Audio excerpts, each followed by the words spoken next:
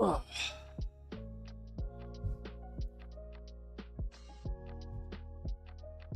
Show is started.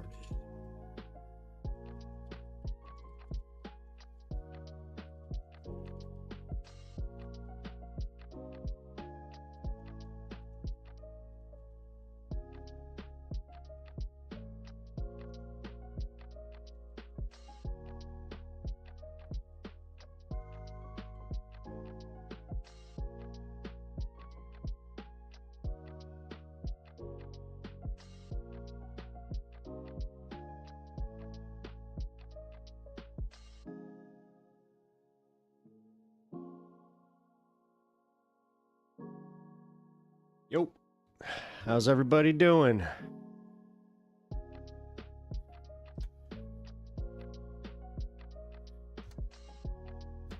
All right, we're all good.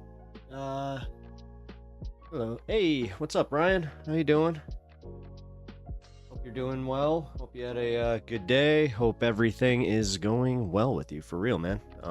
You've been going through it, so. Chill stream. Wait, what? Come on. I think I have to rename this. Oh, you've got to be kidding me. Hold on. I do have to rename the stream. You got to be kidding me, Joe.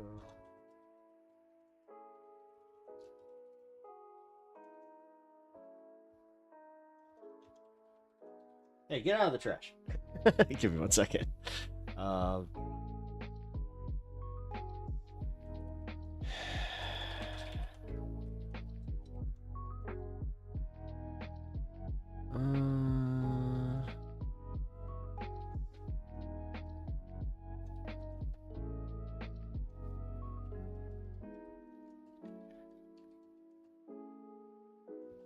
Sorry, I usually don't have to do this, but for some reason, there it goes. Much better. Working, you are in my pocket. Oh, nice. I'm a pocket pepper. Look at that. Hope you're doing well, Kirk. Hope everything's going well over there. Dude, it is I'm not sure about, like, you guys, but it's insanely dry where I'm at right now. Like, whew. I can make some crude jokes right now, but I'm actually going to be good. I'm going to be good. It is just ridiculous how this is like the air is so dry that like my hands are starting to crack if I, don't put lotion on. It's just it sucks, guys. It sucks. How am I doing? As I said, dry weather. Kind of feeling it. I'm actually doing really well today. I've come to realize that these, yeah, I'm ashy. Actually, you know what? Here, I gotta take care of that. Thank you. Because before I started stream, I didn't even get to that. So here we go. No, I was just saying that I'm actually doing really well mentally because you guys are awesome. It's fuck out here only because Beaver is in town. Ew. All right, well, that's interesting. I don't even know where to go with that right now. I was trying to wax all poetic with you and be like, "Oh, you guys are really helping my mental health," but there you go. Here there's talk of getting snow in Jerusalem. Snow is pretty rare, so temps are dropping. Oh, no shit. No shit. Actually, I randomly learned a lot about Mecca yesterday because I was just very curious about it.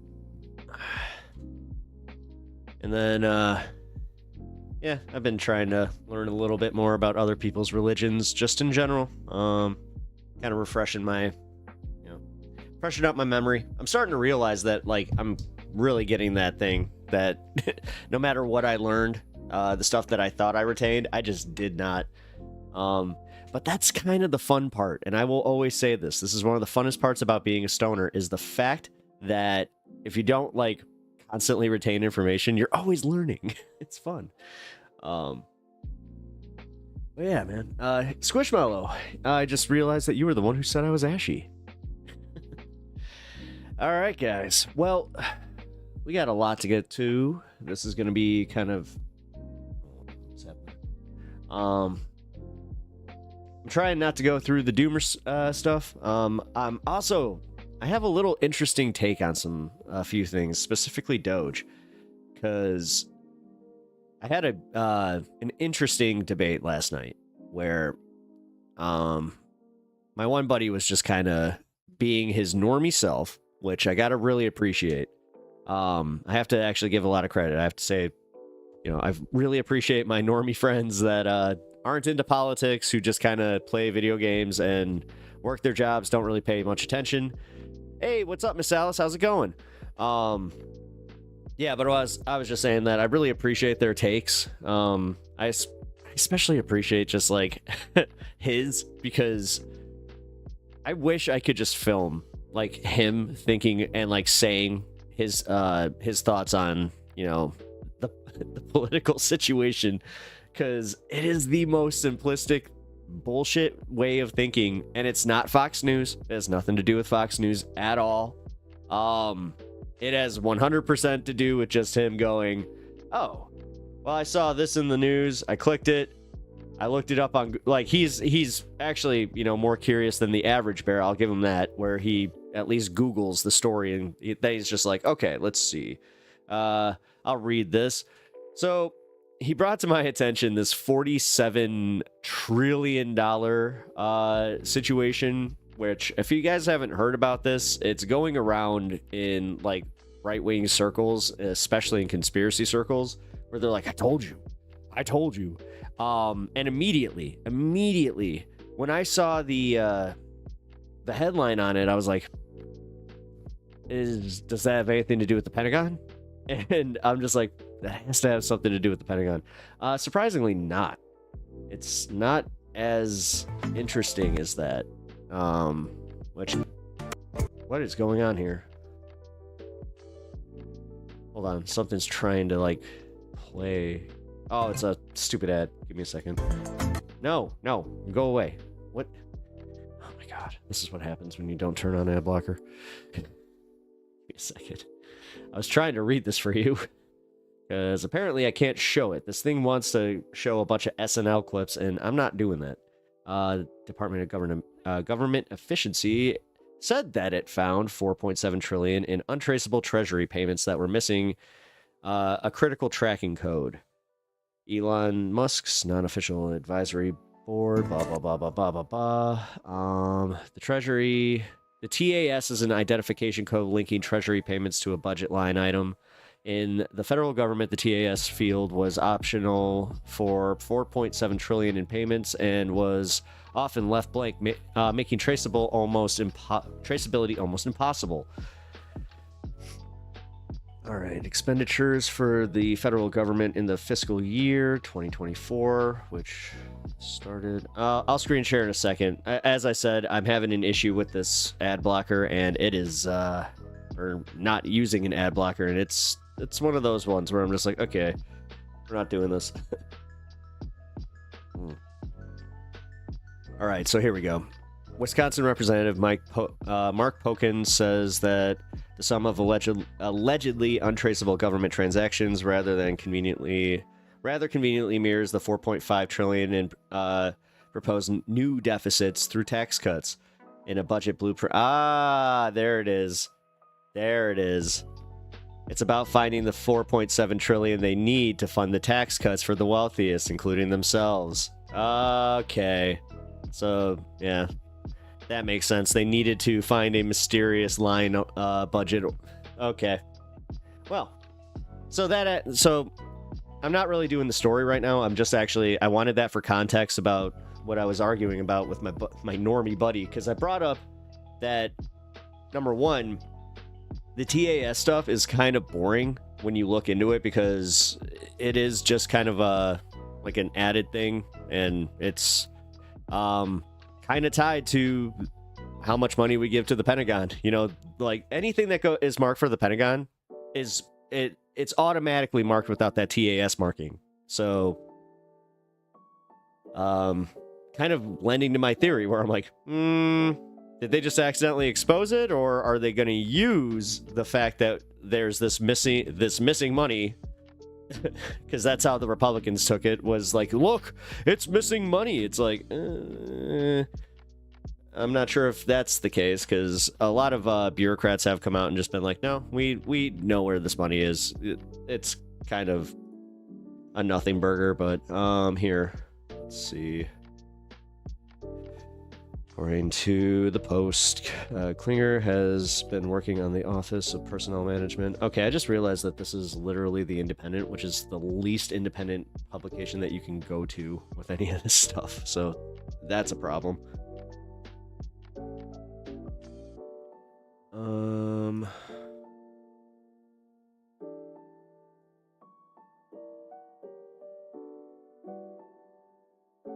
And DOGE is saying that it saved the government $55 billion so far. Elon did nothing wrong. I know you're just kidding, but still, I like, wow, you got me on my toes today.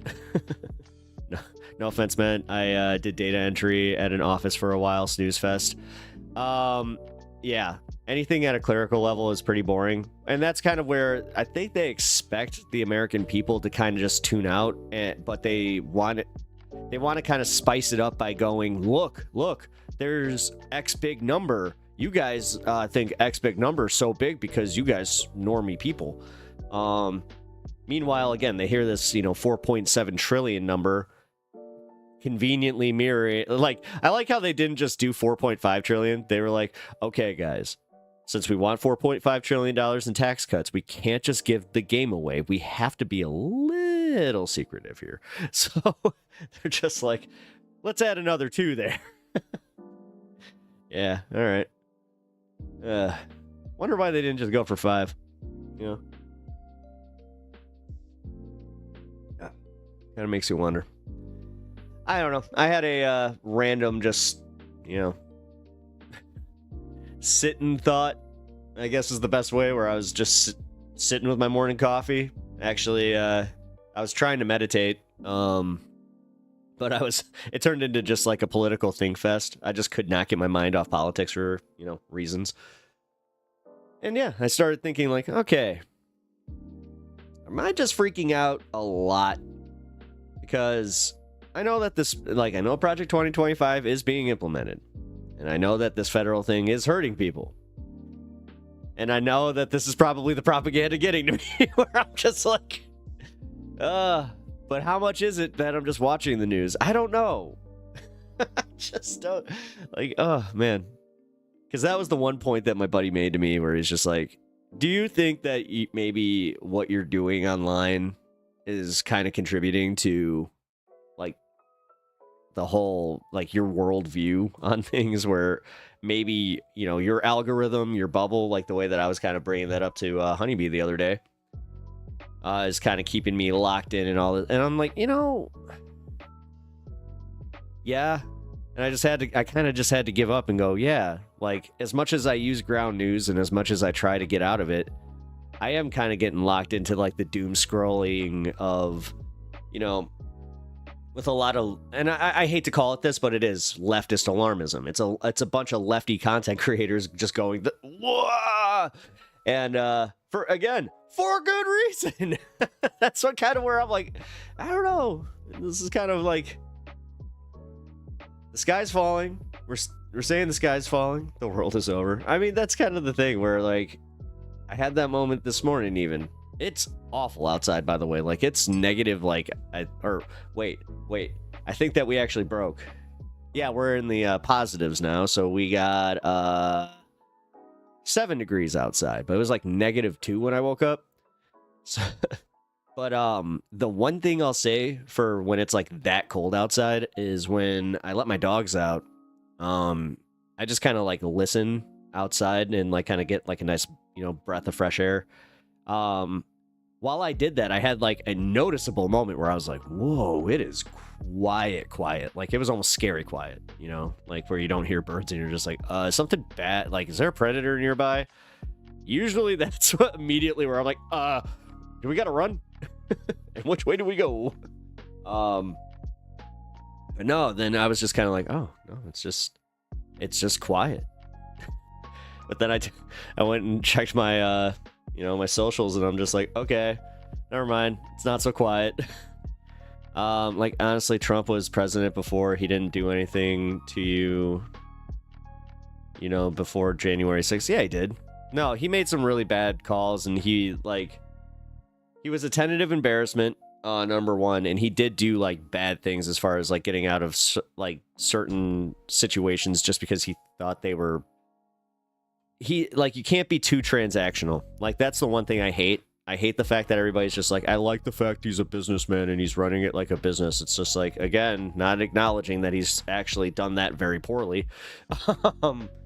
It's just not fascist things though. He wasn't grabbing for power. He is though. No, he's like, this time he's doing like, that's kind of where I'm a little, I think, defeated in this way, where I have to admit that we were wrong to be so super alarmist during his first presidency. The 2 impeachments, the Russia shit. I hate to say, like, dude, such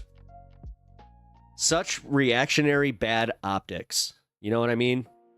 Where it's like, we kind of did this to ourselves, where like nobody's going to listen to us because, again, like, yeah, the normies have tuned out, guys. I hate to say this, but like your normie centrists, your independent voter, they're kind of tuned out already, where they're just like, all right, man, until he actually like does do this shit and like this does have an effect on me, which is shitty. Like, I'm gonna acknowledge that this is like, I'm not putting this guy on a pedestal. Like, it's a shitty take. Like, but it's the American take. You have to be honest about this. We on the left, we tend to care a little bit more. We tend to almost care too much. Dude, come on. We have to admit that it's kind of bad for our mental health. Like how much we care about shit. I admit it, and that's why, like, I hate the fact that, like, sometimes I have to actively go, oh, I think I have to tune out. Otherwise, like, I'm going to go nuts. I did that the other day when I was watching Majority Report. It was during a news segment. I didn't, like, it was an informative segment, and I had that moment where I kind of felt like, not like a full-blown panic attack, but it was like, one of those mental panic attack, like mini mental panic attacks is what I'll call it, where you're just like, what am I doing? I'm not sure if you guys have this. Maybe this is special to me. Where I legit will be doom scrolling on Facebook or Twitter, and I'll get mad at myself, like so angry that I'll throw my phone like across the room. And when I say across the room, I do it safely. It's very performative, where it's just, yeah, and I know I'm throwing it at the couch. But it literally gets it out of my hands, and I'm just like, what am I doing? This sucks. Why do I do this to myself? This is stupid. Like, I hate it. I hate the fact that I constantly have to, like, check my socials, too. Like, that's why I've been having, like, these conversations with you guys and just telling you guys, like, it's a little bit rougher for me to even Blue Sky, because I'm kind of, like, reposting a bunch of stuff that I'd be, posting, I should say, it's stuff that I'd be posting on, like, Facebook or Twitter, knowing damn well that nobody's going to see it. Or if somebody does see it, it just gets no traction. It's one of those things where I just kind of feel like the uselessness of social media to me is there too, where I'm like, I don't know, maybe it's proven more a point. Oh, what's up here? Trump has been out on bail since August 23rd. Anyone verify this? I guess. Oh. Here's a quote about him being on bail. Georgia court set bond for President Trump. Yeah, okay. Wait, bail? I mean, dude, they litigated this. Like, he went back to court, and they sentenced him. It was a bullshit sentence. Bloodstone, good to see you. How are you? Oi, oi. What's up, Distracting? How are you? We got to get you one of them stars there, Distracting. You know what? I'm getting really pissed. I need to, like, contact a YouTube rep about this. About, like, how these memberships work. Where I'm like, hey, can I have, like, some control? Like, where I can just, like, mark people, like, for gifted memberships. Wait, can I do that? I haven't actually tried. Let's see. Maybe I should do that before I go scolding somebody. That happened to me yesterday where I was just like, what do you know about this? He's like, dude, I was a doctor. It's like, oh. Well. Those moments are embarrassing. I'm not sure it's more embarrassing. Having that happen where you're arguing with something and you're like, I know about this. And then this person's just like, no, I'm actually like a professional at what you're talking about. And then I just kind of go, and back down. Or when you're peeing in a handicap stall and then you see the wheelchair roll up, waiting for the handicap stall, and you know damn well that you have to walk out of there. Now, here's the question. Do you fake an injury or do you just own it? I have wondered, listen, I wonder that every time I use a handicap stall, which, come on, we all do. Especially if it's the only one available. Trust me. It's happened to me one time. One time. And it was pretty recently, too. I remember walking out, telling my wife about it, and she just bust out laughing. She was just like, oh no, you lived the nightmare. Oh, hey, sorry, and very mystic. What the hell? Why your stuff's not popping up here? That's very odd. All right. Just saying he wasn't grabbing for power. Oh, no, my bad.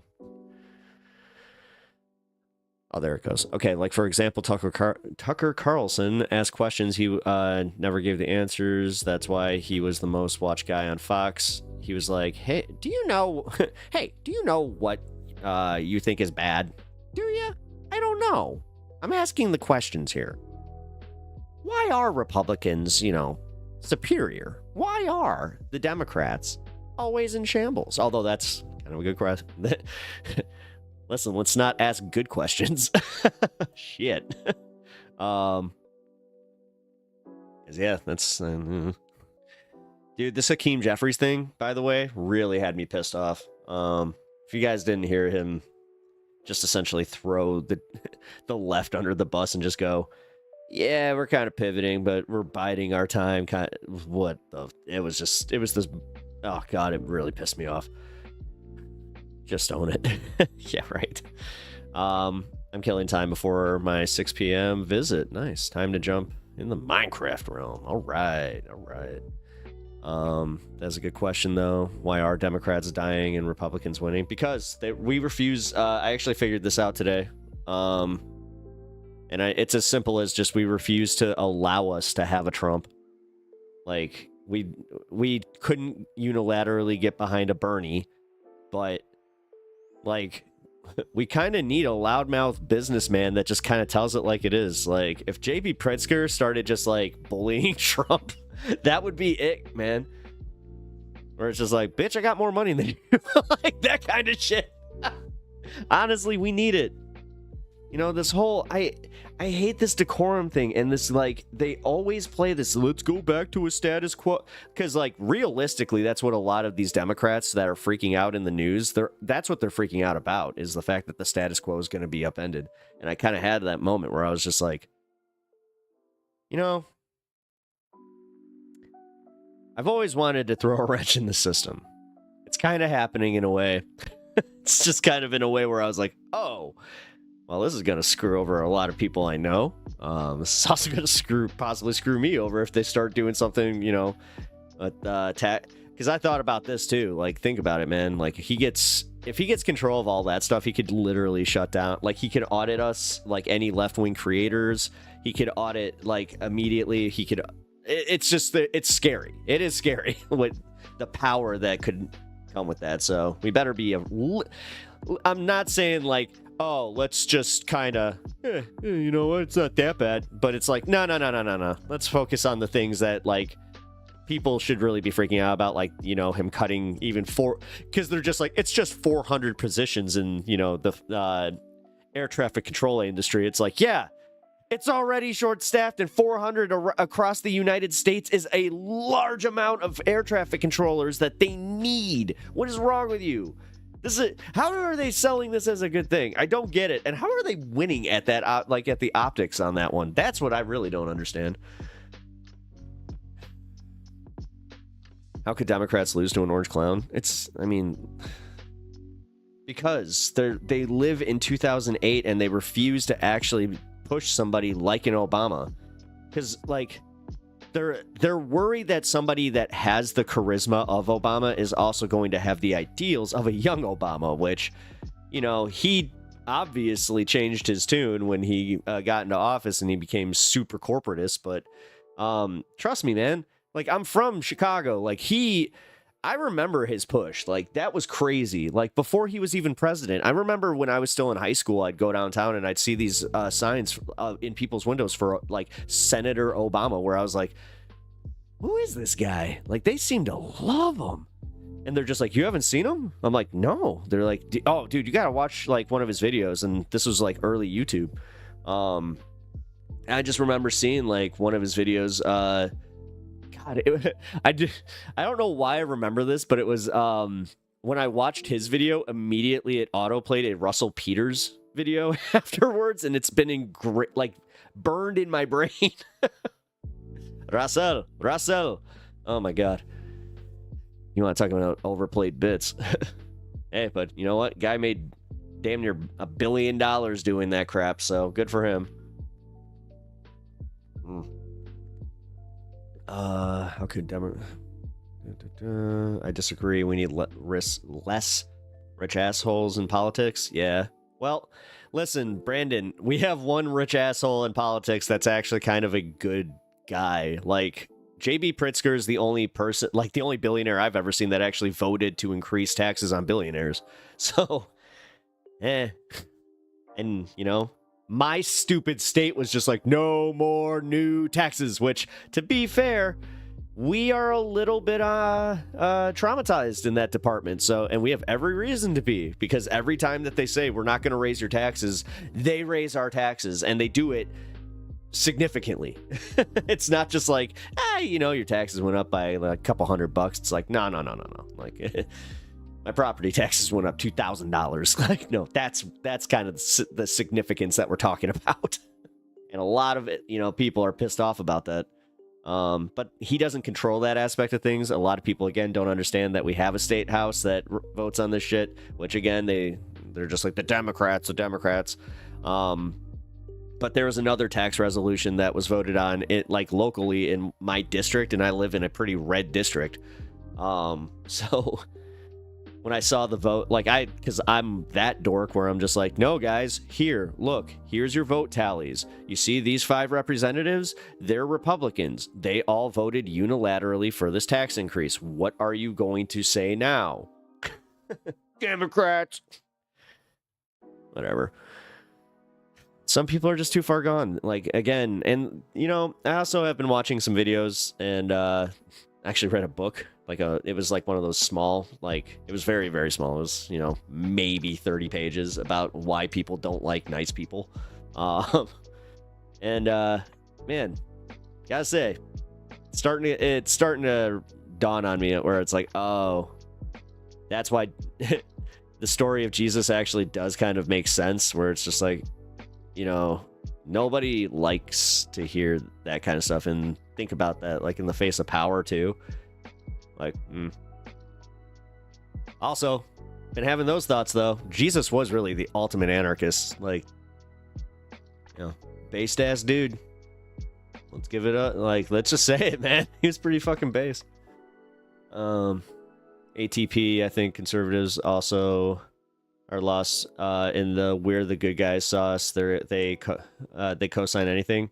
Again, I keep using the Angry Ginger's take on this one, but he nailed it. He nailed it so well with his analogy, where he was just like, the right, this is the right. They are always unified, lockstep. You know, this is they're right. Like, it doesn't matter. They don't, even when they have like a little bit of internal division, it's always like the pinky where that's just kind of like, and they're just like, come on. And then they do this thing where they'll kind of just like, what? And they'll be like, come on. And like, when it comes time to vote, that's the Republican Party. This is the Democratic Party and the left. This is just us. And every time it comes time to actually get stuff done, we're just still doing this. And we're just like, what are you doing? What are you doing? Why can't you get along? Why can't you agree on one thing? What the fuck are you guys doing? Sorry. I think that's one of the best analogies I've ever seen, though. Because, like, it's so true. It's so true. And that's it. And we don't have anybody like in a power structure because, like, also this does kind of go like I saw a psychological study about this, how like the reason we are kind of like this is because we just inherently distrust powerful people, and giving one person too much power or you know, kind of like how I've been saying, like how I have a hard time standing people. I'm not the only one who feels like that. You know, the more intelligence you have, and like and I hate even saying it like that, but you know, the left is God, this is gonna be an elitist take, but I'm just gonna fucking say it. Like, no, we're definitely more well read on these issues. Like, most of the time, I will not speak like everybody on the right is uneducated on this shit. Trust me, I know plenty of right wing people that are, you know, so steeped in theory and religion. And it's just like, okay, let's calm down on that one. But Jesus was a socialist anarchist. Oh, I know. Again, trying to point that out to people is kind of the problem, though, where even when I was, excuse me, even when I was a Christian, I would kind of point those things out, and yeah, they didn't like it. They always like tended to fast forward, like they would never. Excuse me, man, what's going on? Oh yeah, it's dry. Yeah. They'd always focus on the birth, the virgin birth, like the story of Christmas. Then they'd conveniently move to Easter, and we always did. God, I just realized it was always the February classes where it was just like, yeah, we'd learn about his miracles, you know, but we never focused too hard on him, and we would always focus on like the miracle aspect, like the magic aspect of it, instead of like what he was actually doing. The problem with taxes is that people don't know where they go. So when taxes increase, they get mad, but fail to understand how the money's used.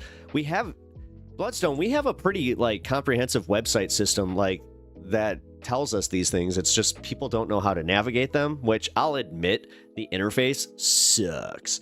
It sucks. If you've tried to like look at where your taxes go, especially your state taxes, it's not the easiest thing to see. You can.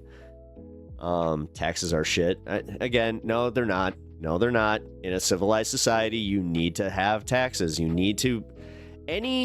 Any system, you're going to have to take a little bit in order to maintain a society. But this is also why, like, paying living wages is kind of more important, man. Like, hey, yo, what up, dude? Did I just speak out of turn? You're just like, taxes in America is not France. Ho, ho, ho. Mon chéri, we are not. You know what? We are not good. We are not good at the taxes. What are you talking about? Sorry. I like to know the people cleaning and the parks and trimming the street trees are getting paid. So taxes. Yeah, exactly. I'm happy to pay my taxes. Like, it's like if you live, because I benefit from that, and you can see it. Again, I live in a district that has somebody that his original job was he ran the finance department of it was like a science center. But yeah, man, like when you have somebody that actually does these things and in charge of, you know, finances, that like I always go back to that was my first, I remember, like big brain thought when I was like 15 years old, where I was just like, or like big brain political thought, where I was just like, how come we don't have a doctor in charge of the Department of Health? How come we don't have, you know, farmers and like in charge of agriculture? You know, like just basic shit like that where I was just like, oh. But yeah, it's kind of funny. Here I am, 38 years old, kind of going back to that where I'm like, yeah, why not? You know, like, and I'm not talking Dr. Oz either. Like, people can find the information updates needed for real, but they don't want to. My younger bro is always on his phone, but ask me for things instead of just Googling the answers. Never, not just a new gen problem. No, that's an everybody problem. I do it. You know how many? That's one of my favorite parts about one of my buddy who owns the comic shop, where I'll ask something. He's like, it's almost like you're literally holding this, you know, pocket-sized computer that tells you everything that you ask it. It's just like, shut up. I hate when you're right.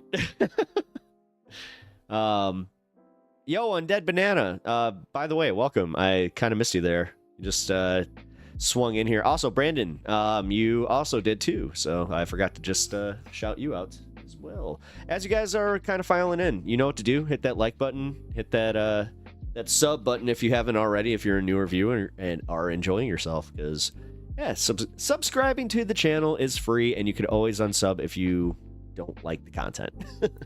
I always try to say that, or it's just like, come on, guys. Ah, man. Probably shouldn't say that second part, you know, if I was an actually, like, good marketing person. Good at marketing everybody and everything but me. True artist. God, that was always my biggest problem whenever I would do commissions for people. It's just like, how much? I'm like, well,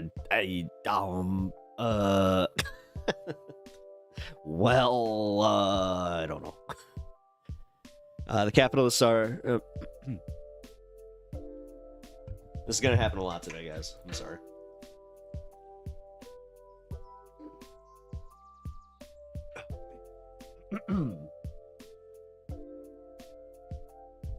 All right, there we go.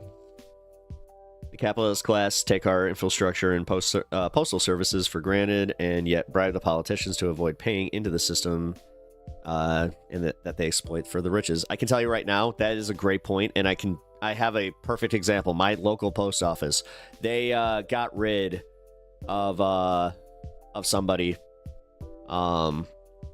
Wilbur Burr, I saw you responding to my Kendrick quote. Mustard! Mustard!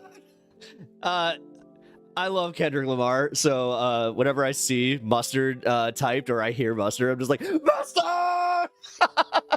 So, I'm just a dork, whatever. So yeah, Wilbur Burr, thank you for... That's hilarious. Oh, man. I'm glad that you... I didn't know that was gonna be one of the ones that like somebody was just like, oh dude, Beth, what's up? Obviously I am a Kendrick guy. God. All right, you know what, I'm gonna be fair. If you guys are a Drake fan, can you explain like what is going through your heads right now, just in general? Like, is it one of those things where you're like, I still like his music, but yeah, man, like, this is it is kind of, like, you gotta admit, like, it does look bad. It does look bad. Like, it's not even, like, the accusations at this point. Now it's just like, oh, bro, this is embarrassing. Dude. Oh, my God. Again, I've always been into rap beef, so, like, this is, to take it to the Super Bowl. To take it to the Super Bowl. He took it to the Super Bowl. He took it to the Super Bowl. He got two, not one, but two of his ex-girlfriends dancing and singing at the Super Bowl. Dude. And then he just, hey, Drake. Like, what the? That, like, dude, that's gonna live in my memory, like, more than any of this political bullshit. I'm gonna be in my like 70s, you know, 80s, just going, you remember when Kendrick looked at the camera and just said, hey, Drake? That was pretty dope. All right, people can find the information updates. Oh wait, sorry, just got an update there. capitalist class take our infrastructure for granted. Yep. Oh, that's where I was just responding to that before I saw the mustard comment. Yeah, no, my post office, they've pretty much fired everybody, dude. They have like 2 people on staff right now. It's insane. And then they're like, yeah, they want you to go to the post office for more things now. So very Mystic Pep, you okay? Sorry, my brain's all over the place. True, but you can't sit and watch the wiki when it comes on like comics sometime. Like comics sometimes fans have unique insights on comics. Oh yeah, totally. I hate when a new character comes back and like these normies are like, I read the wiki, yep, now I'm an expert. Yeah. It's pretty much every like MCU like fan that talks about Thanos, where I'm just like, okay, he's a much more nuanced character than you're talking about, but okay. He's also in the comics. He doesn't do that good. He's not like, you can't sympathize with him. He doesn't really have it, like, he's super nihilistic in the comic. So, but anyway, I know not of this mustard. My girlfriend likes Lamar. On behalf of Canada, you can keep Drake for real. Yes. All right, I appreciate that. I don't want to keep Drake. No, you keep Drake. We push him back to Toronto. Like, you stay there. No. No, we got Kendrick. I'm good with this. Like, I'm good. I am so good with where this beef ended up, because when this started in God, what was it, 2023? It's already been that long. Yeah, it was summer 2023. Man, no, it was the fact that it started the way it did, where it was just kind of like a little slight. It was just a little slight with J. Cole, man, where, you know, when Drake called it, when he just was like, he dropped the big 3 and he left out Kendrick, man, that was, and then Kendrick's just like, fuck you, big 3. It's just big me. It's like, what the, oh my God, it's, as I said, this is you want to talk about history? That's history. You know, like the way that people talk about Pac and Biggie. This is gonna this is gonna live way past that. I went back and listened to like that, and holy crap, it hits different now, prophetic almost. Yeah. Yeah. Drake can stay on the border of Canada and the USA. A little patch of wilderness just for him.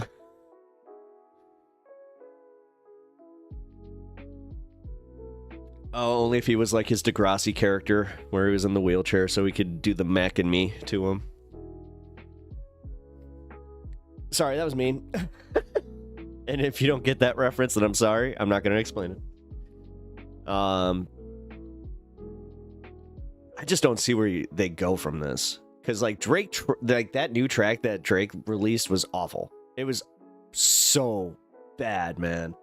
And again, watching Kendrick win 5 Grammys for a diss track, I don't think you guys get how big of a deal that is. I really hope you understand what happened this, like, yeah, okay, Donald Trump won. No, the wackiest shit that happened is legit. A diss track winning 5 Grammys.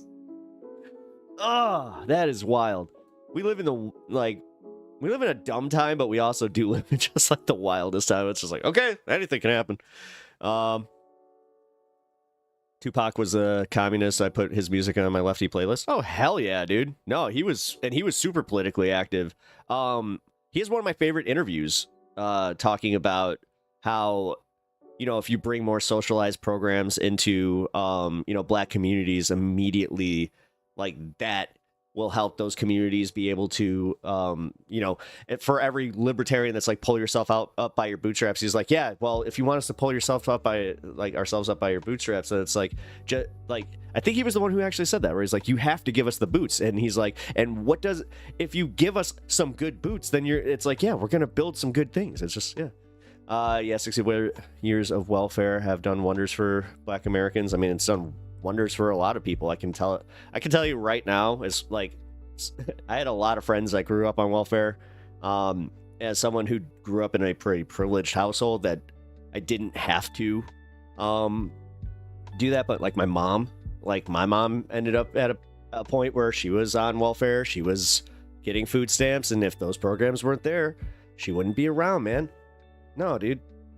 You need these for a good society to function. Otherwise, you start having broken windows. And if you don't understand broken window theory, then you don't, like, even Republicans understand this. And I actually hate to even say this because I disagree with this in a way. Because I'm pretty sure that this was like a right-wing thing. But where it's like, yeah, they go into, rundown communities, they fix, windows. And like, just from fixing those windows, people start looking and going, oh, it's a nicer community. So you get more people, you get more traffic, and just, it's one of those things. No, you get learned helplessness. That's not true. And there's a lot of people who can't work. Like, this is the one thing that I can't stand about people right now, is just like their lack of humanity for anybody with disabilities. Like, they just don't exist. You guys can like sit there and focus on trans people in sports, which is 10 people, but then you guys just completely ignore the fact that people with disabilities are like, completely getting fucked here, but okay. It's the same thing with the Department of Education situation, where it's just like, oh, like, who gets hurt by that? The kids in learning programs, and yeah. So whatever, man. Yeah, normal people can't understand disabilities. Make them wear blindfolds for a week, then they'll understand. I mean, sure. I said always blindness. Oh, it's because it's the easiest one to recreate, I guess. You know what? No, all right. Nah, I was just about to say, I'm like, you know what? No, I mean, we've all practiced being blind, and you've all had that moment. At least I hope I'm speaking for everybody. Maybe I'm just speaking for myself, being a little too revealing, whatever. Where you're in the shower and you have your eyes closed, and you're just like, you hone in right on the soap, and you're just like, oh, I'm Daredevil. Okay. I was about to say, I've done that once. I've done that a lot. It's almost every single time where I'm just like, oh, God, I'm good. Oh, man. Anyway, sorry. Oh,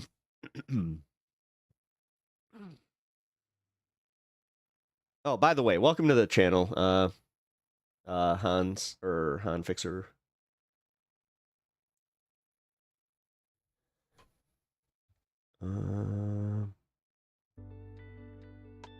Sorry, my music never caught back up.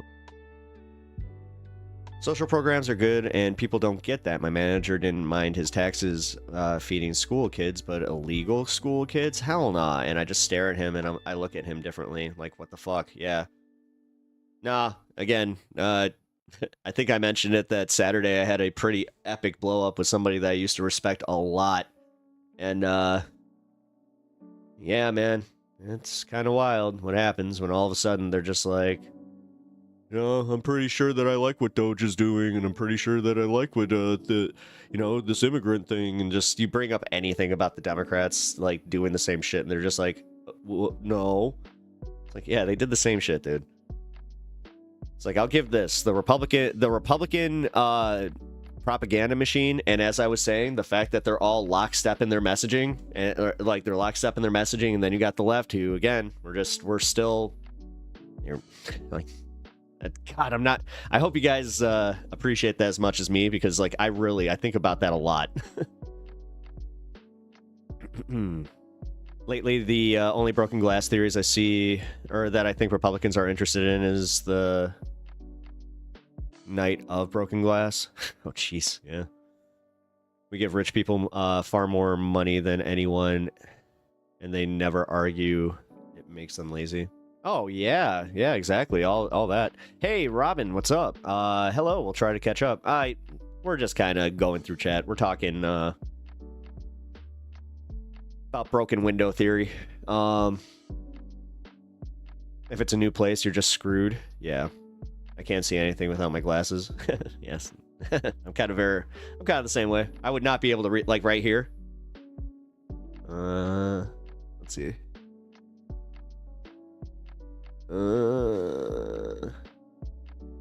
Okay, I was about to say, it doesn't help that there was a typo there, and the welfare state and immigration is no longer an issue. That's bullshit. Like, and it's not a welfare state. The welfare state's such a dog whistle. Every time I hear somebody use the term welfare state, DEI, it's all just, again, it's all dog whistling. Like, Han, seriously, go to your .org and start looking at where your taxes go. Like, and then come back to the channel. I'm not going to do your research for you. You need to learn how to do this. Like, all you need to do is go to yourstate.org, and then or you could just even Google tax calculator. My taxes go to Bombs for Israel. You can see exactly how much of that goes to Bombs for Israel. So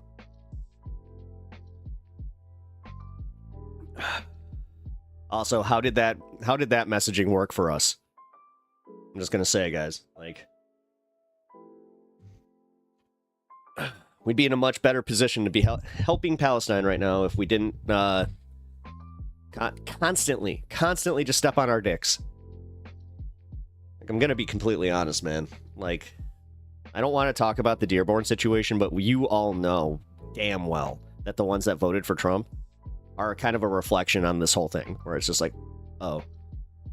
It's like, yeah, this is a lot worse, you know, for how much outrage and the daily outrage for the Biden administration supporting the genocide in Israel. There's none with Trump literally talking about wiping it out and bulldozing over it for a casino. Haven't heard anybody talking about it since it's been brought up. Haven't heard much reporting on the situation in Palestine and in Gaza.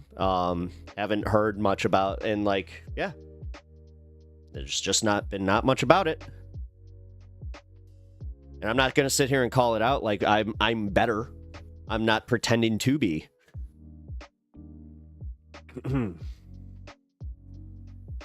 I support everybody that's in Palestine right now, but it's like, this is insane. Like, we keep doing this thing where it's either you have to constantly like, or I'll go back to the Biden part. I'll actually see to my point, because like, this is what's bothering me, is that all of that energy about thinking about helping and saving Palestine, we're not putting into saving America right now. And I'm actually a little bothered by that. It's not the leftists or the voters' fault. It's the liberals with the power that lost the election by their own positions and campaign. To a degree. Again, to a degree. But it's also the fact that we can't be real. Like, Emma finally said it today, and I'm really glad that she did. That she was just like, guys, I hate, and she was like, I hate to say this, but maybe running a woman candidate this next time isn't the best move. And she's like, I'm not even trying to play into this bullshit chauvinism. She's like, because that's kind of what it is. and Matt kind of said, like, called her on that, where he's just like, yeah, but now you're just giving into the chauvinist thought process and almost like giving them credit and just saying, yeah, maybe, see, they even capitulated. But it's, or just get behind AOC. Just do it. Just get behind a young woman. No, AOC could do it. No, it's either AOC or bust on that one. I'm gonna just say that. Like, we can't just be like, you can't just do it on the merit of gender politics either, because I'm gonna tell you right now, that turns off a bunch of just fucking everybody. That's, and I gotta actually give the Harris campaign some credit. They didn't do that. That's the one thing I will say, man. They did not do what Hillary did, where it's just like, I'm gonna be blah, blah, blah. You know, the first one. At Cumbersome Control. Hey, buddy. Wait, Cumbersome Control. Who the hell is...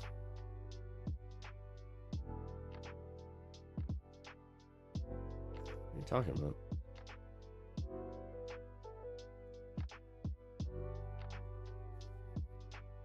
He's a bot? Oh.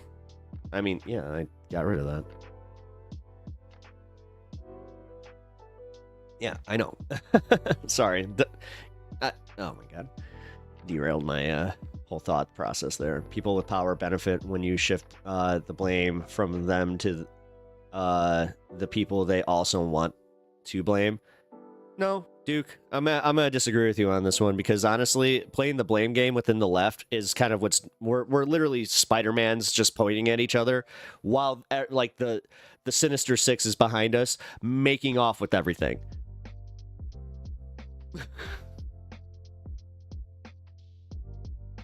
You know, no, like what we can do is just kind of go agree to disagree, but just know that, yeah, these little disagreements are there and they're pretty widespread, man.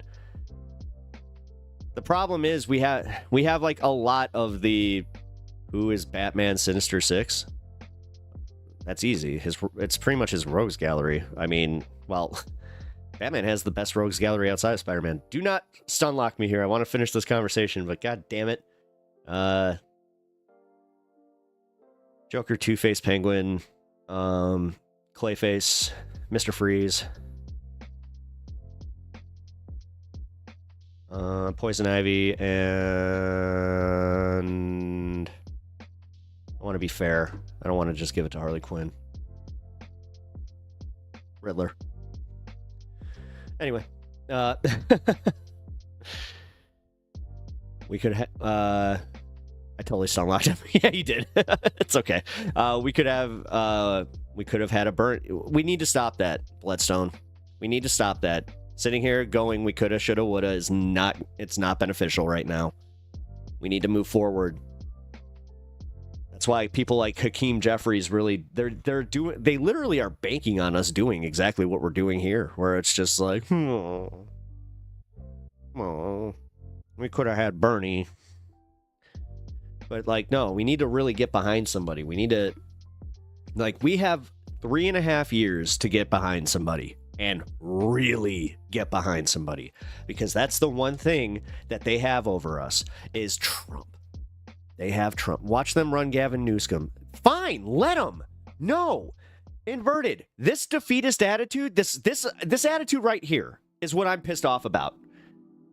How much faith do you have in your DSA chapters? What's the fucking point if we're just going to sit here constantly capitulating and just going, yeah, the Democrats and crowd, we're always going to be left hanging. We're always just me. I'm going to turn into Jank here. No, fucking buck up, dude. Enough of this fucking woe is me bullshit. This is why people get sick of even listening to leftist content creators. This shit I'm speaking for myself. This is when I check out from the Majority Report, is when they just constantly go down their doomer fucking pills. Or they take their doomer pills. I'm not here for that, man. And dude, as I was saying, man, like this whole blaming thing, if that's what you're taking from this, is that I'm literally just going like, oh, look. No, I'm bringing up a fact, and people do kind of blame, but you know what you can do? You can blame and just go, yeah, you know what? I do think that it sucks and it's their fault, but I'm trying to regain my humanity and not go, you fucking deserve this, because I'll tell you what, it's really hard. I'm being honest with myself, dude. It's hard. I feel that way. Man, and I don't want to. I would love to take the high road on this one and actually go, no, you still have a position with us whenever you come to your senses. But the thing is, man, again, you also have to have a line. You have to know when to just walk away. But honestly, like, again, this whole, they're just going to run Gavin Newsom, fine. But not with Newsom. I think, again, they can win.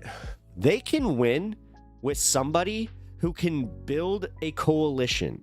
They can, somebody that we're excited to vote for, that speaks to both, like, you know, the far left and the moderates. Like, the real thing is, it's somebody that, like, can speak to us, that can bring the temperature down and actually, like, get us to just go, okay.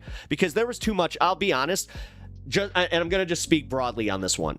There was too much of this, I'm not getting behind Kamala for X reason from the left. I saw it from way too many people, and then shocked Pikachu face when Trump won. From those same people. Otherwise, again, like, Some of the most, like, sensible people on this one were apparently the ones who just stayed fucking home. All the Democrats need a charismatic blowhorn. Obama, Clinton, yeah. Yes. That's what I'm saying. Like, they need to learn this. And they also need to learn that as based as Bernie was, only the fringes, like us, still even look at him and go, yeah, man, yeah. No, there's too many people that look at him as a crotchety old dude that are just like, I really don't want him running our country. You know, and these are the real, like, these are the realities you have to start, like taking with you and just walking with in your daily life, because this is how normies think. And I'm sorry, I know this is unpopular, but you have to engage with normies. You have to.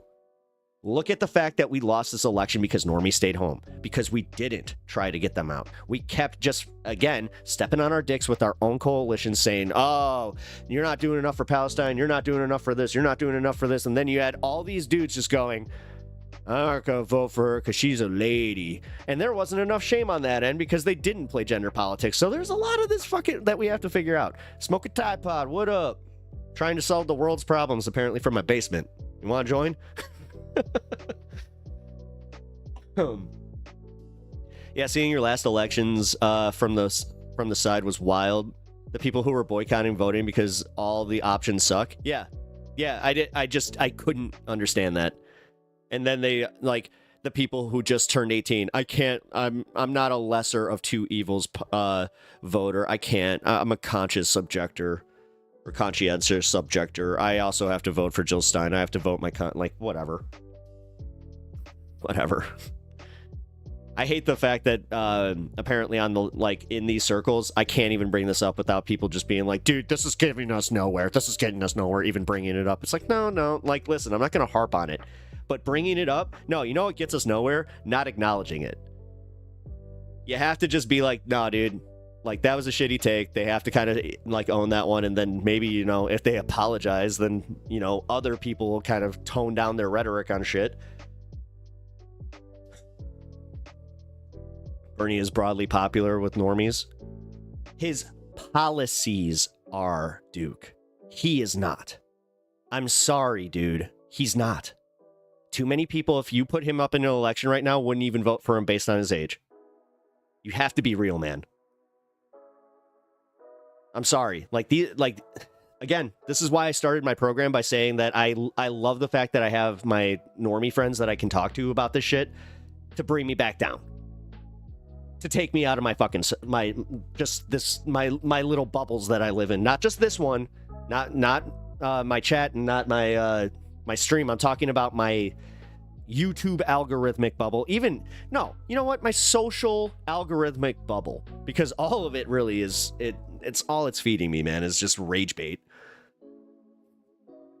Neoliberalism is disconnected the politicians' interests away from serving the constituents and towards serving the money class. Yeah, I know. Then they blame the genuine left. Yeah, well, that's what they always do. Like, the thing is, I don't like the fact that we're always like, oh, they're blaming the left again. Dude, they blame the left all throughout history. The problem is, we can never, like, the times that we've been successful, they don't want to acknowledge that it's like, yeah, it's when they were playing with the system, like FDR. Like, they don't like that. Yes, he is. He's the most popular senator in the country. Again, dude, he would not win a presidential election. I'm telling you right now. In 2028 especially? No. Be fucking real, bro. This is the problem. Is everybody is so locked in to 2016 and 2020. It's not fucking 2020. It's 2025. The dude's almost 90. Get real.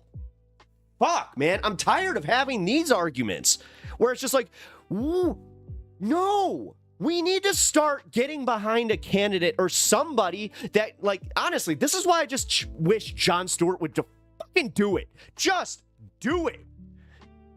Ew. Sorry.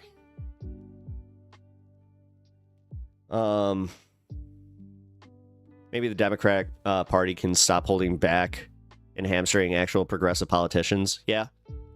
No, that'd be nice. Again, like, but No, APAC is still going to be there, but this is, again, why you need to start playing within the system. But nobody like, it's, again, everybody's compromising. Like, they don't want to make compromises. They don't want to do this. They don't want to look bad with their coalition. They don't want to fucking, they always want to be there. They always want to be ready when somebody comes with their social audit. That's part of the problem. Even AOC plays this game because she doesn't want to be caught with, you know, any moneyed interest, because God forbid. God for fucking bid. Pep Talks, how old are you again? I'm 38.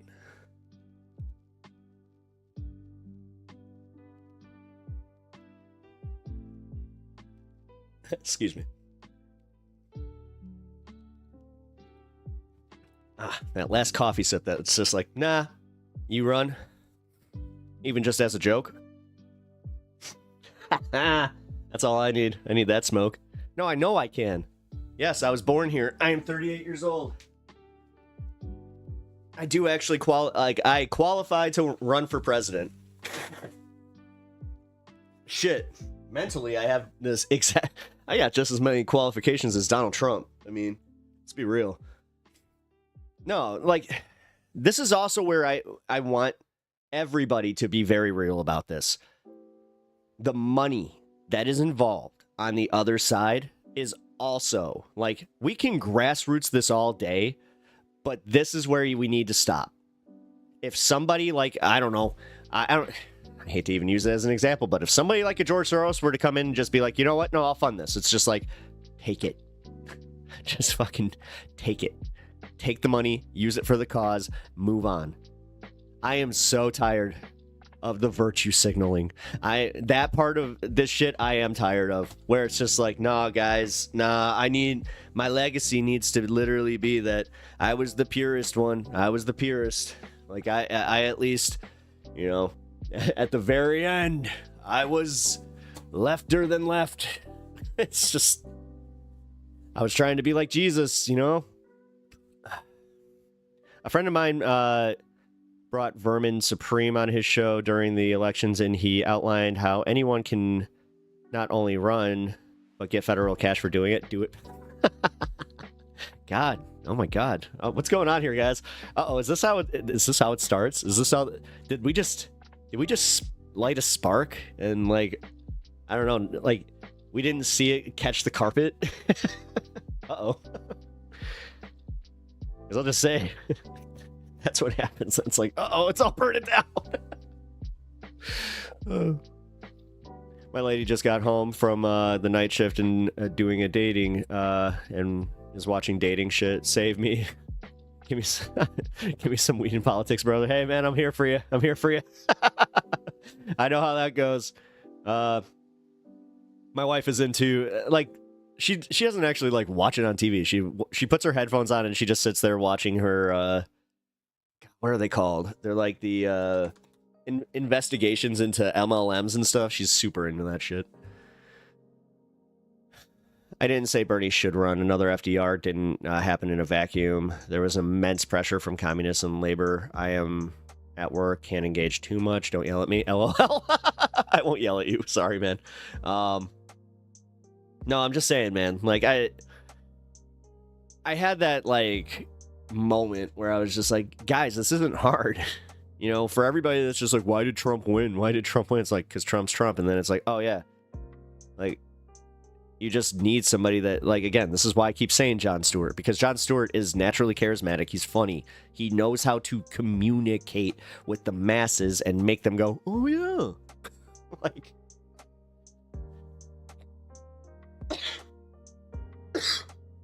oh, shit. Ah, crap. There it was. F for Prez. Oh, man. Smoke. Dude.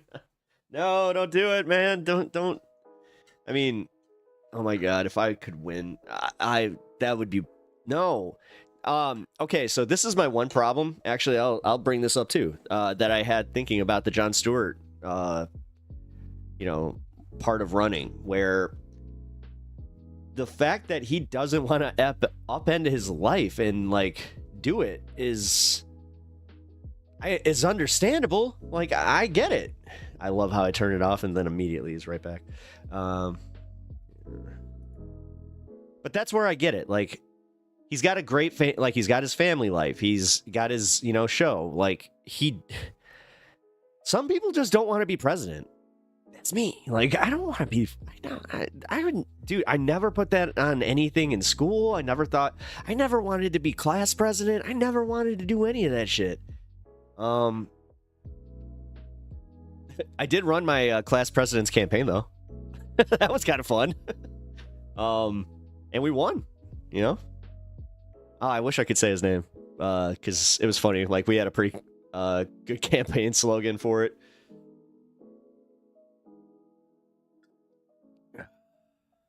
Have you hit a wall?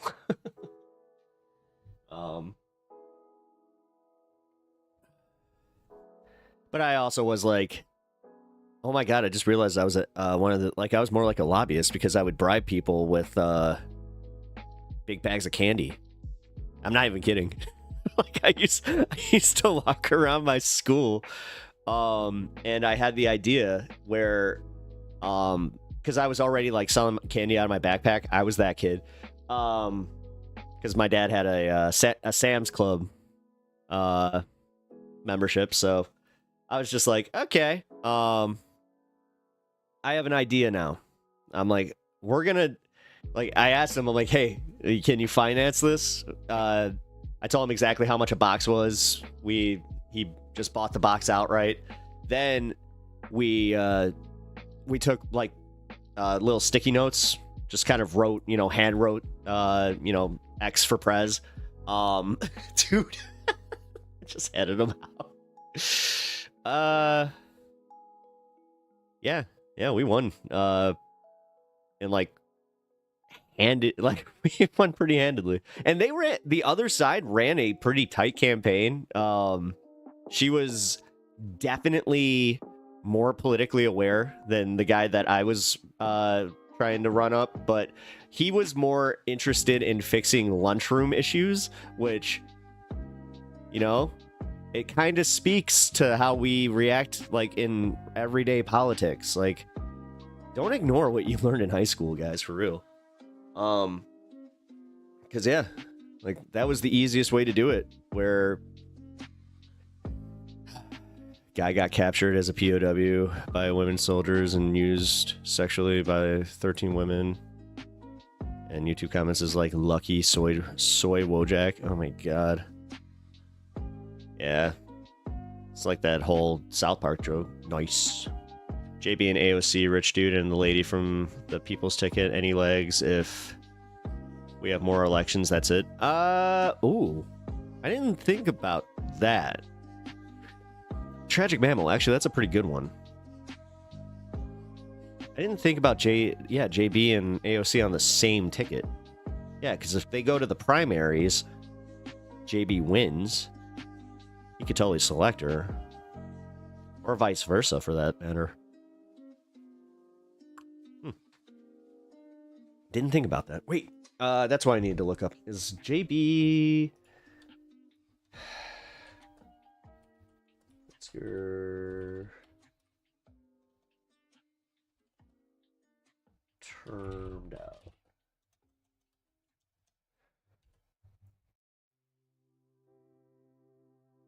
Illinois does not place term limits on governors. Oh. And I want him to stay. Sorry, you can't have him.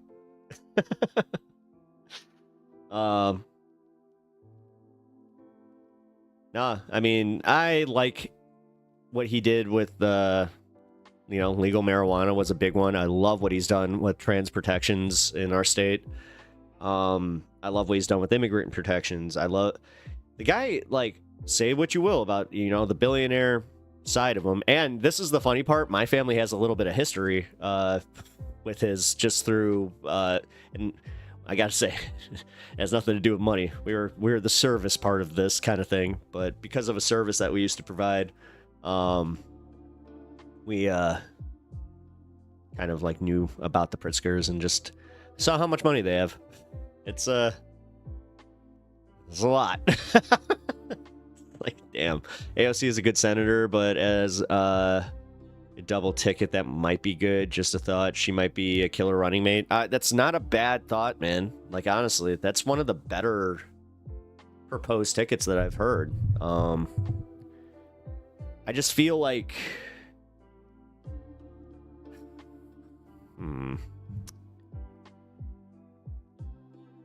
I don't know. Is there anybody that I'm missing? Like... Because honestly, the reason I keep bringing up the Obama one is like, he was such a sleeper, but I'm just wondering if there's any senators or anybody like that is just like such a good communicator. Because they keep saying Josh Shapiro, and I'm like, you mean Obama light, or like the guy who's doing literally an Obama impression? Nobody's gonna get behind Josh Shapiro. Nobody is. I'm sorry, man. Yeah, Shapiro sucks. Nobody's gonna get behind him. Don't worry about it. All it's going to take is one person literally saying, okay, dude, you're doing a bad impression. Like, honestly, that's what we need. That's what we need. We need somebody to do the Trump shit. Literally, that's what got him where he is because he's funny. It's because it's just like somebody on the left just needs to shut it down right there. It's like, all right, Shapiro, we get it. You love Obama. You've listened to his speeches, and we can tell. You don't even have to be that mean about it, but that would kill. That would slay. Dude, with the American people, this is what kills me about like the comedy aspect of things is they're not even that great at jokes. It's just the fact that America is so hard up for not having people with sticks up their asses all the time. Just going on TV and just being like, look, we can convey ourselves better with more decorum than the average American, and we don't go that loud. We don't go that low. Look at the way that one lady. I'm not sure if you saw this clip where she was just like, we need to. I hate to say it, but we need to fuck Trump, and it was just like, no. See, this is why you don't need to do that. This is why we need somebody that's a better communicator. Like, even if you have that position, you need to get somebody out there speaking for you at that point. Like, get a local comedian. Get somebody that agrees with you, that just knows how to just be like, yo, we need to do, say, Trump. Like, that's, like, just basic. I feel like Waltz was sort of ruined. Dude, I'm kind of a knucklehead. Like, that was... When he said that, I knew that the right wasn't only going to seize on it, that it was going to work. Like, dude. Like, you had normal people that saw that, and it was like, oh, bro, you literally just said, I'm friends with school shooters. What? Like, when he said that shit in the debate, I was like,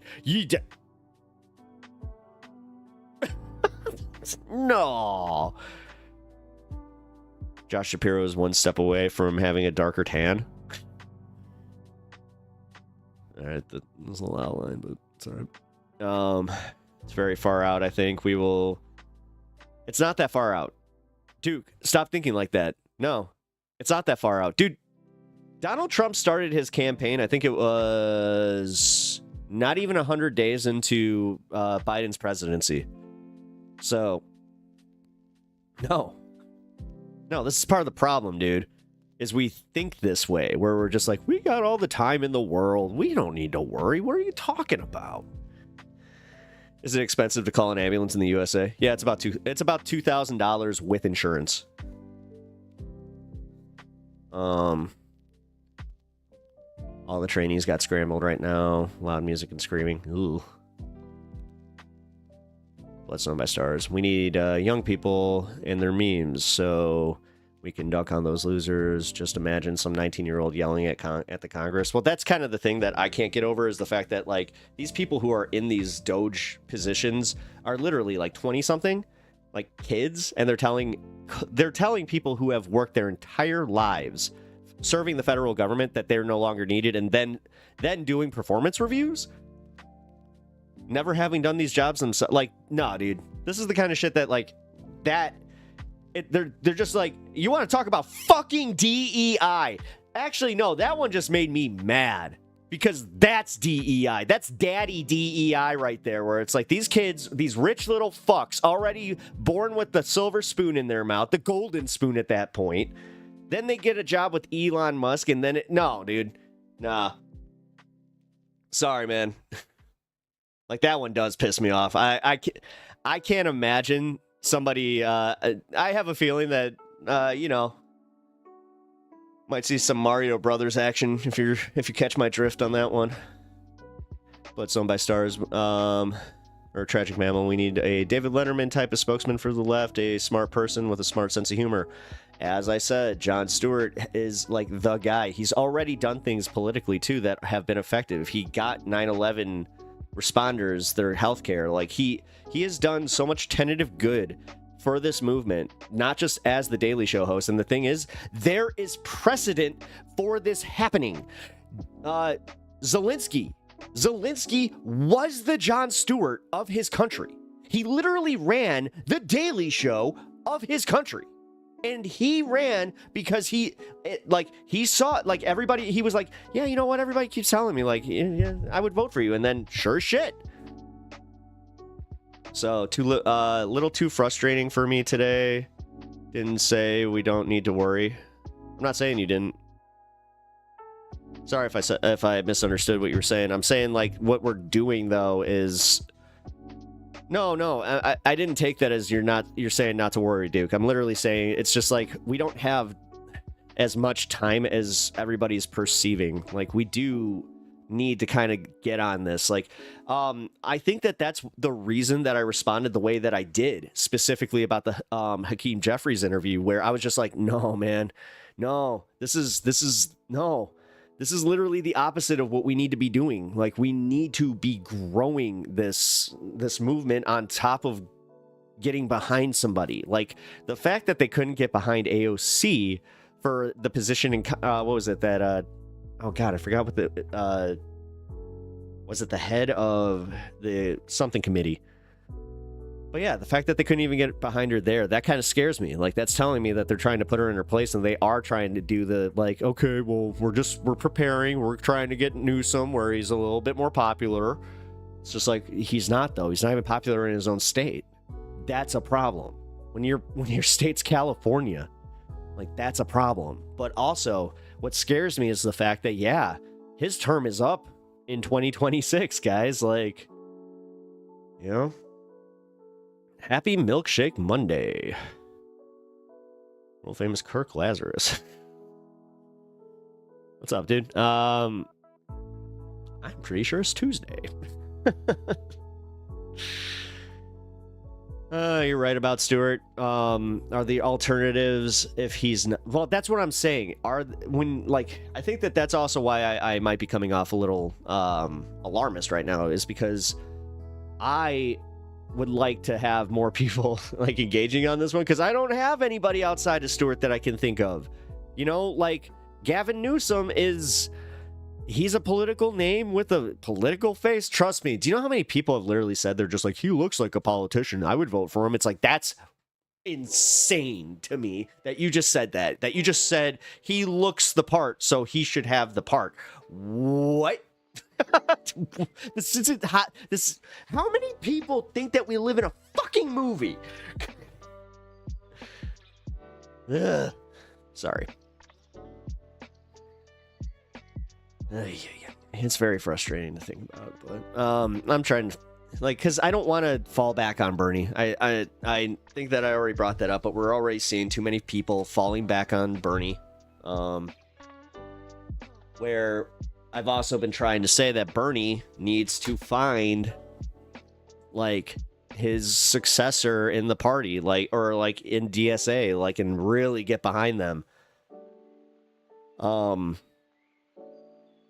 I think that's also where I was talking about it. Like, if we are going based off the people that we even know, and we can't think of a single person within politics that really would be great.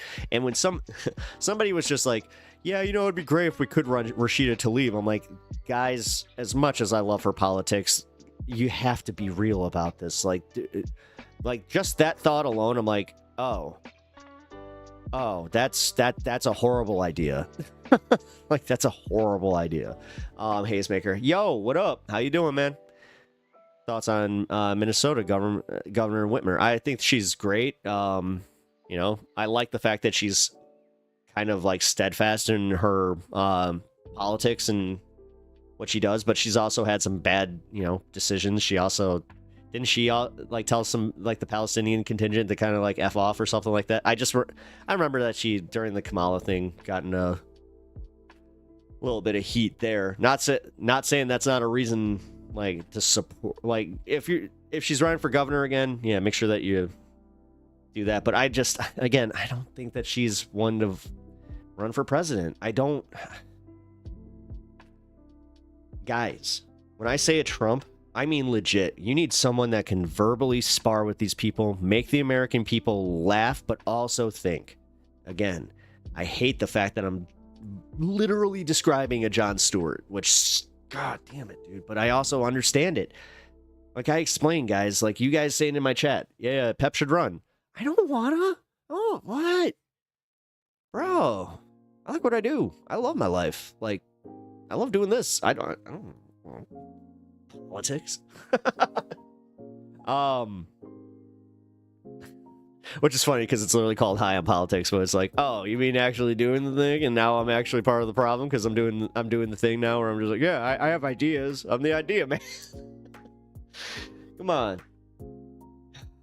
Maybe that's the new goal, guys. Maybe that's what we should be doing, is like we should be finding the new candidate. I mean, listen, within DSA Chicago, the problem that we have there is like our mayor came from DSA Chicago, and you got too many people that are pissed off at him because he's playing the game. He's doing the Chicago corruption thing, and oh, look at this. God, the frickin' microscope that they put on these mayors, by the way, that aren't Mayor Daley. Mayor Daley can get away with every little bit of corruption. But, you know, the second that Lori Lightfoot gets there, whoa, we need to definitely... you need to watch what you're doing. Then, yeah, they're doing the same with Brandon Johnson. Although, again, Johnson playing into some of the things, going like... where he had to own up to getting... God, it was a donation from somebody. I forgot from who. But he had to own up to it, and it was the same kind of thing where I'm just like, here we are, guys. You're literally eating the mayor of Chicago, or grilling the mayor of Chicago because he took money. Well, these interests, it's the interest. It's like, yes, but what's he using the money for? Like, dude, as I said, guys, like... It's kind of the way that, like, look at the way that I use Bezos Bucks, which, by the way, if you guys are interested and you guys have any subscriptions available, especially the Bezos subscriptions, consider leaving that subscription with me, because I think that that's just a good way to say F you and not give TYT your money and essentially give it to somebody that just took their shtick. It's like, guys, give me the Bezos Bucks. I mean, they coined that, so yeah. Bezos Bucks, always appreciated on this program because I do stick to my morals on that one. And that's what I'm saying. Like, yeah, take that money, use it for good. Like, the president should be voted by random, no more campaigns, just a random choice. Great. Shoulda. It's not how it works. So I agree. Sorry, I didn't mean to be condescending like that. It's just, yeah, I feel like that's not the best way to be spending our time. But then again, whatever. I got so much time to talk about these things. Why wouldn't I? So I vote for a random citizen, pick a state, throw a dart. That will be the president. That's not a good idea at all. That's not a good idea at all. I mean, God, this goes back again to one of my high school thoughts where I'm just like, the Joe the Plumber thing. I remember this when Joe the Plumber was becoming like popular in like the American political lexicon. I started asking, like, I think it goes back to what I was saying where like, yeah, why don't we have doctors in this position, blah, blah, blah, blah, blah, blah, blah. But then it's like, yeah, how come Jim Bob can't be the president? How come we don't give them a chance? I don't know, man. Like... Listen, this is why I'm just asking the questions and looking for the answers and looking for the candidate. Because I'll tell you right now, I don't think I'm it. Like,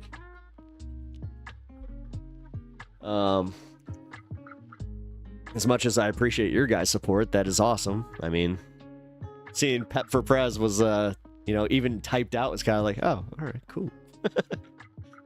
But, oh, man. Yeah, TikTok wouldn't let me stream today, by the way. I think that I may have violated something. Let me actually check that. I forgot to... Shut up.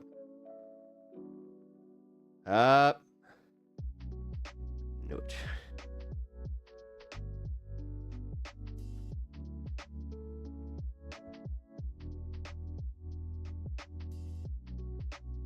What? Oh, are you kidding me? So they have to like reevaluate your live access on a like regular basis, and that's I just didn't send it in until. Oh, that's so dumb. Joe the Plumber, damn you for putting that asshole back in my head. Damn it. Now, oh yeah, I can see Russia. I can see Russia over from all the way from my house. Did you know that we have moose in our yards? God, I long for the days when she was the dumbest person in politics. I think we all do. Anyway, Hazemaker, how you doing, dude? I saw you in another chat recently. I forgot where, but yeah, hope you're doing well. Oh, I think it was in Skid. Which, that dude,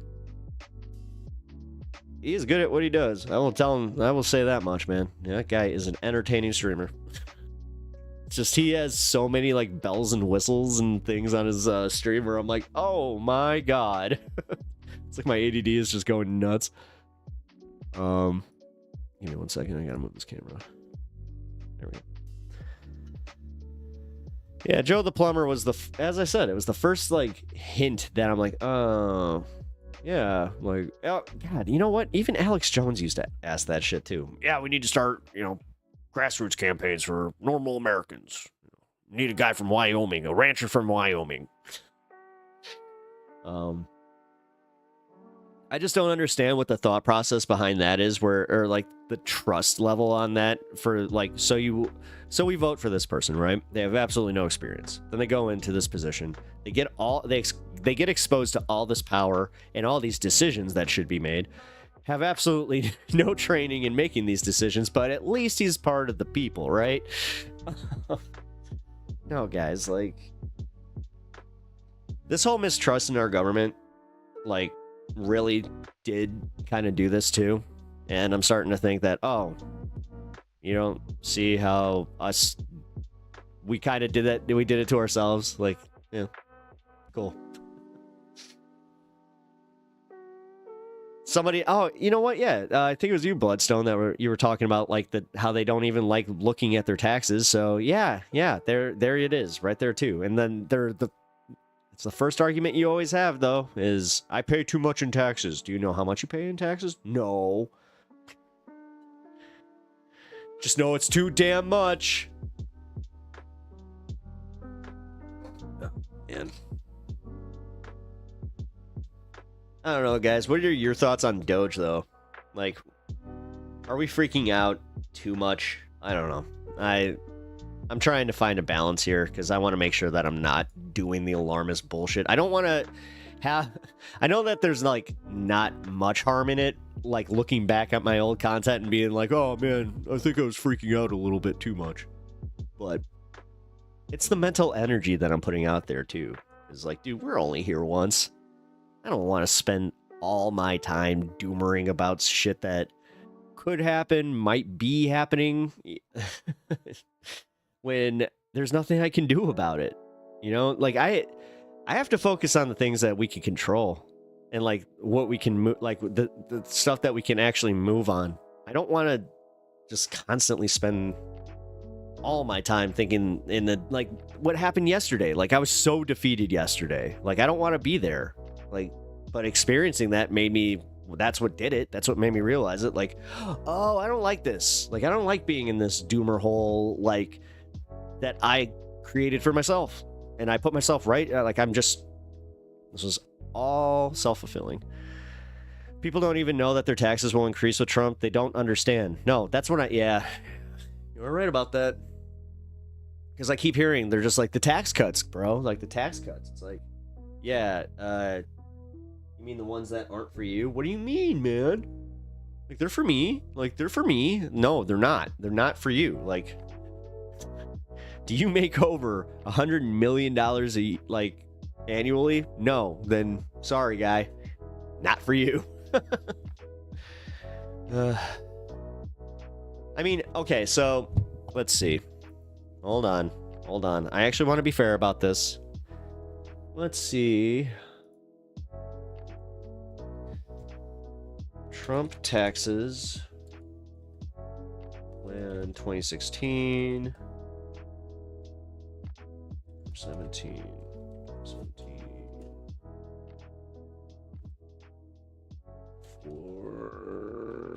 400K.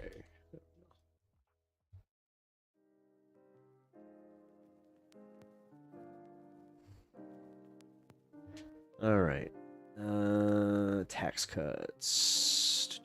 For instance, the Treasury says that if the tax cuts were only extended for families making $400,000 or less a year, promise Joe Biden and Kamala Harris made in 2024, that would reduce the cost of extending expiring TCJA provisions, 1.8 trillion.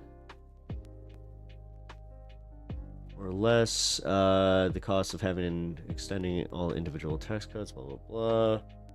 Treasury official says, here, I'm going to just bring this over here. Give me a second.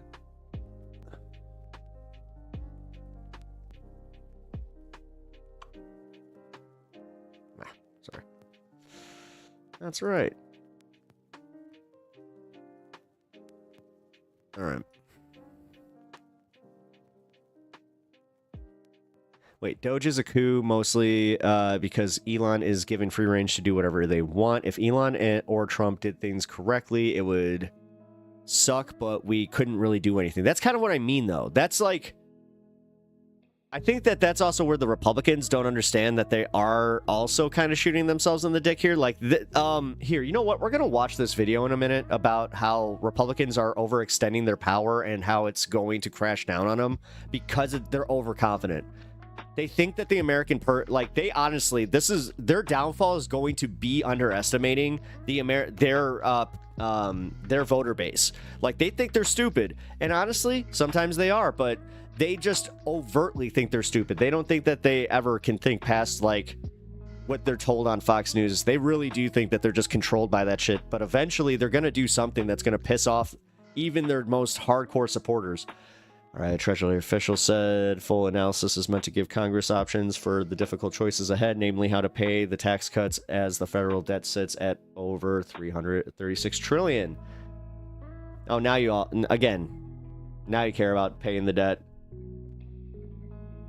So these you do like understand that the tax cuts for the first one are kind of the reason that our debt is so high in the first place, but okay, you know, we could take care of this by not extending this tax cut and making them pay it. Funny enough. Let's update ground news. Judge Chunkin rejects call for Democratic AG for temporary restraining order blocking DOGE's access to federal data. No shit.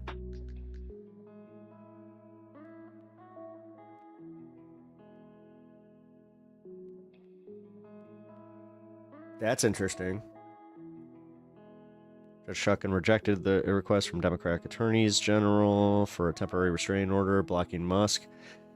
Musk referred to as an employee of the White House has no formal authority to make government decisions himself, according to a filing. Over 1,000 protesters gathered. Yeah. United States. That's interesting, though. Chunkin did it. Thus proving that not judges aren't as partisan as everybody thinks they are. What the fuck? Come on. If they do... oh, wait. People don't know how the government works, and if they... or they think whatever is happening is correct no matter what. Well, yeah, that's kind of... again, man. Everybody's so brain poisoned with this shit where... number one, like, they don't understand how politics work, but that's all they consume is like political news. Like, think about that. And think of your average Fox viewer who doesn't think of things like from a constitutional perspective, from, you know, even a basic political perspective, all they think of is just whatever Fox News tell them, you know, you be outraged about this, you be outraged about that. You know? I hate when I do that. Oh, yeah. I'm not gonna, as I said, I'm not gonna sit here doomering about it. Alright, guys. Speaking of not doomering about it. Where the hell is it? There it is.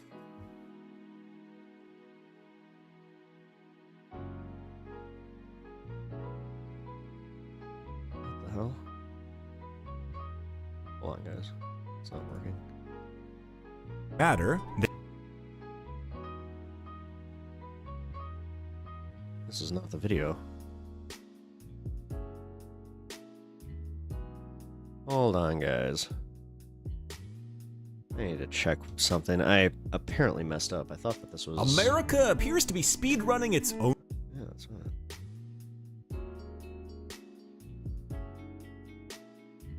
Hold on. That's not it. It's totally not it. Trainees came back and they're all saying, like, we're so worried. We woke you because of that. Bitch, I've been awake. You're just like, bro, now you're worried? That's kind of funny. Here it is. Okay, this is weird. This is the video I wanted to show you.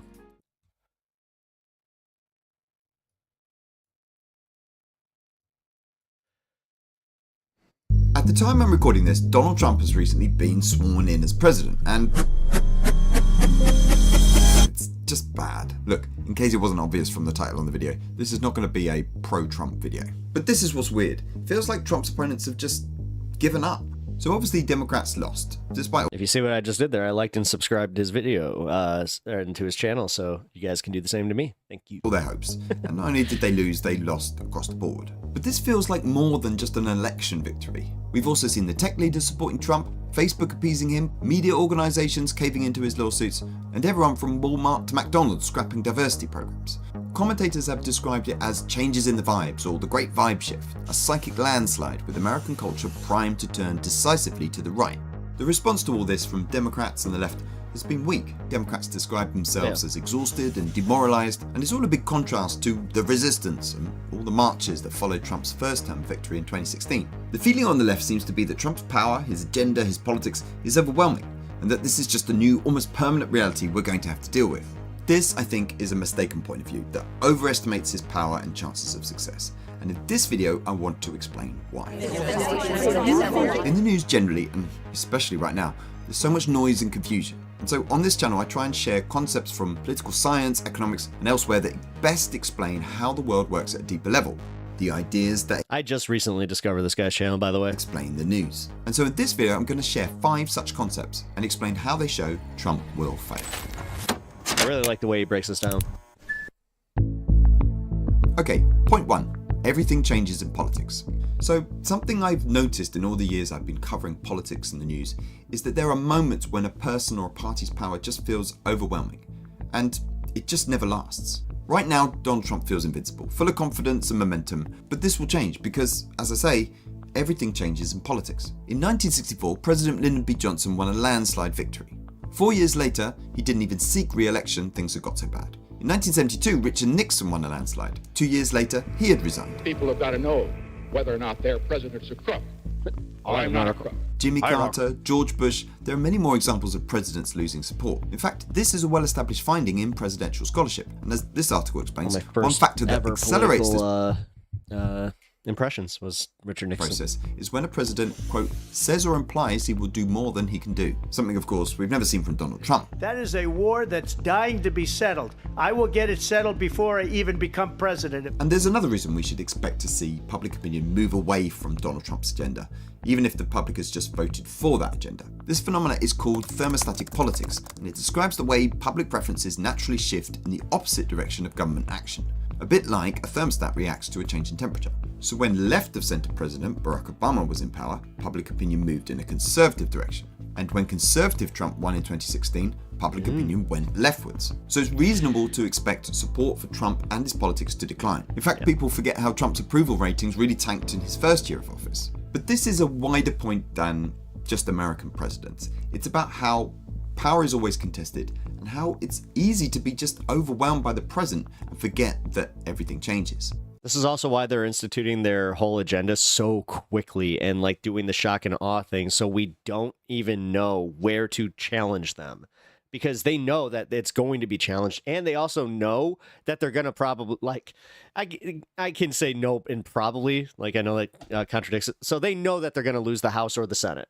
I mean, even dictators, you don't have to worry about voting. Probably, that doesn't make sense. Maybe the best symbol for this point is the ancient idea of the Wheel of Fortune. The goddess fate spins the wheel at random. Those at the top fall to the bottom, and those at the bottom move to the top. Nothing lasts forever, and that's especially true in politics.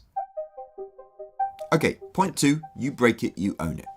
In his first term, Trump had like many what he more said limits there on his about power. like how even Congress, in the Republican dictatorships Party, it doesn't and in the people work he that way, appointed so. to his cabinet, he faced opposition, which is much less the case now. This is a disaster.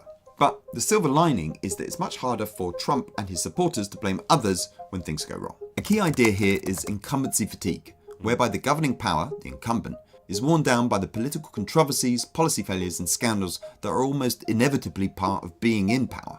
And let's be honest, there's going to be plenty of all of those. The argument against this, of course, is that Trump and his movement will lie, and voters, their brains addled by partisan media, will believe them.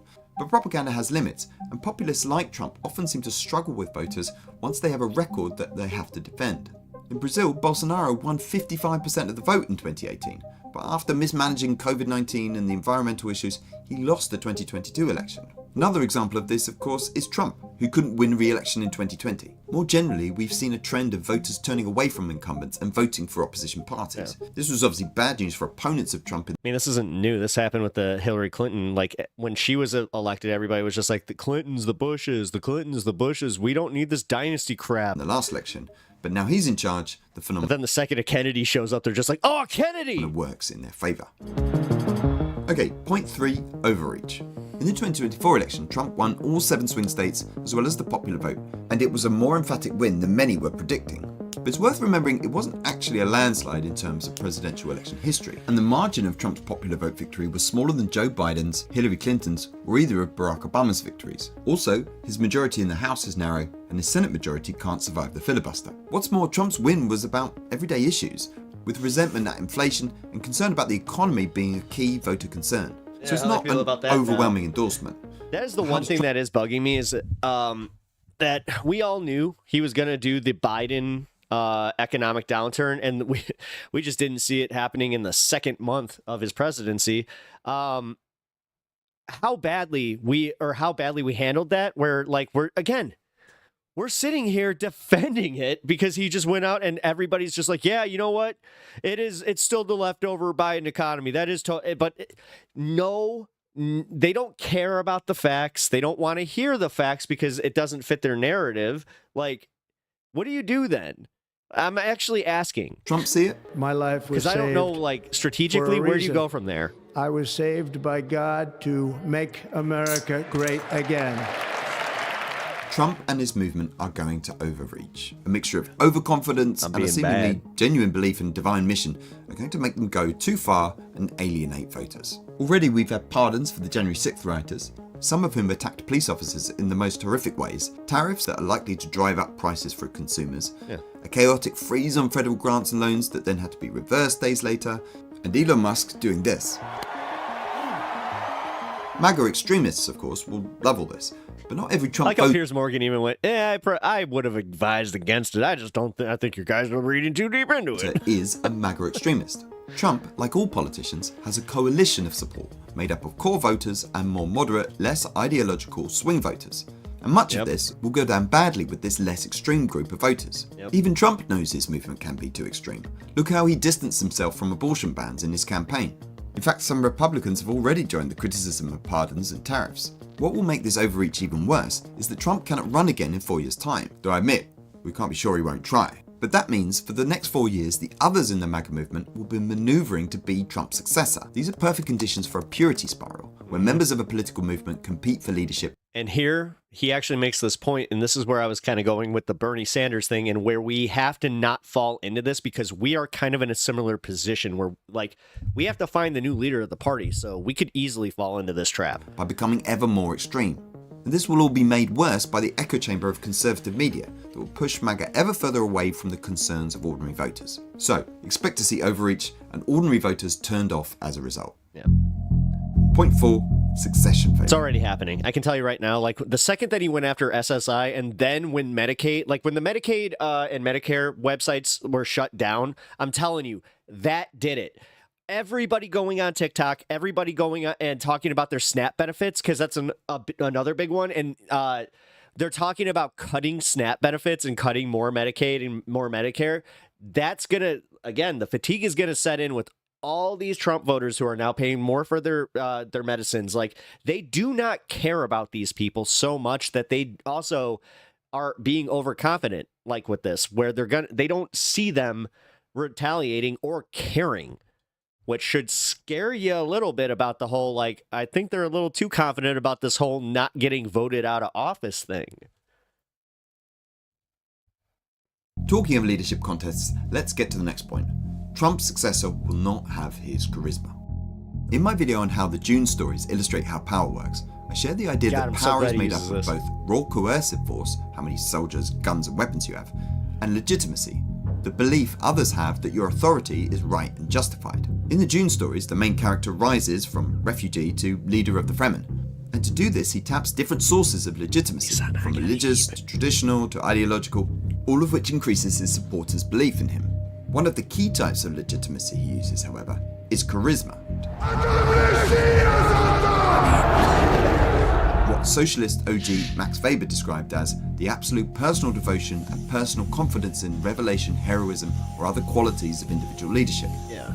Trump has this. Some weird mix of celebrity, personality, dark humor and cruelty that fascinates and attracts attention and loyalty in a way that is extraordinary.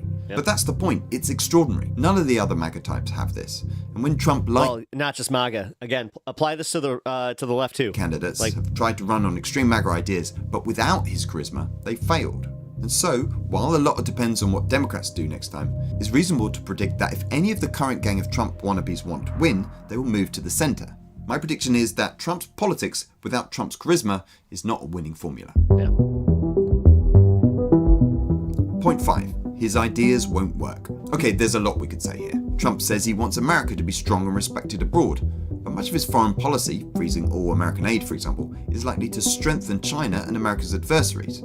As we've seen, Trump voters care about the economy, but tariffs are likely to increase prices and hurt growth. Hey Trump, man. What's one of your biggest issues? Probably gonna be inflation, because I sell t-shirts and all that stuff. Your t-shirts are made in the USA? No, my blanks, no. See, that's the thing Trump's talking about. If we tax them, hit tariffs, the same item they're making over there will cost the same to make over here. We pay the tariffs. Yeah, we pay Well, the the tariffs. companies pay the tariffs, not us. China doesn't pay the tariffs. We do when they come in. No, it doesn't work like that. But I guess if I had to pick one self-defeating move, I'd pick on the way Trump is breaking the rule of law. No, actually, that was a bad way of explaining that to him. He pays the tariffs, then we technically pay him, because he, in order to pay said tariffs, will then charge more. Which defined basically is the principle that you have to follow the rules regardless of who you are. Some of Trump's actions, like the pardons, I might not like, but they were clearly part of Trump's presidential powers. But many of his other actions are not. Freezing funds that Congress has authorized, firing inspector generals without Everyone notice, is kind of despite the law Richard, saying but Trump is just himself, no real mess, just his dumb orange face and his words. Exactly. I think that that's part of the problem with getting somebody on the left that is like Trump, because unfortunately nobody's going to be like that has leftist politics like that is going to be as like much of a puppet. shutting down USAID, it's a long and growing you're not going to list have a bunch of of illegal sycophantic, rich douchebags getting behind him for that reason. that even some conservatives we need are them, but criticizing. The it's point just a here fact. is not that these actions are necessarily unpopular with voters, but that they chip away at part of what has made America strong and its businesses successful. In America, you have to follow the rules. Businesses and property can't just be stolen, governments have to follow the laws, and presidents can't just do whatever they like. Trump supporters, and lots of us, want America strong, but breaking the rule of law makes America weaker. Okay, so there are the 5 arguments. Of course, this is all small comfort to those affected negatively by Trump's actions in the meantime. Gaza. And of course, predicting the future is always a foolish thing to do.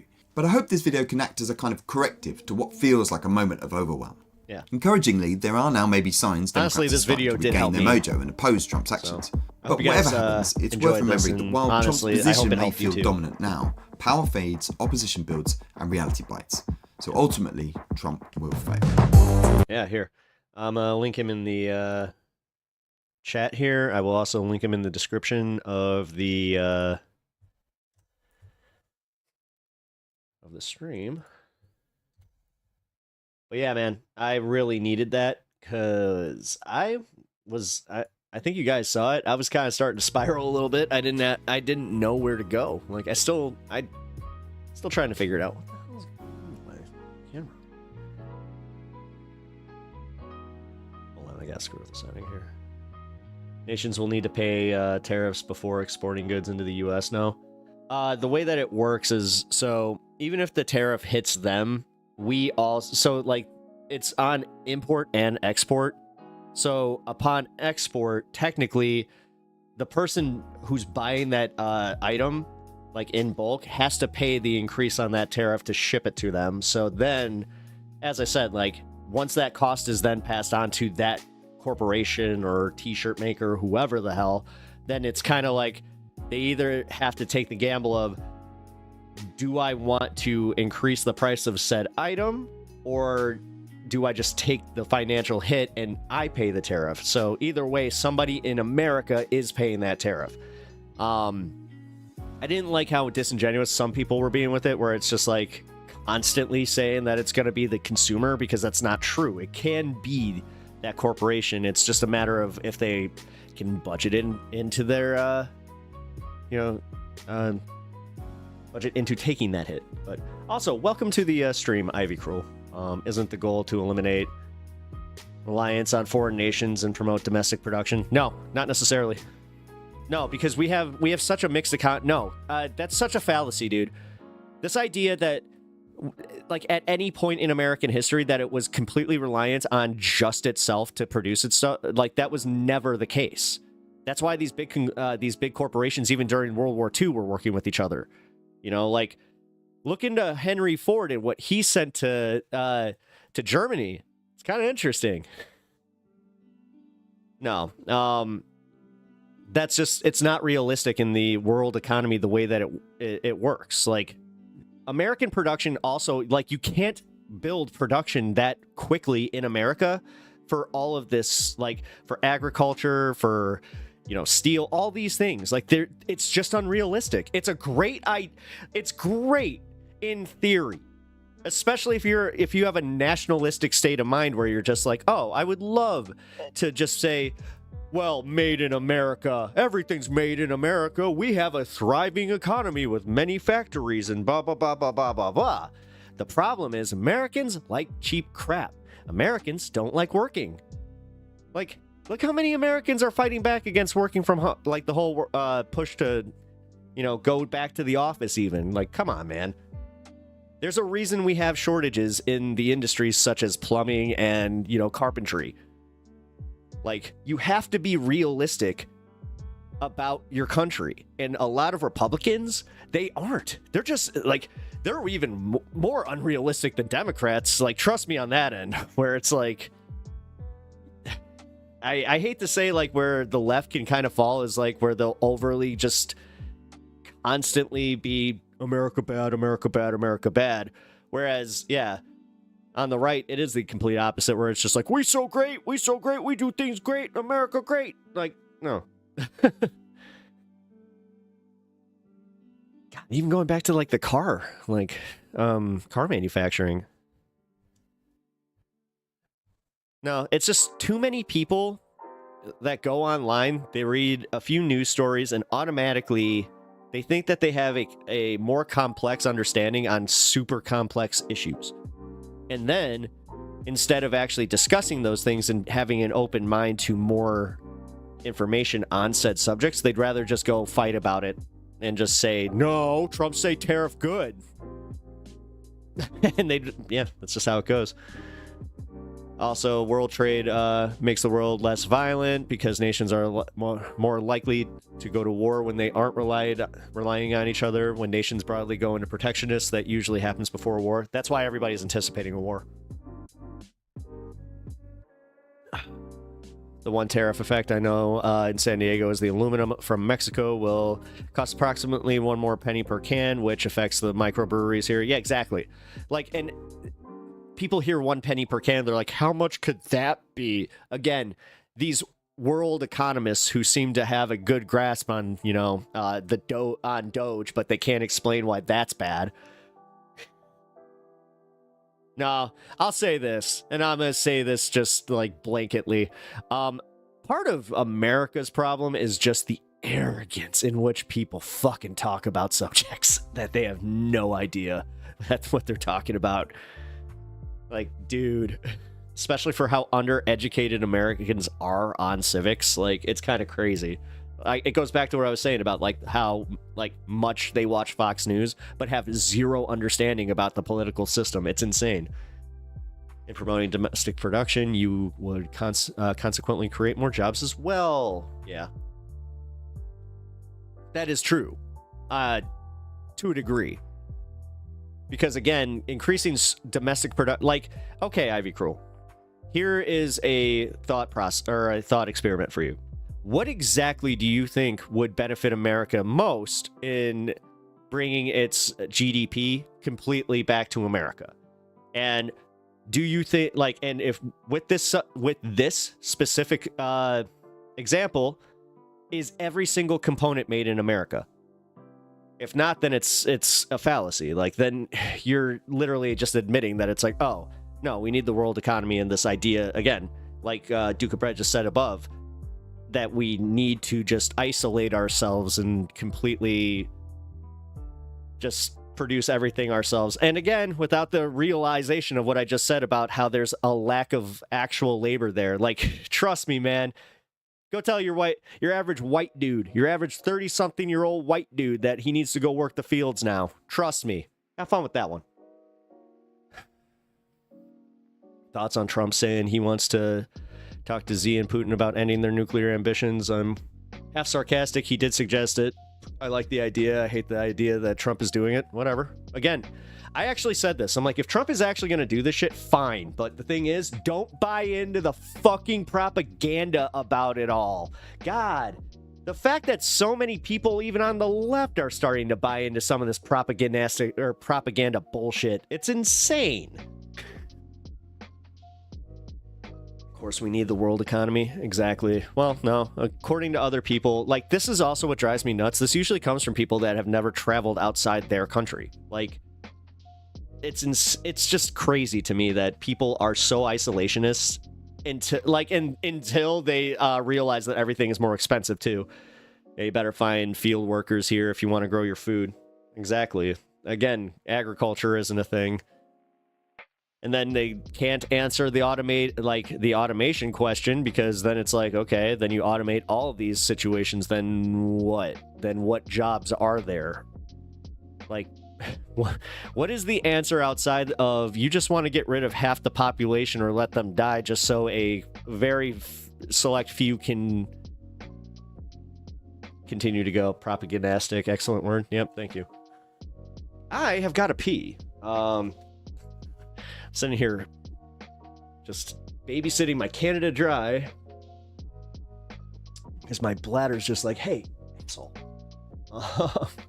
Give me 1 second. Here, I'll just turn on the dog cam. He'll probably get up. That's what I mean. I'm not even buying in. I'm sarcastic, but I think the idea is, even if it's bullshit, we got to dream of a world with less nuclear arms. Yeah, absolutely, but it's unrealistic because, like, the thing is, they can sit there and just say, "Oh yes, we have gotten rid of all these arms. Trust us. Trust us." Tragic Mammal. Here's part of the problem. They fired part of our nuclear arsenal, like the people in charge of our nuclear arsenal. And guess what? They can't even find these guys to offer them the job back. So I have very little faith that we're going to be able to oversee the denuclearization of both of our main enemy nations, especially when we conveniently just keep giving them all of these wins across the world. Because like every time, again, here's part of the problem with being isolationist too, is you lose influence all across the world. And that influence is then gained by your geopolitical enemies. And then you're shit shocked when you have nobody coming to your defense when people start attacking you with the economy, with, you know, think of it this way. We become completely isolationist, and Europe and all of these other countries decide to form a new coalition that starts taxing the fuck out of everything they send us. Like, guys, the fact is, and this is what really sucks, is we had a pretty good system. Even just what was happening just even back 3 months ago. And this is what I hate to fucking think this way, is that I'm going to be nostalgic over that. Yeah, they deleted their contact info after firing them. Yeah. I'll be right back. Do you know how this makes sense?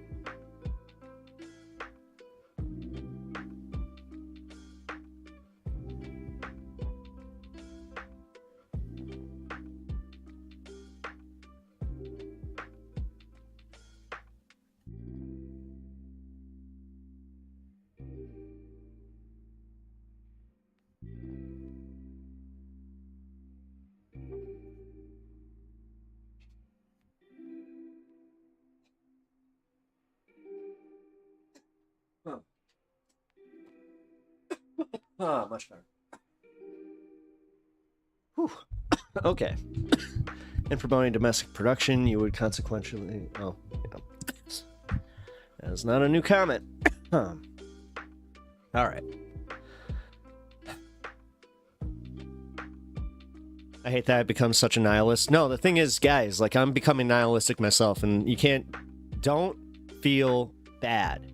We are in unprecedented times as far as, like, again, the shock and awe. This is it. Like, and it's working. This is the awe. This is the shock. Like, this is us being shocked at that, like... You know how much it sucks to be right about something you didn't want to be right about? Like, this is one of those great scenarios where it's just like, nah, dude, like... And for every right-winger that's just like, oh, we're so much winning, it's like, dude, you don't see what's happening. Like, you don't see how, like, gutting the federal government the way that they do is, like, that's not cool. Like, I'm sorry, that goes against our... It's unconstitutional. It's not just uncool. It's literally unfucking constitutional. And so many people are just like, meh. And they're just like, nah, this doesn't constitute a constitutional crisis at all. I'm like, okay. So, as I said, this is why I even started the show the way I did, where I was like, am I nuts for not just going, hey, maybe it'll work? Kind of like you were just saying about the nuclear thing. It's like, hey, maybe I'll fucking do it.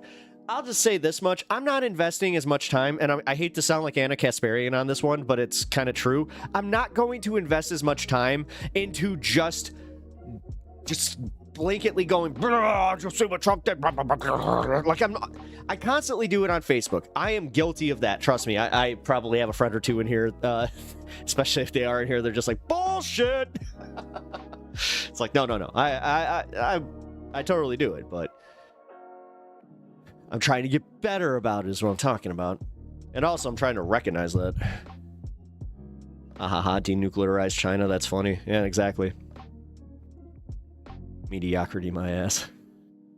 Heard a new song this morning, Marijuana in the Morning. Oh, Millie Raccoon. I'll check it out. I already like the title. I think you know that. The world has examples of nuclear energy without nuclear weapons. Yeah. Yeah. Listen, again, I don't know what it is about us, and I think that it's maybe we think too hard. Like, for real, guys, I'm just gonna be real. Like, is it because on the left we do just overthink this shit, that we constantly, like, we think ourselves into that right there? Or it's just like, yeah, that's great, but guys, the fact that he just said it, and we're like, yeah, wow, a world without nuclear proliferation, and blah, wow. What if the right-wing dictators all get together and they create a new world order that is all... Yeah, because that's going to benefit us in any fucking way. Come on. Sorry, guys. I'm not in the mood to do this unrealistic bullshit anymore. I'm really not. Either we start moving and, like, we start actually, like, getting behind somebody, or what am I doing? Like, for real, what am I doing? At that point, I should just change the name of the show to High on Chat and just fucking pivot to whatever the hell I want to talk about. Because honestly, I watched something recently that really did kind of get to me, where I was, actually, sorry, you know what? I know exactly who said it. They're just like, the Majority Report was talking about this. Checking back in on my way to visit. Nice. Well, sorry, I'm getting a little preachy over here. I'm responding to the nuclearization guy. The key is stronger international agreements and better enforcement to preserve misuse. Sure. Because that's the problem. Whatever, man. Okay, because now we need to talk about nuclear proliferation, because we shouldn't worry about what is happening to men. Can we ever fucking focus on our domestic shit for just 10 minutes? I'm sorry, guys. I'm so sick of this. This has been a thing where Gaza, fucking whatever the fuck it is, it's never our domestic fucking...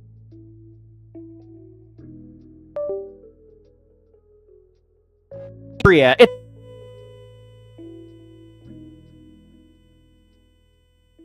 sorry, guys. Now it's about denuclearization. No. Focus up. Yeah, I hit the mic, I know. Pep, you hit the mic. Ryan, Pep, you hit the mic. Sorry, I'm not trying to yell at you guys, but for real, man. This is all just mental masturbation at this point. Like, until we actually got kind of bugged there. Sorry, didn't mean to do that. Get behind greater nuclear... I think in extremes. What? No. No, it was just the fact that now we're pivoting to talking about like, oh, well, yeah, it would be nice if we could just, I don't know, focus on doing some new nuclear agreements and doing all this. I don't care. I don't care. I literally don't care. What I care about is solving some of these domestic issues. Like, nuclear shit affects domestic shit. Not right now. Not right now, dude. I'm not, no. Like, what? Okay, fine. Let's become a full-time nuclear activist at this point, then. What do you want from me? Sorry. Tragic mammal, I am not trying to single you out here. I actually kind of feel bad. And honestly, I am mischaracterizing what you're saying a little bit, so apologies. No, what I'm saying for real, though, I hope you're understanding my broader point here, is that it's just focusing on, again, what? We can't even focus on a single issue at this point. So tell me how we're supposed to actually have anything to say against Trump. Like, this is also why I'm pissed off, is because why am I the one who has to formulate all these arguments for nothing? I'm not bringing them to Congress. The Democrats certainly aren't fucking formulating any arguments. You know, like, I feel like the only thing I can do is coalesce a little bit of movement with some people going, hey, go help with your DSA chapter and let's get behind some candidates. Let's actually push some of these candidates and like I'll interview the crap out of them and like we'll try and get some viral moments with them. And like, that's the shit that we can do right now that will affect the future. But this crap, man, I gotta say, and it's not, I'm not going to focus on the nuclear stuff. It's just, I'm just saying broadly, the mental masturbation around non-issues or issues that will not affect you in any way, shape, or form that you have zero control over. This is where I'm just saying, not going to do it. I'll drop it. There's a bunch of missing scientists just on my mind. Cool. The thing is, you want to talk about nihilism, tragic mammal? Fine. Let them all go. I don't care anymore. You want to talk about where I'm at mentally? Let it fucking happen. Let it all happen. Let us live in fallout. I don't care anymore. Why the hell do I have to be the one to save the world? I'm starting to get there, guys. Sorry if I'm getting a little burnt out. You know? I love you guys. I really do. I do. God, I love you guys. Like, I love my chat. I love doing this. But this shit, it is getting to me where I'm just like, again, having that thought of, this is why I'm not doing the debate lord crap. That's why I'm focusing on trying to actually build the broader movement. But I guess fuck me in some ways for even trying. I saw that a lot of American leftists put your own oxygen mask on before helping others. I saw that, yeah, with a lot of American leftists. Put your own oxygen... Yeah. That's kind of how that goes. You know, they teach you that on... You know, it's the first thing on an airplane is put yours on so you can help other people. Legacy of nuclear and Native American reservations is shameful. All the negative externalities shifted onto a group that had no power to change it under federal law. You know what?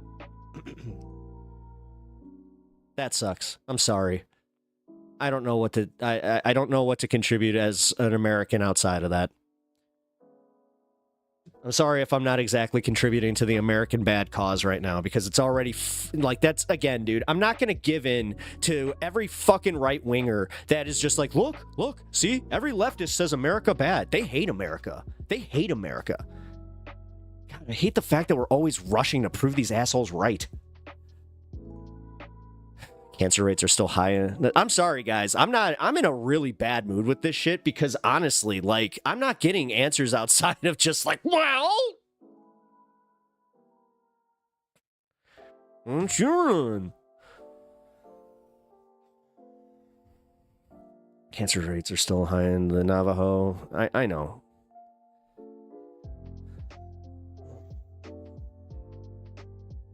The thing is, then, if they're still, like, listen, if they're still living on the land that they know is high in uranium deposits and high in, or not the uranium deposits, high in radiation, then move!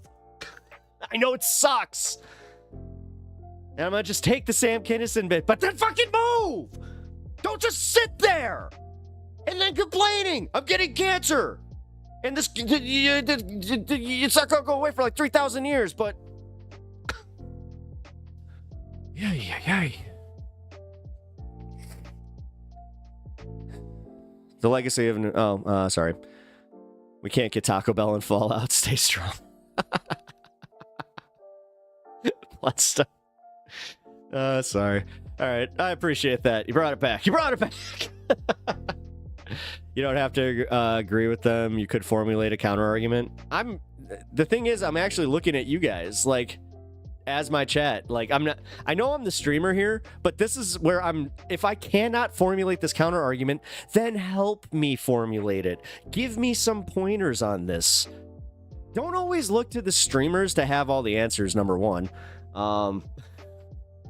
I think that's part of the problem with streaming culture, is like, it gives them egos. Like, no, I'm not above asking you guys to just be like, no, I would like some of the answers. And honestly, sometimes I'll disagree with some of the answers you come up with. Yes, that will happen.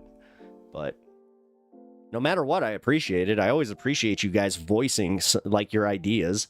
This should always be a thing. But like what I saw up there, where it's just like, I'm literally trying to figure out how to coalesce behind a broader candidate, like an actual candidate, like, and I'm trying to even come up with candidates outside of Jon Stewart. And here we are just going back to, yeah, America bad because it did some fucked up shit with nuclear stuff. What? Why? What? Did Godzilla just make you guys think about that? Like, did you know that the scene in Godzilla where the scene in Monarch where Godzilla walks up to the nuke, that actually happened, and that island was completely real? This was Did You Know with Jesse Ventura.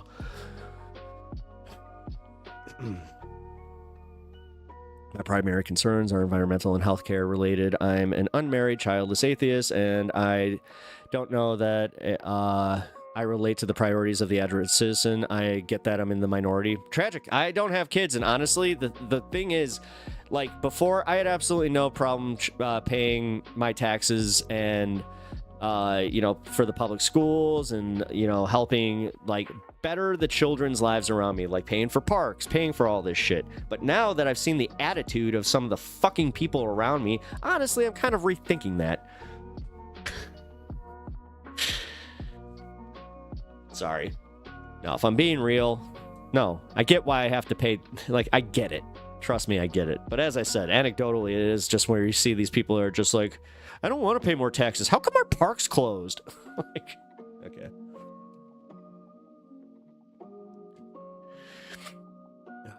We don't have Taco Bell here, but from what people talk about, you make it sound like the aftermath is Fallout. I mean, let's put it this way, Ryan. That's like you, or like that's like us coming over and having some native cuisine without, prepping our stomachs, because, yeah.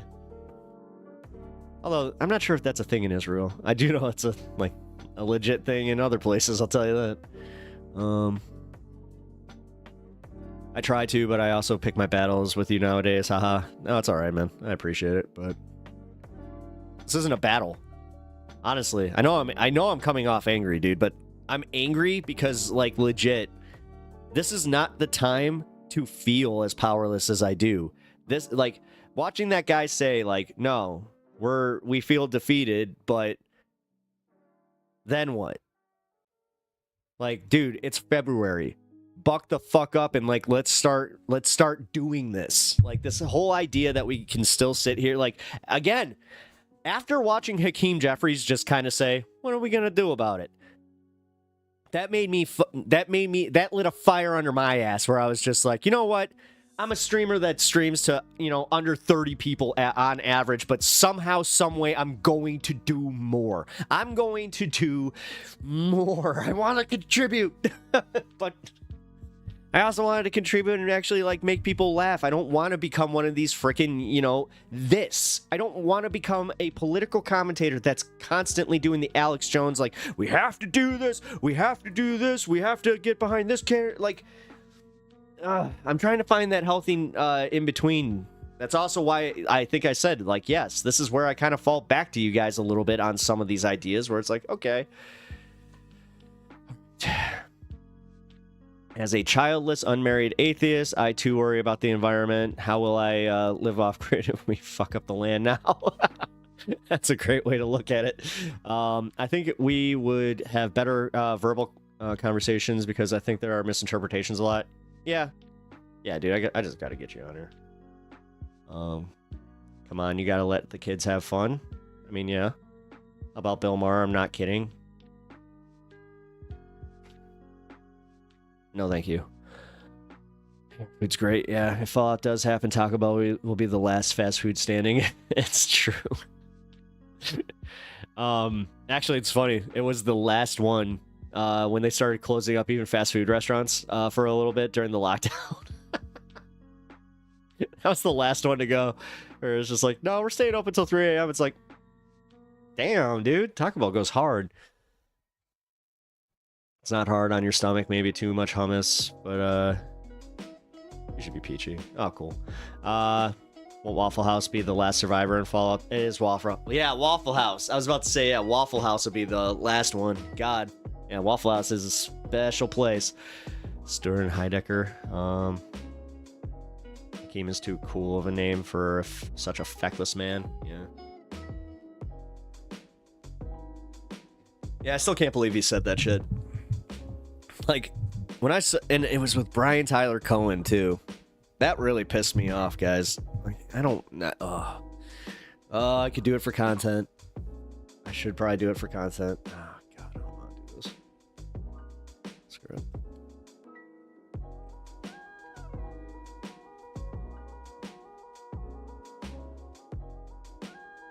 Oh, Brian Tyler Cohen.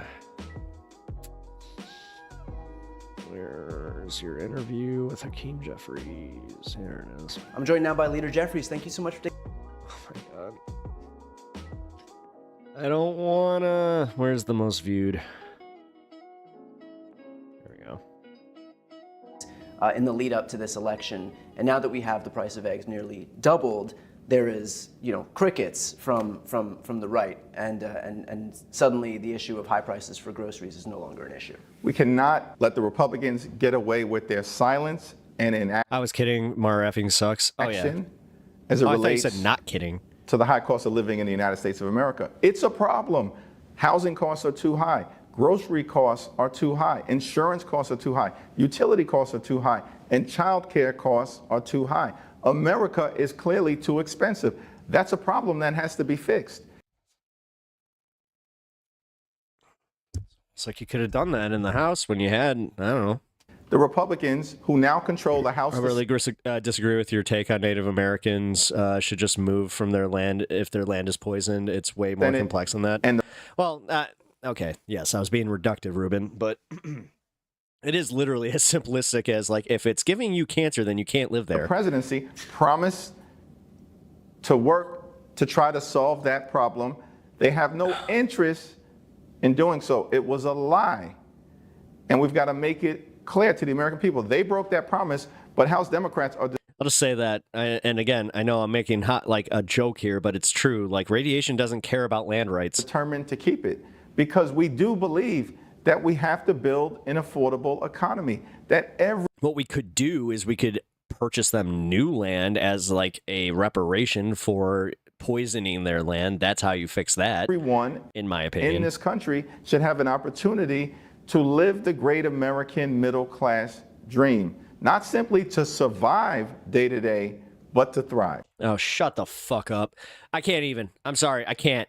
They're still using, they're literally using the same damn wording from Kamala Harris's campaign, because we saw how well that went.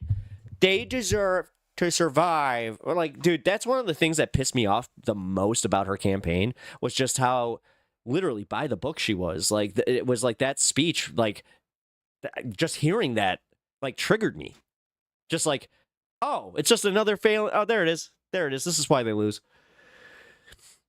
My local 420 went by. Oh, yeah. So, yeah, you know, sorry. I would, you know what? Yeah. No, the spiritual connection to the land makes relocation disrespectful. Okay. Well, then, what do you want? What do you want? You want lead houses? What do you want? Like, for real. If the land is poisoned, then what do you want? You can't reverse. Listen, if they make time travel an actual thing, then maybe, just maybe. But I'll be completely real, man. What? Yes, let your frustration with liberals fuel you. Yeah, I know. Thanks for explaining yourself a bit more. I went to law school to work on these issues, so it's kind of personal for me. Yeah, no worries, man. Again, I understand that I was being a little reductive about it, but it is true. Like, as I said, man, I understand it.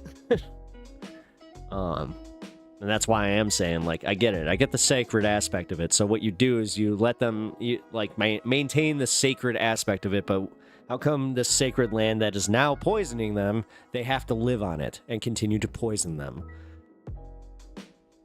Like, it makes no fucking sense. Again, outside of time travel, I have no other option for you. Oh, I really am in a mood today. Sorry, guys. Damn. All right. Let's see. Let's get some other stuff.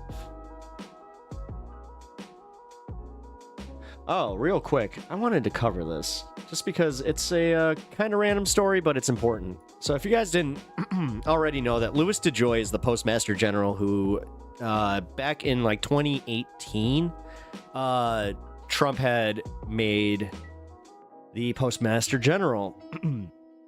Now, if you don't know anything about him, then the long and short, the TLDR, is he really sucks at his job in the way that he constantly is doing kind of what DOGE is doing. He constantly is making like cuts in just, he's like micromanaging the Postal Service while also simultaneously expecting them to take on more duties, including the failed Amazon contract. So let's take a look. Postmaster General Louis DeJoy, a former prominent Trump fundraiser who was appointed during his first term, announced Tuesday he'd be stepping down. In a release, the U.S. Postal Service said DeJoy had notified his board of directors that it was time to begin the process of identifying his successor. Okay, so they want somebody even more ruthless. Oh, great. I took this as good news at first. I'm sure Elon has use for the displaced native people. Yeah, unfortunately, that seems to be the case with Elon. It's just like I mean, guys, I don't get any answers from anybody, even on the Republican side, where it's just like, okay, like what I was saying about the automation, they don't have anything outside of, you heard it here from President Pep, start working on your TARDISes and DeLoreans. Yep. DeLoreans all day. As much as I love the TARDI, that'd be TARDI, actually. I know it sounds wrong, but I think that's right. It'd be the TARDIS. No, it'd be TARDISes. You're right. Wait, what? Either way. Actually, no, I want the Time Watch from Cable. That's the most practical time travel device. Didn't make much sense, but it's the most practical. The fact that it's a watch, like, come on. How would it take that long for somebody to be like, time travel watch? Gah. The TARDIS, yeah. Or TARDISi? I don't know, man. It's actually kind of bugging me. That's a rough one. I think that even my English teacher, like back in high school, would have been like, I'll get back to you on that one.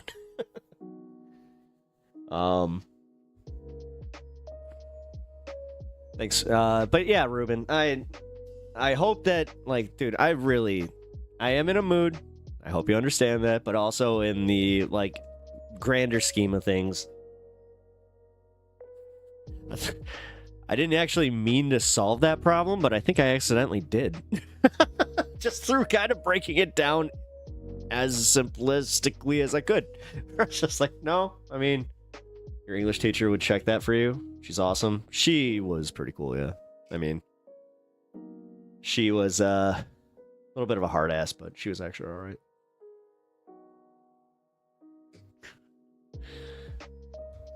Successor, more like failure. Bro. Well, we see where Duke's already at. Crap. Hey, you.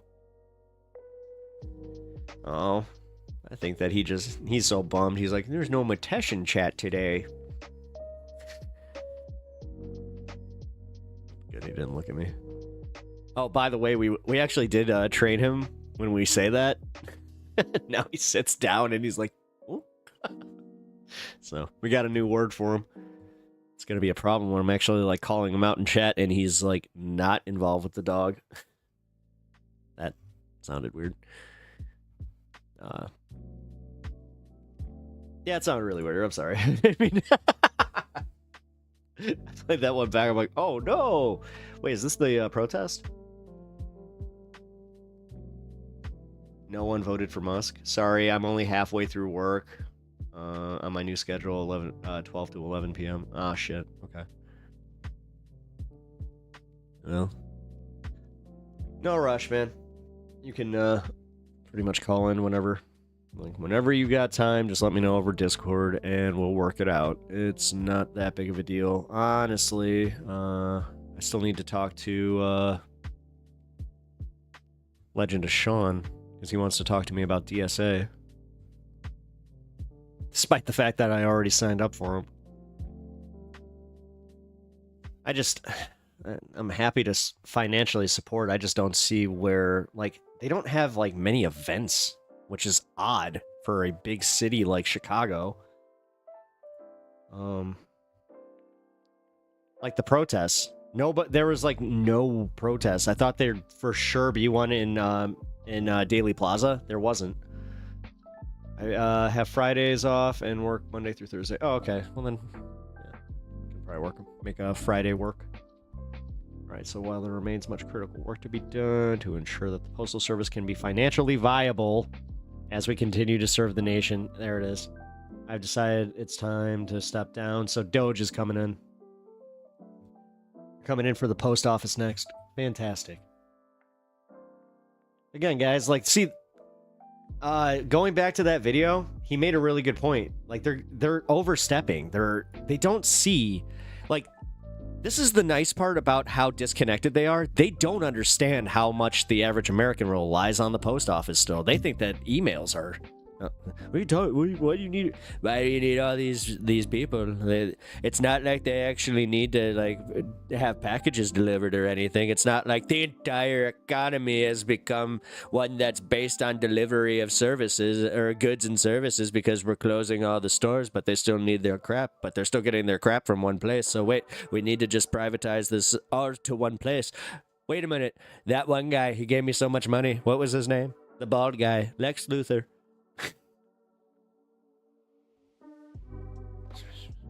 Oh, I'm sorry. God, what is his name? Oh, Bezos. Jeff Bezos. What a weird name. God, again, just that right there. Just even those little things, like those little Trumpisms, you do realize that those are what makes him endearing to people. Like, as much as we are like the TDS, like, God, some people really do have it. I'm just gonna say it. I know some libs, like, and I'm just, oh God. Look, it's happened, guys. Now I'm using the term libs. Like, because I know some libs that, like, just straight up liberal people that are so triggered anytime that Trump is on TV. And yet somehow they are just like, the far left is obsessed. It's the far left who's obsessed. It's just like, what? It's like, bro, I mean, the situation itself of a viewer tipping treats to your dog repeatedly until his name became a command is weird. It's a weird situation, LMAO. It is. It is a bit odd. I mean, the fact that, yes, a chatter tips my dog so often that my dog is now, like, associating, yeah, that word, its name with that word. Yes, yes, yes, trust me. It's not lost on me. But at the same... Oh, actually, that reminds me. If you guys haven't already, please like the stream. It really helps out the stream and the algorithm. And subscribe to the channel if you're enjoying yourself. I really appreciate you guys being here. It is a little bit of an off day, just specifically because I am kind of in a mood where I'm just like, yo, dude, like, we need to start coming together. And like this. Hold on. Leftists often get blamed for the crying liberals. It's frustrating for sure. Yeah, but the thing is, that we just own him. We just say, okay, he's kind of a shithead, but you know what? He's crying for a reason. So, you know, we can be there to pat their back. They're not bad, you know. Going back to what I was saying, man, and I'm gonna kind of, like, every time I talk about this, I'm gonna just do this now. Because it's just like, here, hand cam. It's the left. Once we can do this, I'll be very comfortable. But once we're here, dude, then we're unstoppable. So can we, like, we really do need to... In a two-party system, we're all wearing red and blue tinted glasses. I know, guess what? It is what it is. We have to work within the two-party system. We can't just sit here and lament it every single fucking time. Then we constantly split the vote, and we constantly shoot ourselves in the dick because we're not getting what we want out of our person, and then we end up in a situation like this. Just accept this for what it is. Can we just go like, dude, this is where I got pissed off about the Biden thing because, like, I was right. I was dead on about this. We're 2 steps back. We are 2 steps backward. I knew this was what was going to happen when Trump won, and nobody seemed to fucking take me seriously. So, cool. You know, I hate the fact that when I make a prediction, it's literally for the worst outcome. Versus like, oh, great. And it's always that, man. This goes back to the Biden, remember when they were trying to get him with the grape story from that one lady who turned out to be a literal Russian asset? You know, look up where she's living right now. Tara Reid. I remember her. I lost a friend over arguing about her. Did you see the clip of Hannity introducing Laura Trump on his show as Laura Shit? No. All right, that's pretty funny. Was it real, or was that like a TikTok thing that they just like... Wait, was that real? Interesting.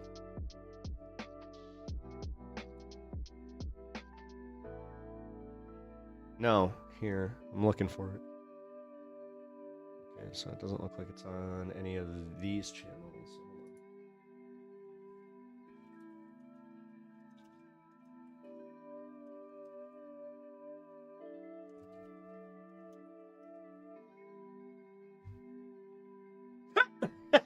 He did. Sean Hannity calls Laura Trump an appropriate name on her by mistake. Donald Trump's daughter-in-law Laura appeared on Fox News on Monday, where she was tasked with chanting to American conservative TV chatting to Laura Trump is no stranger to appearing on these TV shows. Blah blah blah blah blah.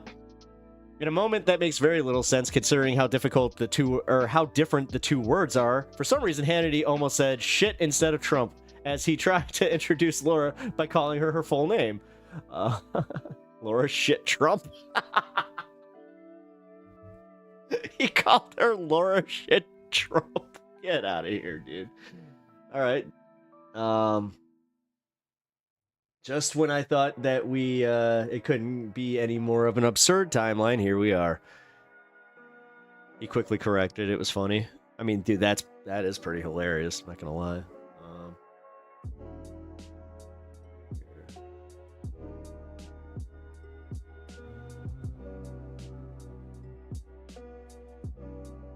Ryan, sorry that Twitch is not moving too fast over there.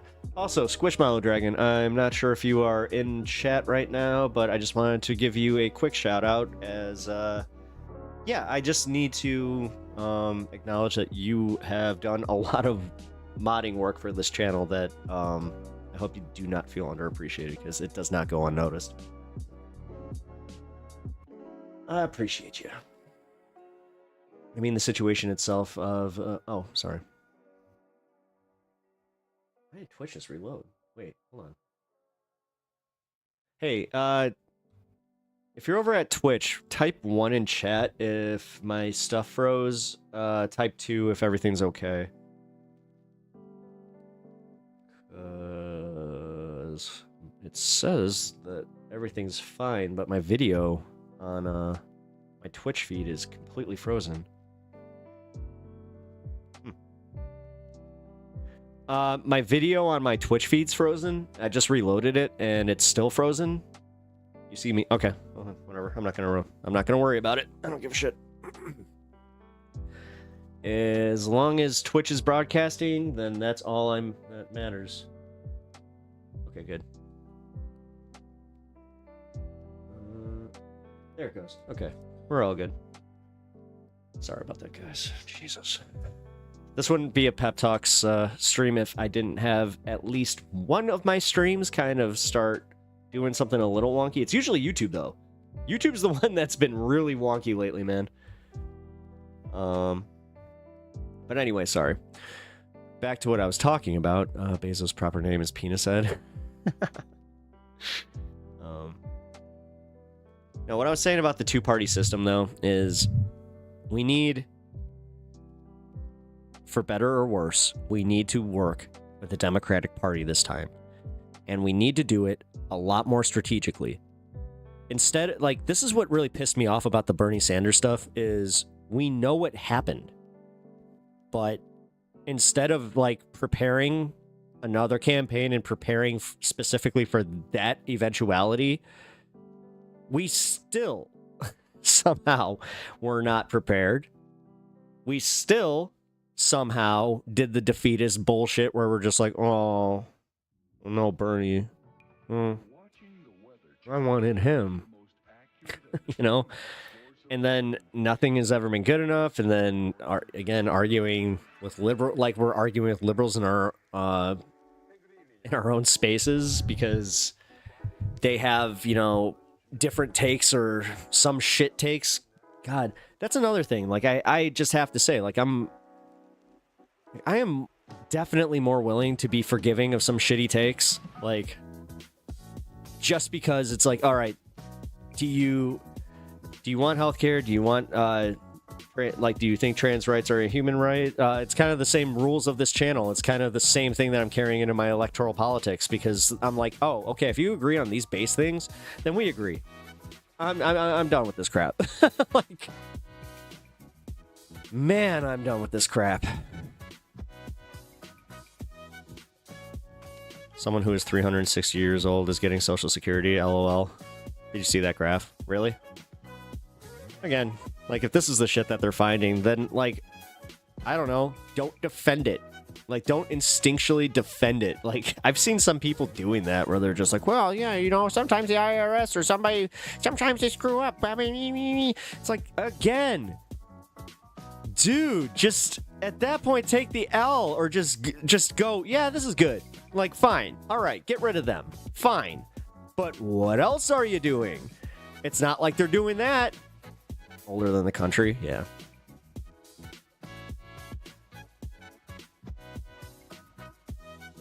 The thing is, how are they paying out Social Security to someone who's not claiming the checks? It's so much bullshit. It's so much bullshit because those payouts aren't actually going out. I love how you're crashing out and have had enough of this BS, and the background music is super cheery and groovy. LMAO. the thing is, that's kind of my life. No matter what, guys, I'm still a little, no matter how angry I am, I always got that little hope of it, like that little flame of happiness and joy that if that's ever extinguished, then you all need to be fucking terrified.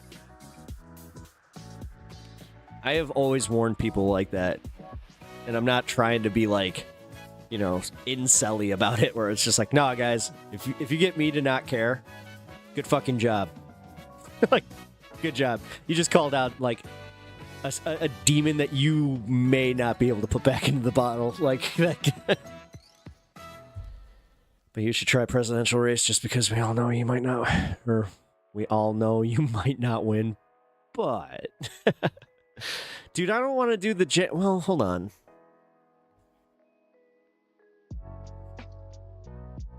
Because if I register through DSA,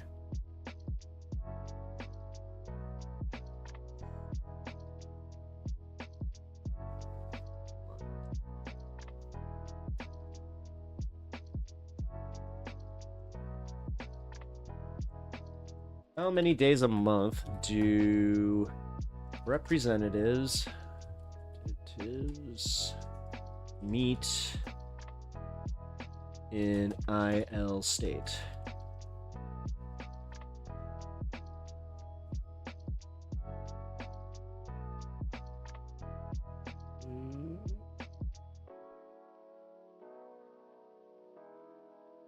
Two-year terms. Doesn't say when they meet.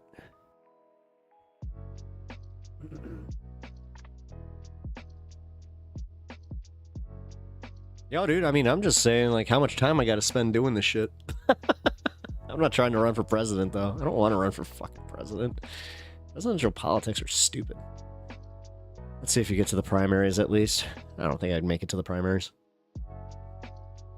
The age thing is because of how the system works. There clearly weren't 150-plus-year-olds collecting Duke.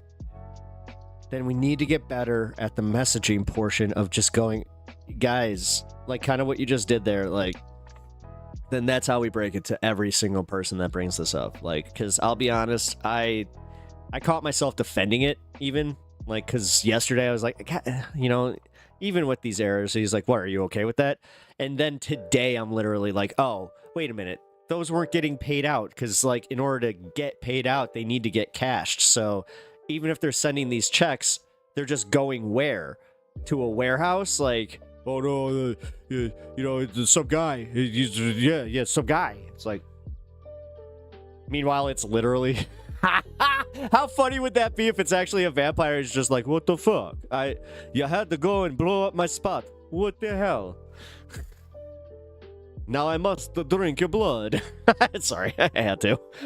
Talk show host Pep, door number 1 holds a billionaire. Door number 2, doom scrolling. And door number 3, an asteroid. You know the weirdest thing about vampires? What's that? How none of them are consistent. How that none of them have consistent weaknesses. How long they've been around in folklore. I don't know. What is it? God. I feel like I am doing a little... Well, I mean, this is a bit of a talk show. I structured it a little bit that way. But you are a pre-Christ vampire, right? And some dude dies on a cross. Now you have to find out why crosses hurt. That's actually a good point. Yeah, I never... Yeah, the religious iconography. Never understood that. Well, I think I do, because they always associated it with actually being a demon. But good point. And yes, the vampires are technically older if you're going with the Legend of Cain, so... Interesting. God, Legend of Cain 2, one of the best video games ever made. Majority Report and Frantifia talked about it today. Oh, really? They said it's because there was an error on the birth date and it automatically reverts to a certain date. Actually, you know what? YouTube does that. Anytime that I post a video, it'll say 54 years ago. I don't know why. Why specifically 54 years ago that I posted the video, but it says it up until it debuts. So, same shit. Like, the fact that, just remember, guys, we're dealing with a bunch of people that really want to just believe that this DOGE thing is going to change the government for the better for them. And you know what really sucks is it's going to for a very specific subsect of really shitty people.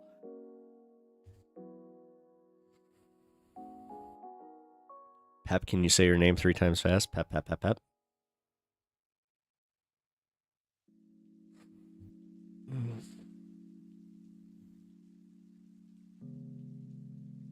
Did you know you're talking like someone who is possessed like a ghost? Oh, wait. Do you know if you're talking to someone who is possessed? Oh.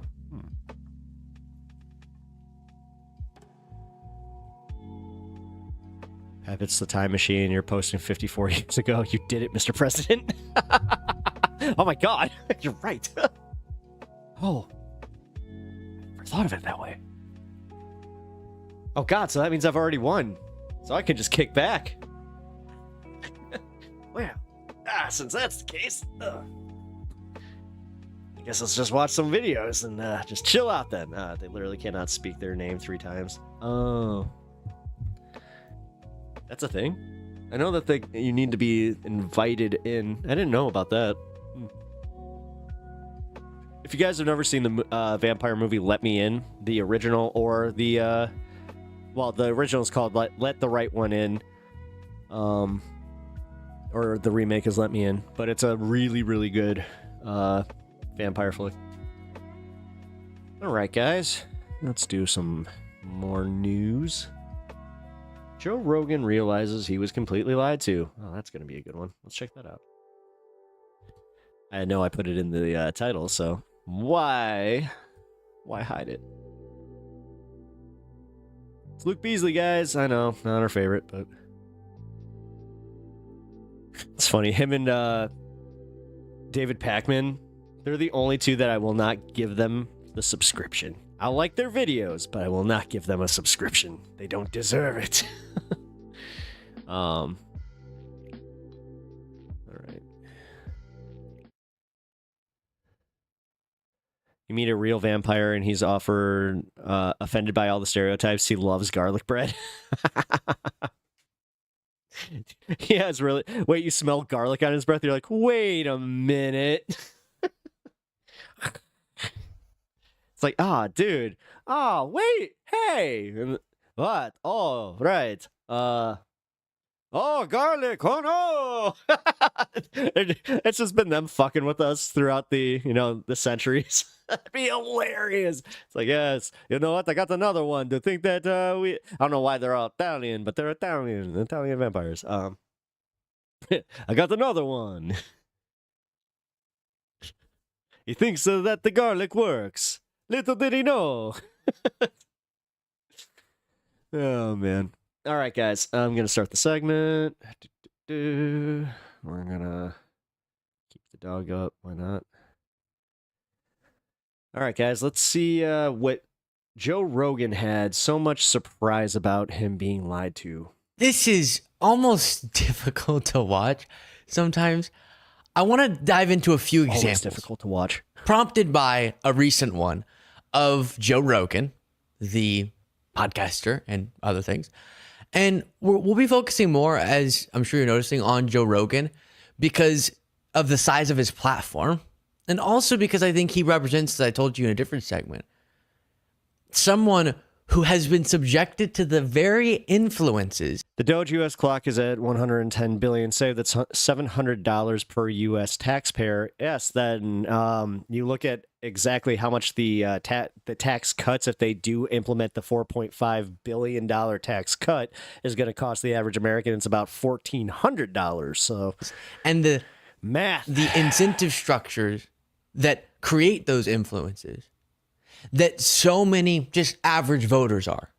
So he's fallen into a social group and a social media space that leads him to constantly bring just false things onto his podcast that is one of the most influential podcasts fix that little in piece the of hair. world. Nice. never seeming to then question the sources that he's going to for his information, which is, oh my God, I just noticed something. His hair is literally built the same way that Trump's is, because it's doing a wisp from the far end here where he's got his cowl. I think that's his natural cowlick. I'm not sure. But either way, it's longer on the top. So like right here. as you're going to watch Like, this look, clip, yeah, look, the way he it's literally like he's doing like the toupee thing, but I know he doesn't need to, like, but why? I don't know. With Trump as our president, I don't think every time I did that, I'd just be like, look, I totally used the Trump method. It totally works. processes a fact check is indicative of, yes, how he continues to buy into this stuff, but how other people who voted for Trump do as well. There are some people too far gone, and we're not going to get to those folks, who are just completely, have always been, will always be hardcore MAGA. But then there's the Joe Rogans of the world, who was more liberal on things and has been shifting. COVID really radicalized him, unfortunately, in the MAGA direction. And then it did a lot. Now endorsed Trump and is much more in Trump's camp than ever before. He's previously called Trump really dangerous and many other things, and I guess has walked back on those things. So let's watch this clip where his producer Jamie has to fact check something he's talking about. I'll give you a few other examples. Some are really, really funny to watch. He's back to being Jamie. But all right. my big question is why. I was wondering about that because every once in a while, like, he would just keep going, and as an old Joe Rogan viewer, I'd be like, usually Jamie would step in right about here. Why is he slurring? I don't know, but I did notice that he is kind of slurring. Yes, with Joe Rogan, but again, we're using him as a I think that it's his mic setting. Representation of a lot of people who I think it's his mic setting, and that he usually sounds like that. Aren't necessarily just way too far gone in the extreme. Although, you know what? I don't know if it's because it's so dry, but dude, I've been getting like, it's either I have severe dry mouth or like it all of a sudden is just like, hey, saliva. Wow. Like QAnon. He might have the same problem. Right? Or some of the Trump supporters I talked to at rallies, not over there, but instead have bought into the cultural, social, political vibe that leads them to believing a lot of false things, which leads them to supporting Donald Trump. While you're watching this, please do click the subscribe button. How much money did Donald Trump give you to endorse him? $100 million. No, he didn't. He gave me nothing. Gave you zero, Joe. Gave me nothing. He gave you zero because No. you thought, I think that this is what's best for the country, Exactly. given the two options. I know. I knew the resistance that it would face, but How I much think did it's true. Beyonce get? She got $10 million. $10 million. But hold on. She talked for like 3 minutes. That's good. What do you mean that's good? I mean, that's enough. That's too much. No, it's plenty. It's perfect. $10 It's a good million. deal. It's a good deal, the taxpayers' money. I mean, it's a good deal. All these people that are like donating money to the Democratic Party, and they're It went $20 to million in Beyonce. debt. If you have to pay someone $10 million to endorse A, but then like B is doing it for free because they Wait, how much did Tony Hinchcliffe get paid for his appearance? believe in that like idea. Which one seems more nefarious? Bro, Eminem took 1.8. 1.8. Is that real? How do we know that's true? Because I said it. None And of I it. read it on the none of it internet. is- You know, this is the problem, is like, it's not the Rogan. And I'm actually going to be fair here. It's not the Rogan who's the problem. It's the other asshat sitting across the fucking table that's sitting here going, yeah, Joe. Yeah, Joe. Yeah. Yeah. Say more, daddy. I Fuck have is not wrong with found you? any evidence that supports this stuff. I think it's including all legit. some of them being asked and stuff. I think it's all legit, man. This is also, as a stoner, I get really fucking offended when he starts acting more high than he was acting just even 2 seconds ago when he was spewing this crap. That I was not. I hate that shit. As somebody like that literally gets high, that does say some stupid shit when he gets high, that's what, come on, man. That's appropriation. Don't you dare. $5 million to Megan Thee Stallion, $3 million to Lizzo, 1.8 for I know Eminem, that's in this article, but it doesn't show like where. and $1 million for Oprah. That could be made up. Okay. Yeah, it says an Instagram list. Well, I post and didn't all that. make it up, but but that's what I love read. it. So yeah, I'm yeah. I trying want to it to say. be Okay, real. yeah, no problem. I want it to be real. Yeah. There it is. There it is, guys. This is the fundamentals between, like, the fundamental difference between a Joe Rogan and people who actually, like, you know, care about the truth and care about what they're saying. But okay. It just says that there's no records, federal doesn't records mean it showing didn't happen. campaign payments Right. to Eminem or Megan Thee Stallion. Eli, I think that you just did the same thing where I think that since Jamie was just like, where's that true? You're like, well, I saw it too. I saw it too. So Wait a when it minute. says mostly false, like Saw where did two. that rumor emanate from? Someone put it on Instagram. And I know one podcast that really mainstreamed that rumor. I'm forgetting Interesting. the something experience. and it goes run. People run wild with it because it sounds fun. Damn. Shucks. Shucks. Well, that doesn't fit my narrative and this nice little bow for, for the Doge crowd. Trust me, I'm getting a bunch of those guys That now. was fun. Yeah, it is fun. Are If we I'm wrong, absolute- I'm willing to, Are you willing I to read admit it and It's my just- blood boiled. Yeah, I was I like, go- what is going on? The Beyonce one is crazy. There's no evidence that it's true. It might be true. Doesn't mean it's not. Just no current evidence No current as of evidence. today. It says mostly false, but this is PolitiFact. Yeah, it could be a rumor that got spread. PolitiFact is sketch. There it is.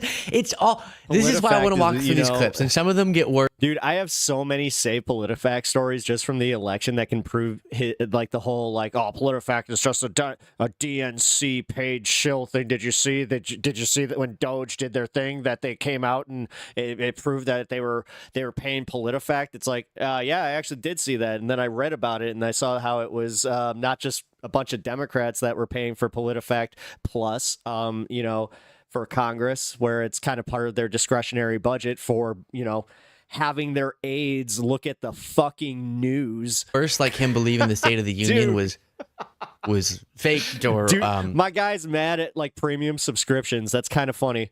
Was pre-recorded and Biden's watch told it all, and we'll get to Yeah, that. he did that too. But there's so much in there. This is everybody though. They want it to be not only do they want it to be more fantastical than it actually is, they want to be the ones to point it out so they can be the ones where it's like, oh, see? And I'm honestly approaching this with a certain level of compassion. I want compassion. Dude, Brian, you totally were right, bro. Like, wow.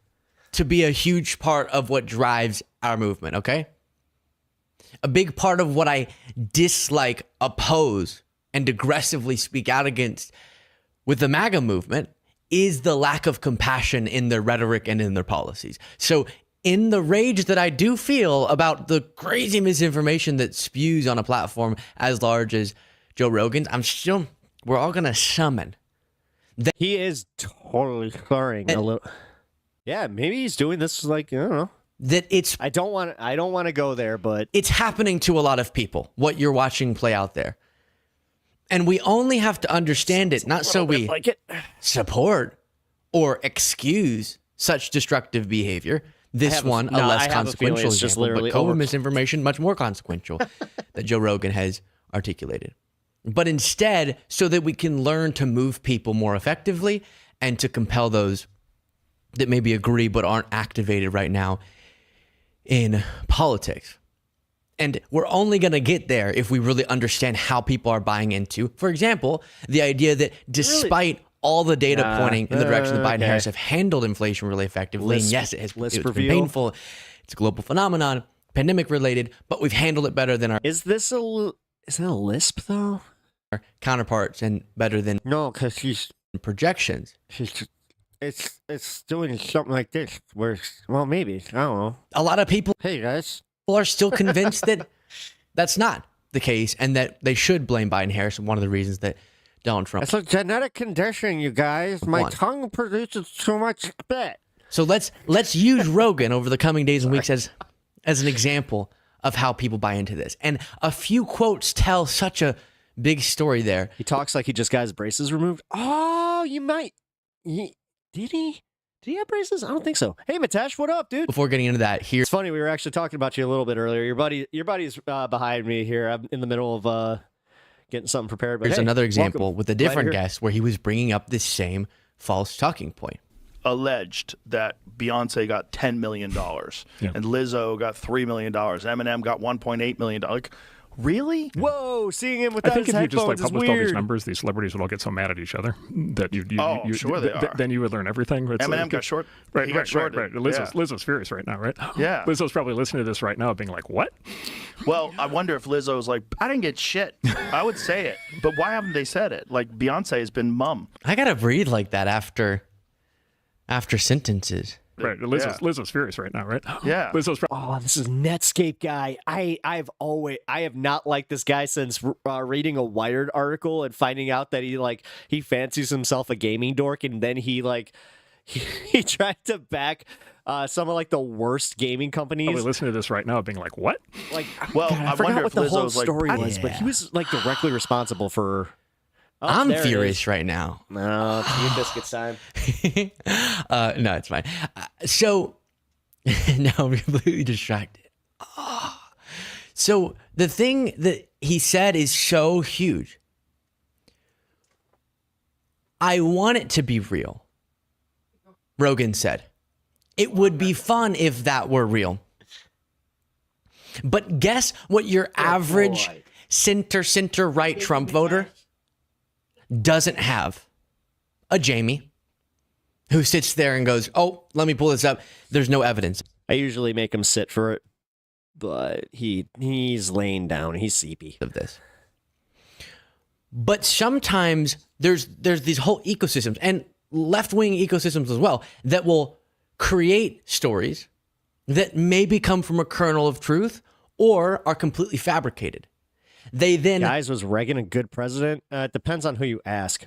Are in if you ask if you were to ask my dad, he liked the financial policies that he did, but there was stuff that he hated, and then funny enough, what actually bastardized a lot of Reagan's policies was George Bush. Grosser, darker parts of the internet. The first one. They build up traction and they go over into a more mainstream territory.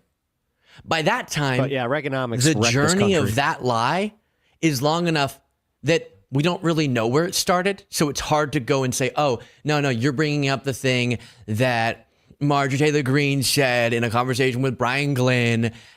Also, Mitesh, thank you for the $2 donation. I'm not sure if I said it, but And that's false because we don't feel like I fell exactly down know on that where it one. came from. It's just a rumor. As Rogan said, where'd the rumor come from?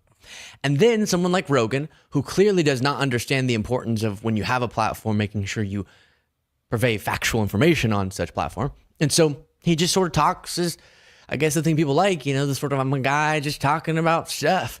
But people are... guys, I may be kind of pushing that one. Oh, no. influenced by the stuff that the guy's talking about. But then they take it as gospel. And all of a sudden, surely it must be true that Vice President Harris was paying celebrities to endorse her, because I heard it on Rogan. It wouldn't have made it all the way to the largest podcast in the world if it weren't sort of true, right? And that's how this happens. Luckily, sometimes Jamie, his producer, pulls up and fact checks these things, as you'll see in a lot of these clips. But Ralph in Wisconsin doesn't have a Jamie following him around. And that's how... I don't like speculating on this one, but he didn't do the lisp there. And honestly, I've hung out with enough dudes at bars, just them telling me their stories, or it's just like, all right, okay, man, it's this, I don't know. He's got second beer. I mean, you guys have seen it here where I get my second beer and I get a little like this, a little bit. People buy in to a lot of these false notions that are all exacerbated by the fact that a lot of people kind of Wait a want minute, maybe it was pressed for time and he needed to release a video and he was just like, oh, crap, I forgot. them to be true. I've done that once. A lot of people want to believe the election was stolen. So all they need is a little bit of shaky non-evidence to go, all right, it's true. It's true. And I heard it on Newsmax. Must be good. Yeah. Then you have this moment. Can't But the blame State him of for the drinking Union was not alcohol. live. The world is And- cooked. Yes, it was. No. Did you see that they found out that it wasn't? That they looked at his watch, and his watch Wait, was... no. Yeah. Do a State of the Union analysis, Biden's watch. No way. Yeah, someone zoomed in on his watch, and his watch was the wrong time. How could that even be? Well, it could be he's blind. You can't see what But time his all the fucking networks watch on is. it? I don't know what they knew. How do you know what they knew? You just you get a feed. You know? I don't think all the Republicans would agree to it too. Who 'Cause they're knows all what there. they knew? They're all there live while he's doing it? Yeah. You got Mike Johnson behind you. You got them all in the audience crossing their hands when they don't like what you say. It's got to be live. Let's see. I don't see anything. State of the Union wasn't live. I added watch. It I'm could not be some troll shit. see anything about They that. got me. Yeah. They could have got me. Well, there was no Biden's watch. Look at Biden's watch. The worst part is at least Alex Jones would be like, I have the files. Here, look, we're going to go through the files. And he would bring up like, something. Incorrect time, State of the Union. This dip doesn't even have the Reddit post that he read. Like, he's just, I heard about it, man. He doesn't have a watch as a sundial. The guy's like, the guy's 5,000 years old. He's looking at the My stars. watch stopped 2 years ago. I just wear it when I need to dress up fancy. Exactly. With a sextant. That's not why he has that face. No. Yeah, actually, I have a my grandfather's pocket watch that he gave me. Hasn't worked in like literally since he gave it to me, but I wear it to every wedding I go to and pretty much nice event. President Biden's Oval Office address wasn't pre-recorded. A fake No, that's image the with Oval the Office, wrong not the State time of the floating Union. around. Yeah, there is a fake image. They got me, these sons of bitches. It's just amazing how much stuff is fake. Oh, no. A little more. Floating around. Say it again. really? Put it up. Yeah, it's not the State of the Union. Was it? No, that was just him talking after whatever, after he hadn't been seen for a few days. Well, that I believe could have been pre-recorded. Oh. That wouldn't make a big deal one way or another. Like if you're giving a Are you talk and serious? you have Wait. something to say, you Oh, so take they, it. Reagan better than FDR? Okay, now that's just, dude. You're on some heavy troll shit where both the right and the left are just gonna go. No, sorry. Even if I don't know that much about history, we know enough to be like, no. Without FDR, our country wouldn't even be in a position to be seen as a superpower. What are you talking about? they used the wrong image from a different thing. Yeah. These cocksuckers.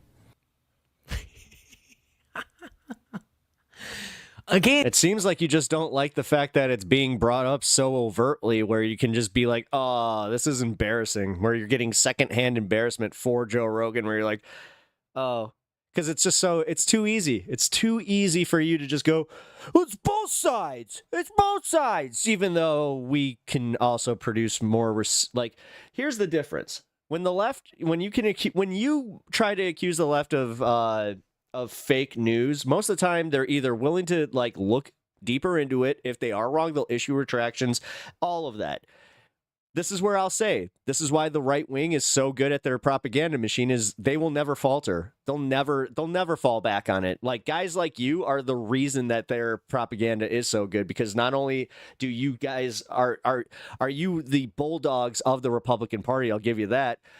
It's also the fact that, yeah, you guys also kind of just believe what they tell you without thinking critically on that end, but you're more than willing to apply that thought process to anything that you hear on the side that you tend to disagree with. But the reaction from Joe Rogan or someone out with doesn't have a podcast isn't being recorded is so often, dang. How can you say that you didn't like FDR, but then you want America First policy? You're so inconsistent in your politics, Talon. This is why sometimes I don't even want to engage with you. Well, first of all, most people wouldn't have that fact check happen in the first place, and they're walking around believing that Biden did a State of the Union address or did an Oval Office address and faked it to make sure people were tricked, but they successfully got away with it, but then Rogan got it because of the watch. But if it is fact checked, the takeaway is, suckers, instead of... All right. What is so wrong about my method of information gathering such that on the regular, I go viral for having a completely absurd belief that takes one gig to fact check? That my producer just off of his gut goes, he really does seem like he is, I don't know, just like a little looser. I don't blame him, but he's a little looser than he is in other videos too, where he's just like, you know, I do a goog. A goog? I've never even heard that. that doesn't sound right, and pulls up the facts on it. This isn't even meant to be mean. That was pretty ridiculous, but I think I should be mean about that, but I'm not going to. It's just, we got to think about that, Joe. And Ralph in Wisconsin. That's how we were with the American First policy until, I don't know, the World War was brought to our door. It's almost like you forget about that whole Pearl Harbor thing. Wisconsin. And I just saw the next clip we're going to play. It's going to be so funny. Oh, God. But he's already preemptively laughing. Okay, that's what I'm begging.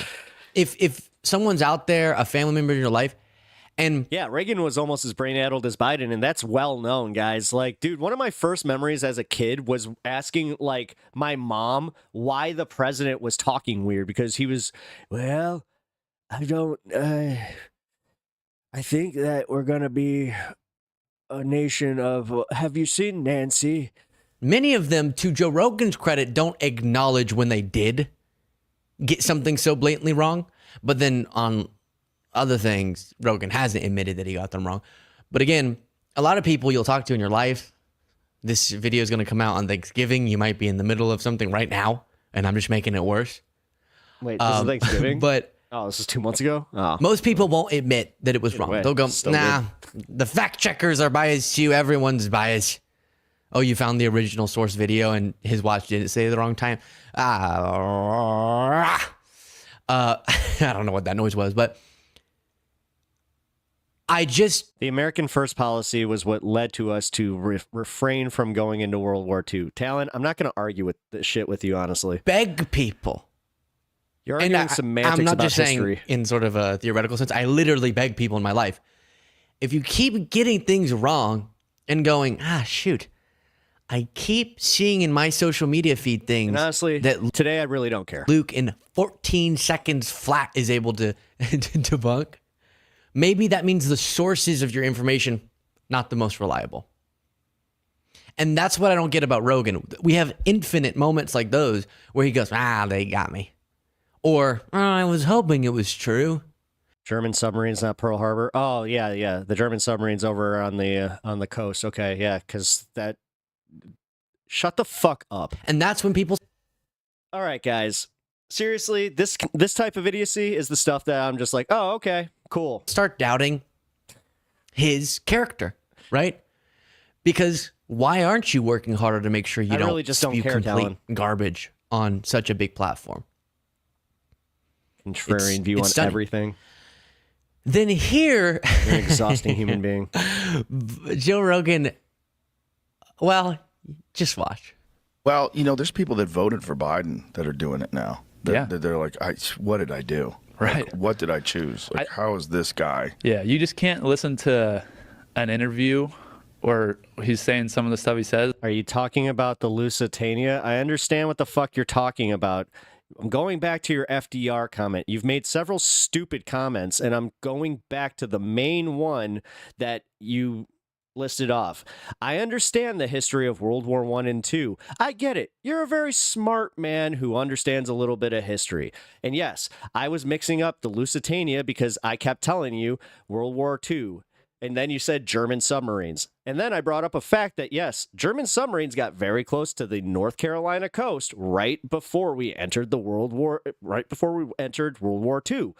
It just makes... But honestly, what you're saying is, honestly, I don't give a shit. You don't want to be a superpower. You're a libertarian. Good for you. High five. No sense at all. It's High like five, you Talon. can't listen to those interviews and feel like you made a good decision. I don't know how you Did could. you hear what he said like yesterday or a couple days ago? He was talking about the Revolutionary War. Oh my God, ew. Yeah. He's like, one of the reasons why we lost the Revolutionary War. Joe Rogan is a fucking idiot who's been kicked in the head one too many times, yes. Or one of the problems with the Revolutionary War was they didn't have enough airports. Yeah. Have you seen that? I saw that. It's like, Have you seen what that? the Like, pull him. It's Imagine crazy. If you were... Who the hell are you talking to, Hab? If you had any other job and you were talking like that, Yeah. they would go, "Hey, you're done." A few moments later. The same stable genius that said the biggest problem we had in the Revolutionary War is we didn't have enough airports. Whoa. Yeah, that's it. Boy. Whoa. You might want to be a little bit more, I don't know. You might want to clarify a little bit. What? Just for the record. When you make these types of things, not because fake, I was like this but close. he was referencing Trump saying that. Here's what Trump saying it in 2019. Oh. Donald Trump said something about that, and he didn't say Jesus. He said a stable genius, and that's where the transcription. Let me hear what it says. What did he say? In June of 1775, the Continental Congress created a unified army out of the revolutionary forces encamped around Boston and New York, and named after the great George Washington, Commander-in-Chief. The Continental Army suffered a bitter winter of Valley Forge, found glory across the waters of the Delaware, and seized victory from Cornwallis of Yorktown. Our army manned the airport. It ran the ramparts. It took over the airports. It did everything it had to do. Oh, okay. Yeah. So he fucked up. Yeah, he did. So he fucked up. I'm so inconsistent just because I like the one guy because he makes me laugh a little bit more. He gives me more money. But I feel like I'm just gonna get all these idiots that listen to me to just go vote for him because he's a bro like us guys. Because I'm a bro like you. You guys are just like me. You know. That's you can tell too. It sounds like a little different. He's like you can tell he like messed up his words, but ever said by Really? Joe Rogan. When Biden says it, it's justification to pull him. Pull the plug, get him out of office. When Trump says it, and the clip of Biden that you saw out of context that made you believe that Biden said it when he did it, what the clip that Biden was mocking of Trump saying it, oh, no, he just messed up. That's just an F up. Sometimes you F up. True, but what a double standard. This actually does make you wonder if he just did this for fun, like during Thanksgiving, because he had nothing else better to do. And he was just drinking. How many times do you have to realize? He seems. It's not even just a specific. It's like a specific form. It's like he had a few glasses of wine and then just decided, I'm gonna go make a video. An entire notion you had in your head was a complete lie. To go, I gotta find some other source of news, of information. My social media feed's messed up. Because what do you hear? Talon has trained himself to be a Destiny-style debate pervert. I got a good read on him when we talked about libertarianism. I know why people like listening to a podcast like Rogan's. Makes sense. Okay, I think we're good. That is where we're stopped. Wait, actually, Mini-Me, hold on. I want to check something. Oh, he's not done playing clips. That's sort of really conversational. We're just kind of chatting. It's not a formal interview, and I have prepped questions, right? I get that, and there's a lot of interesting discussions that go on there. Part of the value that I see of such a platform and some of the amazing conversations that have happened there is a part of why I'm so distraught that Rogan goes in the territories that he does. Because a lot of good discussions take place on the Joe Rogan Experience. But what thrives in that environment of sort of, we're just kind of talking. And this guy's not a walking bag of CTEs. I heard something. I have this perception that blank. I feel like blank. And if you've been demonstrated that some things that were absurd enough for Jamie to go and fact check were completely wrong, then you then have to question what other things that I reference but aren't that outrageous, but are just sort of notions and vibes and perception things that are also built on a foundation of false ideas. But Joe Rogan doesn't do that introspection, which is disturbing, and neither do a lot of Americans. So you should do it. When I'm talking, if you hear something, that's a crazy stat Luke just referenced, or is that a true story Luke just articulated? Fact check the heck out of me. Get to the clip. I'm particularly excited. Yeah, got a clip. hire the most progressive district attorneys that's going to let people out of jail, and then, The reason I'm even and watching then this is fund because the next you- person who's more to the left of that. It's easier to get person. permissions Just keep with pushing it, keep pushing pre-clipped it. stuff. Keep pushing it until you get tents everywhere, violence in the streets. This dude's hair sucks.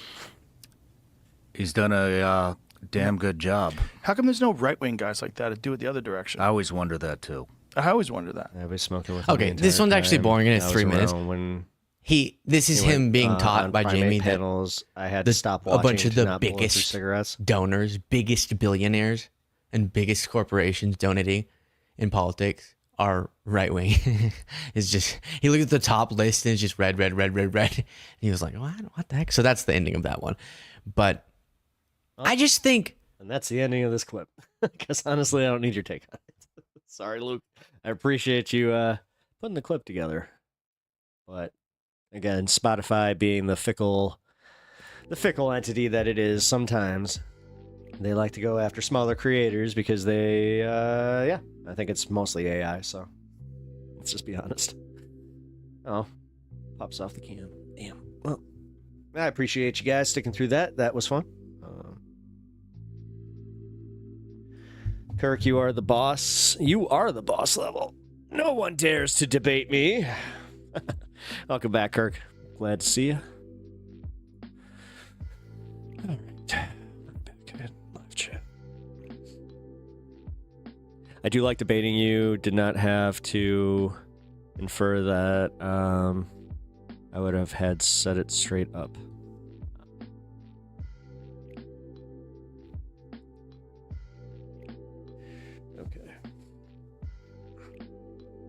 I've got to piss again. Damn it. All right. You know what? Screw it. I'm just going to make this quick. I also want to do a smoke break with you guys. I'm on the final boss. I'm like Ganon from Tears of the Kingdom. Still haven't played Ganon. I haven't faced Ganon yet. Well, in final form. I went and did the whole... was it the first battle with him? Which is fun. His shadow forms are really, really, really hard. You might have diabetes. Wait, what? Hold on, guys. Where the hell is this?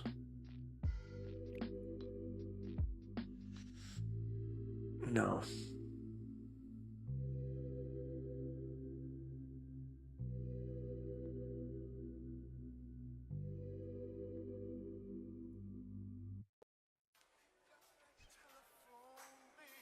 Ooh, we have a new Dark Matter video. Hold on. I didn't realize that. When did you send this? Oh, shit. This is literally like a minute ago. Okay, cool. Way too easy, but the game was amazing. Yeah. Well, that's the funniest part is like, not even sub-bosses. What do you call them? The Lionels? Like, the Lionels were the hardest ones.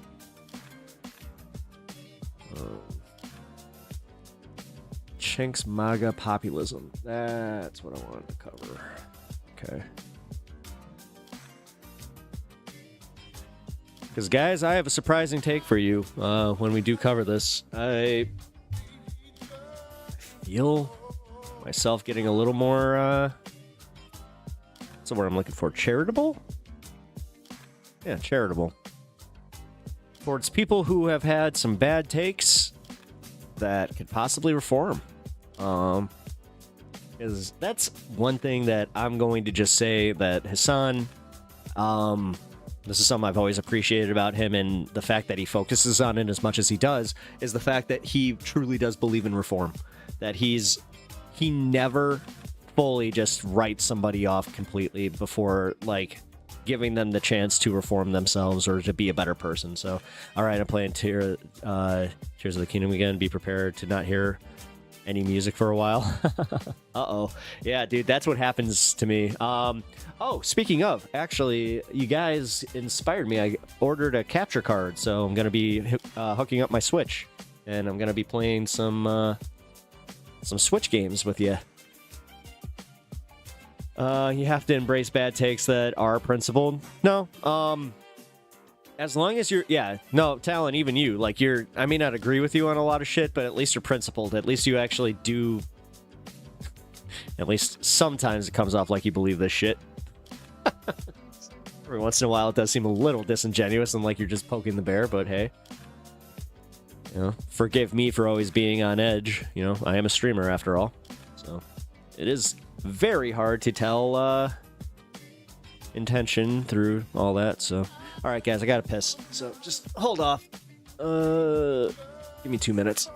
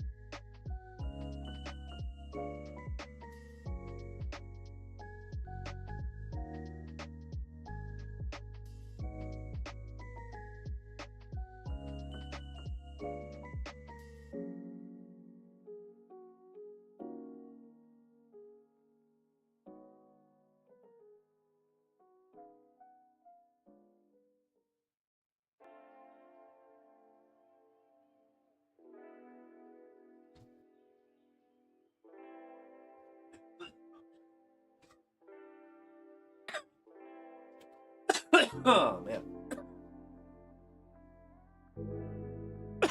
All right, much better. Whew.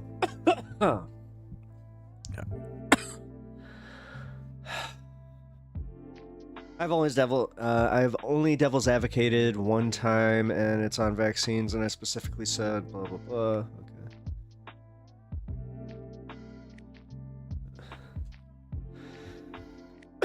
Okay. Yeah, contrarian stuff is kind of where I'm drawing the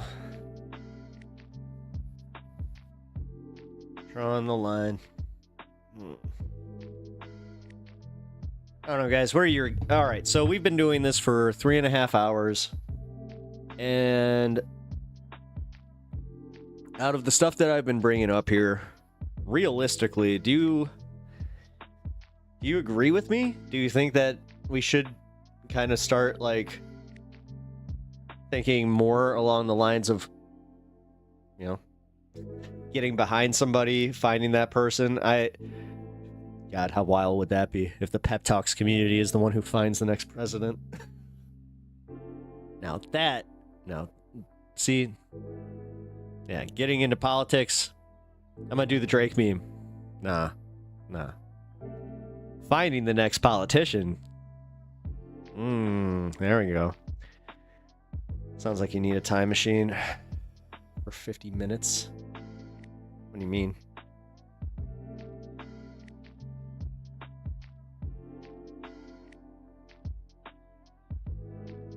Wait, why the arbitrary 50 minutes? Wait a minute. Why would you only give me 50 minutes? Are you saying that's as long as I would have the time machine? I like the fact that you put a you threw a little curveball in there, because I mean, that's a good sci-fi story a little bit.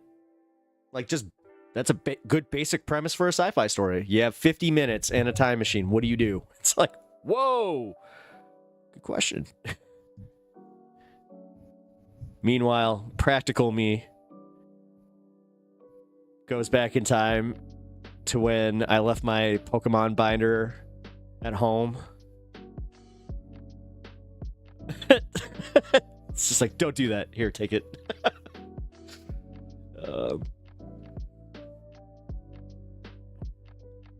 Go back in time with a bunch of... Oh, yeah, you know what? That's what I would do. I'd do the Doc Brown thing. I'd get a bunch of dated bills, go back in time to 1998, or 1999, actually. And just buy a ass ton of the ETBs, the big Pokemon boxes, and just, yeah. And come back and do nothing with them except just enjoy them, because that's what I do. That's my problem. I don't sell crap. I'm the anti-scalper. I get something that it's like, oh, look, I wanted that before the scalpers got it. I got it. Okay, well, it's like, are you going to open it? No.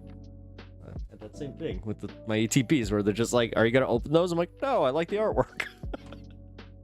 I like the artwork, and those things are worth, like, freaking so much right now. It's ridiculous.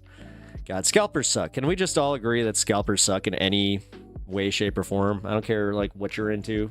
Like, if... Damn, I thought it was a good idea to embrace the boy and insult... Oh, well. What? Why is... Dude, okay. Hold on. Twitch keeps doing this thing where it'll refresh, and then not only does it refresh, but it'll refresh my comments, so it makes it look like a new comment just rolled in. Yeah, okay. Wait. 330 plus 50 is 420.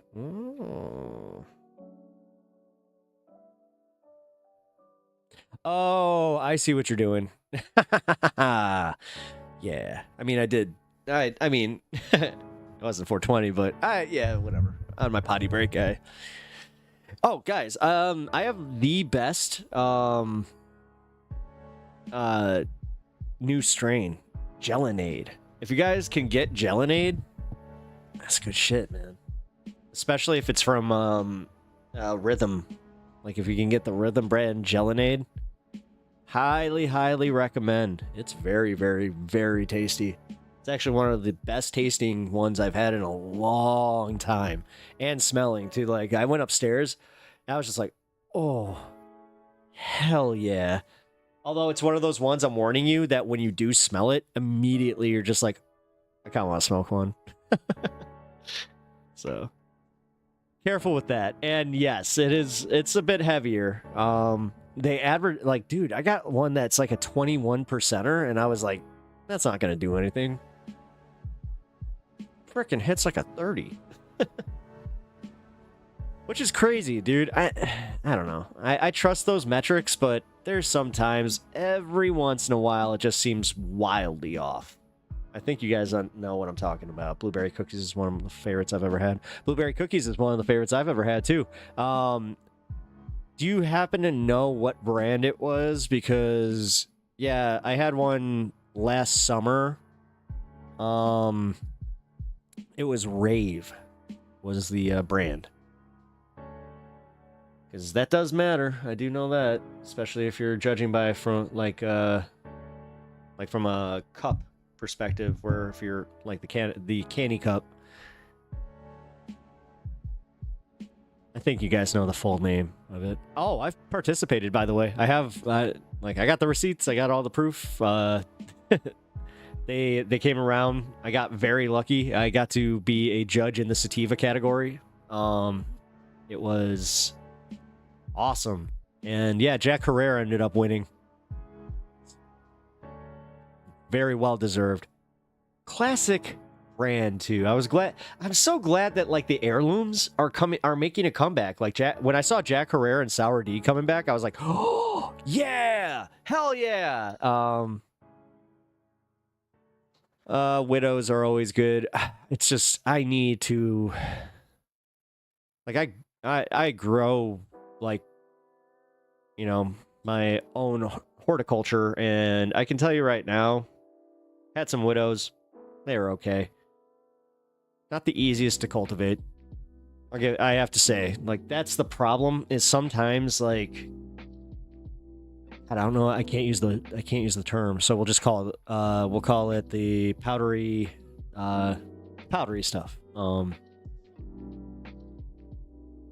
Yeah, it's when I went to do my cultivation, like, dude, it was like it just shedded. Like, it was the first time that's ever happened to me too, where I was just like, what? So yeah, Kirk, I'm not sure if you have any recommendations there, but I used pretty much I did everything right. It was just I think it was just literally user error when I went to go like clip it. It just like I shook it too much or something. I have no idea. Either way. I do recommend that, guys. Like if that was another thing I wanted to say is another, like, somebody brought this up. They were like, what would Trump need to do for you to like say he did a good thing? I was like, federally legalize marijuana. If he were to do that, I would legit back off a lot of shit. And it's not just because it's like something I'm interested in. I mean, a little bit. It's something I've advocated for so long that it's like, no, you take the W. Like, I don't like this mind process or this thought process where it's just like, what if he does the good thing? It's just like, then you say he did a good thing. Doesn't mean you have to support the party. Doesn't mean you have to do anything. It doesn't mean you have to change your morals. Just means, yeah, you admit sometimes broken clock, or you just go, okay. But also, don't give too much credit for things that haven't happened. I've seen that a lot too, where they're just like, yeah, well, like, no tax on tips. I'm like, he hasn't done that yet. What are you talking about? And honestly, we're getting to that point where if it doesn't happen by I'd say the end of February, it's not happening, guys. So there's a strain called Trump OG. Can't bring myself to. Honestly, I wouldn't go to that dispo. I'm lucky I live in an area where I have like enough choices that I'd be able to make that decision. But also, I happen to know that the one I go to is definitely not pro. They are very pro, like, what everybody's calling DEI. You know? Like, legit, a Trumper would, like, walk into my dispo, and they would just, their heads would explode. They'd just be like, oh my god, it's all DEI. Oh my god. A black guy, a trans girl, and, wait, you're gay? Ah!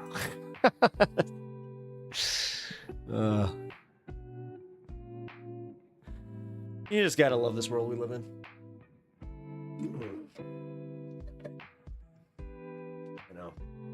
I'm saying all the big brains today.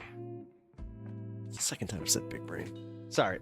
Guys, I hope that, like, you know that just because I'm in a little bit of a mood, and I'm not even in a bad mood. I keep saying it because, like, it's just I'm in a mood. Like, I'm in a no bullshit mood.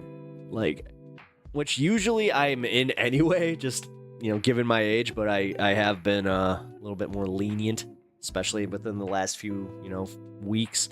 Like, right after Trump won, I will say, like, I was like, yo, dude, take your time. And if you end up popping off a little bit, I understand. Like, I understand if you say some shit. I understand if I say some shit. There's just, it was a lot. Now, I think I go back to what we were talking about earlier, Duke, is like, no, like, we're at this pivotal moment where now's the time to, like, really build. Now's the time to push back. Now's the time to get active and break from our depression. Because yes, we are definitely coming out of a little bit of a funk, and then on top of it, like the fact that the shock and awe thing is working. Like as I said, that's the worst part about it, is it's actually working. Like they are getting everybody to just go, including me. You gotta keep fighting. Gotta keep fighting. All right, guys, you want to watch this Cenk Uygur chunk yogurt thing that I think we might have seen a little bit of, but I know there was more to it, so... And I like the fact that when Lance covers these things, it really pisses Cenk off. Like, of all the people that Cenk talks about on, like, the left, I always think that he's talking about Lance from the Source, because Lance was the start of all of it. He got under his skin so bad just by, like, denouncing what Anna was saying, just being like, yo, I support Benny, and then all of a sudden Jake was just like, well, the far left is coming for us. So let's take a look at that. Cenk is having an effing breakdown. I mean, it seems like Cenk is having a breakdown based on the fact that they're losing a lot of audience share, guys. I know that he feigns this like audience. Well, he does. He he cares a lot, and then on top of it, they're losing creators. They're losing ground within like any of the broader leftist movements because they don't take them seriously anymore, or don't trust them, because how could you? Like, you hear everything that they're saying, and then you see what they're saying on other shows, for F's sake, then you're like, well, why should I invest in this network anymore? Why should I invest in these people? It doesn't. And then he fights everyone. It's not just Hassan. He fights everyone on the left, and like is just gung-ho to do so, and then try to do that thing where, like, if he is debating a right-winger, he'll be like, well, no, I'm still accepted by the left. And like, I think that it happened with the Andrew one, where he's just like, dude, your own side doesn't like you right now. It's just like, yeah, he's not wrong. So all right, let's see what Cenk is adding to this. Again, everybody's in their bubble. So MAGA thinks the whole country's MAGA. The left wing thinks the entire country's left wing. No, we don't. No. I'm well aware that the majority of the population is not left wing, which is one of the reasons why there's often alliances being made to say liberals. Wait a minute. People who will effectively come Tragic to... Mammal, Mitesh, thank you for my membership. Thank you for the memberships, Mitesh. I really appreciate you doing that yesterday. But don't want to exterminate queer folk. I noticed that, Also, just so you guys know, you guys can always get memberships or subscriptions over on Twitch, and that also really helps out the channel, so don't forget. Cenk of Polymarket Studios has for some time now been talking about how ultimately he thinks that MAGA is a populist movement, and, as a populist... I always agree with building leftist community activism and labor organizing, but I will not be charitable to liberal politicians and media actors until after the primary. That's fair. They're not going to stand by idly if Donald Trump doesn't, in fact, do, Well, that's kind of... Hold on. That's actually kind of speaking broader to what I was gonna say about Cenk, where, like, here's what I'll say, is if Cenk reforms, and I mean truly just says, listen, I think that I may have been a little reactionary. I think that I was, like, I've upon further reflection, he doesn't even have to say he was wrong. He has to just say he was sorry. Like, honestly, at this point, because he has done some damage, and he has to, if he doesn't recognize that, then he's just being delusional. But this is where I'm trying to be fair, guys. Like, on Pep Talks, this is something where I would welcome him for an interview, and then honestly just be like, hey, could you come back to the left? Or like, I'm not sure if I could even frame it that way, because he would probably freak out, and then I would get mad, and then I'd just be like, you know what? I don't know why I try with you. So Maybe not. Populist delivery, whereas everyone told him that that's insane and just not, That's a shower argument. based in reality, and that they are more cultish than anything. And they seem to actually accept kind of like an alternate version of reality that is sold to everybody, and that the idea of trying to work with them because you feel that they're going to somehow enact populist policies is, to say the very least, foolish. If you don't remember some of the old classics, he got a reply from Donald Trump Jr. "This is a great idea, and it's been discussed." And then he said, "While the left is yelling at me not to work with MAGA, here's Donald Trump Jr. saying we should limit generals from working for defense contractors. That's a policy we've been pushing for and gotten nowhere with the Democrats on. Who cares who does it as long as it gets done?" I don't know if Jack has the clout to get a Pep Talks TV exclusive. Because they're not going to do it. And surprise, Appreciate surprise, that, they did not. Now, which side seems more open and inclusive? Which side seems more welcoming? And which side tries really hard to drive you away if you disagree even a little with orthodoxy? Which side is asking for suggestions? And which one is demanding compliance and obedience? So fast forward to... Funny how, like, legit this entire podcast, or, God, this entire stream has been, hey, how can we do better? Today. And now he's a little bit more upset. Obviously not watching Pep Talks. The talk of what's going on, obviously, with Trump claiming we're going to magically own magically own Gaza without putting any troops on the ground is totally ridiculous. And now he says the Palestinians will be permanently displaced from their homes. Does he think that 2 million people are going to leave without a fight? Would you? Oh, there's more. Oh, these ones are new. Genuine question, DOGE should have access to all the government budgets. I think they're almost all public, so why do they need access to our information? Places like the Treasury, how does that help? I think it's concerning people because there's no good that can come from it. What did you think was going to happen? Democrats said that Trump was an existential threat to the country. Then they had 3 months to prepare a defense against the onslaught, and they've prepared absolutely nothing. I don't think a single Democratic leader even believed those things. Also, what utter incompetence. Dude. You were the one saying that he was a fascist. That was the exact word you used over and over. He's a fascist. He's a fascist. We have to stop him. I believe in my heart that Donald Trump is a fascist. When he comes to power, he's going to enact fascist policies. You know what? I need to run for the president of the United States. I'm a break glass in case of emergency candidate to make sure that Joe Biden doesn't run, because we have conveniently at the same time he was, hawking his book, but that has nothing to do with it at all. CFPB are the cops for white-collar criminals. They've returned $21 billion to the American taxpayer from banks that sold from them. They stopped Wells Fargo from robbing their own customers. Getting rid of them is the opposite of populism. It's defunding the police on Wall Street. Yeah, it is. That's true. Surprise. I mean, who could have seen this coming? Ever seen Tunshi checkmate like an absolutely no way of predicting any of it. Really, one of my favorite YouTube videos. I, for one, am astonished, flabbergasted. What? God, isn't that the 3-hour one too? They're not, in fact, populous. I don't want to have to be the one to tell you this, but the trains are not, in fact, running on time. But I mean, it is good to market yourself that way because, again, most people who might not really be there for the whole fascistic aspects of your administration might want to have trains run on time. So why not say that as a popular policy that is going to appeal to a lot of people on a popular level? A popular the trains running on time thing. We're back there.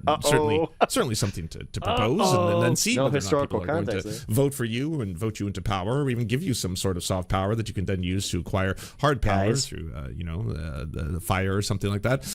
Real quickly, this is very important. Look. He's like melting off his bed. Doesn't matter what it is, but yeah, I know. And now the planes are breaking. That as well. I want to see what they have to say about Elon Musk. Are they finally turning back to being anti-Elon? He does have all the power in the world. Donald Trump is complimenting him, and maybe he's returning the favor after Elon Musk put this out last week. Whenever Lance talks. Donald Trump as much as a straight man can love another man. Which, to be honest with you, when I read that, what I thought was, this is the kind of thing that a member of a relationship will announce to the world because their relationship is in trouble. But who knows, maybe the relationship isn't in trouble in this case, and maybe Trump really does love IQ points. Why would she be speaking about this? And does perhaps she speaks from experience? Think that Elon Musk is brilliant. But you want to know something? According to a recent Quinnipiac University poll, most Americans do not have a favorable view of Elon Musk, even though Donald Trump's approval rating is at all-time highs. So only 39% of Americans support Elon Musk, 53% oppose. Yeah, and that number is dropping. He used to be popular, and it's been dropping like a rock since he's going through the government with a wrecking ball. And MAGA. Am I missing something? I keep hearing that he's like got these historic approval ratings. Is it just by like in relation to Donald Trump in general? No, it's in relation to Donald Trump's to his favorables. Because he's currently at a 46.7% favorable for the aggregate and 47.8% unfavorable. Yeah. Is that just in relation to a incoming it's administration? Also kind of playing into the whole, like, again, this is why people are rightfully so pissed off at TYT because of shit like that, like just coded language. Is that just because it's like there's so much more of that, especially coming from Anna. For Trump, it's impressive for a president 12 days in. It just seems bad. I'm on red note, both the Chinese historically love Musk. and within the context of that as well. It's just that it's his own highest rating. Okay. Thinks, they voted for the wrecking ball. No, MAGA voted for the wrecking ball. That's true, okay? But the independents that carried Donald Trump to victory didn't vote for the wrecking ball. They voted for immigration, which that they like the Trumps doing that. That's why Trump's numbers are doing okay. They voted on crime, they voted on inflation, etc. They were just looking to get back to sanity and better prices and stuff. They didn't ask you to end all of our funding for churches that are helping the poor and the needy and the sick throughout the world. They didn't ask you to have hackers and Silicon Valley CEOs go into the Treasury and get unprecedented. It's still this really weird balancing act they're trying to do, where they're trying to appeal to MAGA as a demographic and keep saying that they're somehow separate from Trump himself, and then act as if like, well, MAGA themselves, I mean, the ones that you'd want to have a beer with, they're not outrageous. They're not going too hardcore or anything like that. And I figured out what the high pitch was. They actually wanted some, pretty reasonable things that I think all of us do, right? They wanted to be tough on crime, and then they wanted to be tough on the border, tough on immigrants and immigration, and they're getting that. And then on the other end, there's some things that maybe, I mean, if you all are as populist as I think you are, you might not agree with some of the other stuff that is taking place, or maybe you do. I don't see an outrageous backlash that is supposed to happen. Okay, like Cenk kept pushing this idea that if Trump doesn't enact policies that are directly going to be populist in nature, as in popular policies that are going to benefit everyday working Americans and the working class MAGA that voted him into power, that they are going to rebel. And I have not seen the rebellion. It seems more like crickets. Actually, the opposite. It's like they seem to be celebrating a lot of the weird shit that is ceremonial. Hey, did you know that Canada and Mexico just bent the knee in that they promised the exact things that they were already doing, but they did it to avoid a trade war because they know it would be very costly for their own populace. So they just decided to pretend to ceremoniously give Trump things that he wanted that they were already doing. So that's a win, right? The Gulf of Mexico, Gulf of America now. So that's also a win. And how about carving out all of USAID? Because that was apparently some kind of far left Marxist program that was distributing, all kinds of welfare to people who didn't deserve it. So more wins, just again, chalking the wins.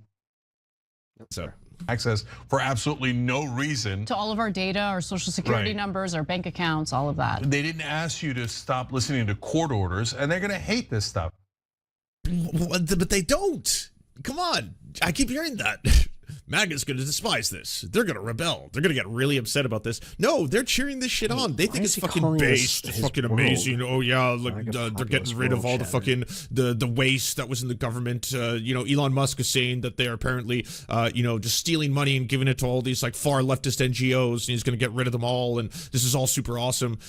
You're not going to see the everyday Republican or red voter suddenly get upset until it's just like completely unavoidably the reality that the intense and horrifying living conditions that they're enduring has been getting effectively worse and worse under Trump, and that's not going to happen right away. So for the time being, it seems like he's just fucking shit up. It's just like, oh, this is awesome. I can't believe it. He's doing so much. It's just amazing.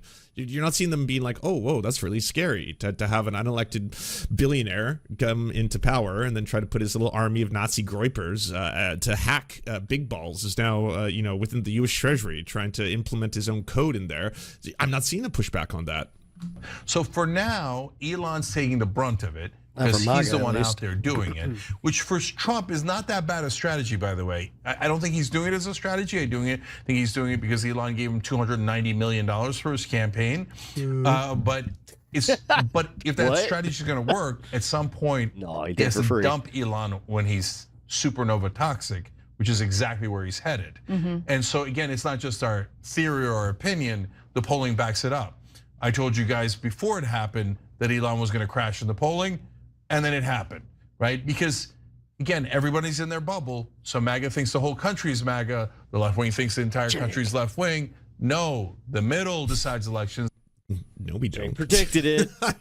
I'm well aware that the majority of the population is not left wing, which is one of the reasons why there's often alliances being made with, say, liberals, people who will effectively come to power, but don't want to exterminate queer folk. So I'm like, yeah, sure. I mean, like, I despise Justin Trudeau. I think he's a fuck. Yeah. But at the same time, he's not openly saying that there are only two genders and shit like that, and demanding that there only be two genders from here on out, shit like that. Like, he's not doing the erasure of trans people. So yeah, I mean, in comparison to, say, Pierre Poilievre, he's better in that respect. So yeah, I'm not a fan of liberals or liberalism, but that is slightly better than, you know, what it seems to be a lot of the world is barreling towards fascism. That was Poilievre. And I don't think like either one of those two sides. So $290 million bought him the ability to go and do this thing. But I think that Elon did that tweet, it's for a reason. Because he's getting unpopular. Yes. Yeah, I was wondering about that. Because like, look, it just, you know, when you're familiar with a couple and you can tell they're having issues, and like they start doing these like loud pronouncements of love for each other. It's like, oh no, they're in a lot of trouble. Like that's how it came across. Yeah, to me. and you know the example I always use, when a guy walks into a room and goes, "I'm not gay," you're like, "Okay, brother." Does that happen? Yeah, well, sometimes. I mean. Does that happen? Well, sometimes. I mean, what he's literally doing is like the no homo thing. No homo, bro. And goddamn, Anna's calling you out. Does that happen? Has that ever happened before in human history? Like ever? We got some friends coming over for a party. Oh, it's bumping. A lot of people over here. Oh yeah, here comes Jim. And hey, it's nice to see you. I haven't seen you in a while. And it's the least genuine person I can imagine. Gay. Yeah. Whoa. I don't know. Kind of weird you had to proclaim that we don't have to see her face right now. Really confident in your heterosexuality. You wouldn't have to scream it at the top of your lungs, you know? Kind of feels like the extreme hyperbolic version of no homo. I'm taking no homo to new extremes you haven't seen before. No, like sometimes you'll be having a conversation and some guy will get like really emotional about you. Like, hey, God, we don't care. Nobody cares, right? So, and especially back in the old days, right? So, anyways, Trump. What the fuck is this anecdote? Are you talking about people who are deeply insecure with their own sexuality? I mean, okay. What does this have to do with anything? Did it when he, in his first term, when he's like, you know, I'm known for two things. And by the way, that's much bigger a problem of just how much insecurity is wrapped around the idea of like traditional masculinity, and that's where a lot of that plays itself out at. Like, there's a reason why there was an entire thing where, you know, dudes in high school had to be like, oh, by the way, bro, why do you think I love you, man. There's this whole pushback about fucking him, like from what Jank? I think that was literally the Jank debate where he was just like, listen, I'm all for, you know, masculinity. I like, you know. The whole like I like being a man. It's just like, yeah, you draw a line of toxic masculinity. Like, dude, this is the shit where I will just say that like your normie hears this and they go, oh, so you're back to toxic masculinity again? But like no homo. Oh, by the way, like, you know, I'm really happy to be enjoying this, like, you know, fine dinner. We can't win, guys. We can't win. We're always going to be. We're always going to be fighting back against this shit. With you, it's just like, wait, right? So you care about this issue now? It's 100% insecurity. One is being a very stable genius, and the other one is I'm renowned for my mental stability. Why do you have to tell people that you're mentally stable? Unless you're not mentally stable. That's not a thing you gotta brag about. Anyways, back to this. When a guy goes, I really love Donald Trump as much as a straight man can love another man. That means, hey, Donald, remember, I love you, I'm flattering you. Don't listen to the people sniping at me. Because it's not just that he's polling has gone south. Remember, Steve Bannon's been sniping the whole time. And Steve Bannon wants to take Elon Musk out. So there are people whispering in Trump's ear. It's true. And if you remember, Elon Musk was on the cover of Time magazine. That just happened. Does anybody in chat know why Bannon hates Musk so much? At the president's desk, at the Resolute desk in the Oval Office. And so they asked Trump about it, and Trump laughed it off and said, I thought Time was out of business. Of course, a little while ago, he was bragging about how he was the man of the year for Time. Anyways, the bottom line is, Elon is clearly worried that it's getting under Trump's skin. So that's why he did that. And then so that forces Trump to go, I like there's no problems. I like high IQ points. Anyone who says I'm a big believer in IQ points usually needs some. Okay. So, anyways, so on that point, I'm just like, what are we even doing here? What the fuck is this? Now starting to hear it a lot in right-wing media. No, it's okay. You can trust Elon because he's really smart. Well, Bill Gates is really smart. Should we put him in charge of the Treasury and let him have access to everything? No, 5G, blah, blah, blah. Okay, but you said really smart is the standard. I mean, I was saying this about the Neuralink thing. He's literally trying to put freaking chips in people's heads. In world history. Should we put him in charge of the Treasury? I would, I would like a government for the people. But he's not part of the left-wing cabal that I created in my head, so that means that no. And by the people. Okay, enough with these billionaires, enough with the corruption. They don't have our best interests in mind. They don't give a damn about ordinary working class people. They see the government as an entity because he believes that Elon is using his influence to push his agenda. Okay, that's what they disagrees see. And so, or disregards American tradition. Every ordinary American, regardless of their political persuasion, wakes up and realizes that. All right, that makes sense. So he's like a status quo kind of guy. Okay, there are no billionaires on the left or the right who are donating all this money out of the kindness of their own hearts because they're looking out for us. They're looking out. This is what, 20 seconds almost? Yeah, this like 20 seconds. This is all, yes, absolutely, 100%. What? So why even try and posture? Why do this weird song and dance? If this is at the core of it all, why have to do this whole like, well, yes, but the MAGA movement is populist and they won't stand for this. Because they eventually they'll rebel. I mean, that's why the percentages are low. And I mean, at the end of the day, I mean, there's only so much. How are those 7 viewers working out that they polled since they started pivoting right? You know, said a high IQ individual, which by the way is just the most ridiculous way to describe Elon Musk, the guy who's basically failed upwards and absorbed every company and idea that he's tried to claim was his own. He's not an inventor. He's not a creative individual. There's literally like one thing, which is like a small side coded aspect of his early pre-PayPal days where he actually designed and invented something that effectively was his own creation. Everything else has just been him acquiring other people's concepts, assets, and then even that wasn't his. Getting he tons stole that of from VC somebody else investment too. capital, regardless of they make houses light on fire. He's not the world's smartest man. He's the world's biggest cheater. He even fucking cheats at video games.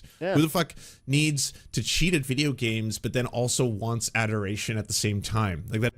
Somebody that needs to be seen as being the greatest at everything. This is, I don't know why you're even asking that question. It's so Just dunk on him, profoundly dude. sad and insecure to see someone have to do that. Where it's just like, it's not enough for me to say like, I like video games. Okay, cool. So do I. Yes, I'm really good at video games. I believe you, probably. I mean, you seem to have a lot of free time on your hands for some reason, and you go on ketamine benders, so maybe you're good at video games. Well, no, I'm not just good.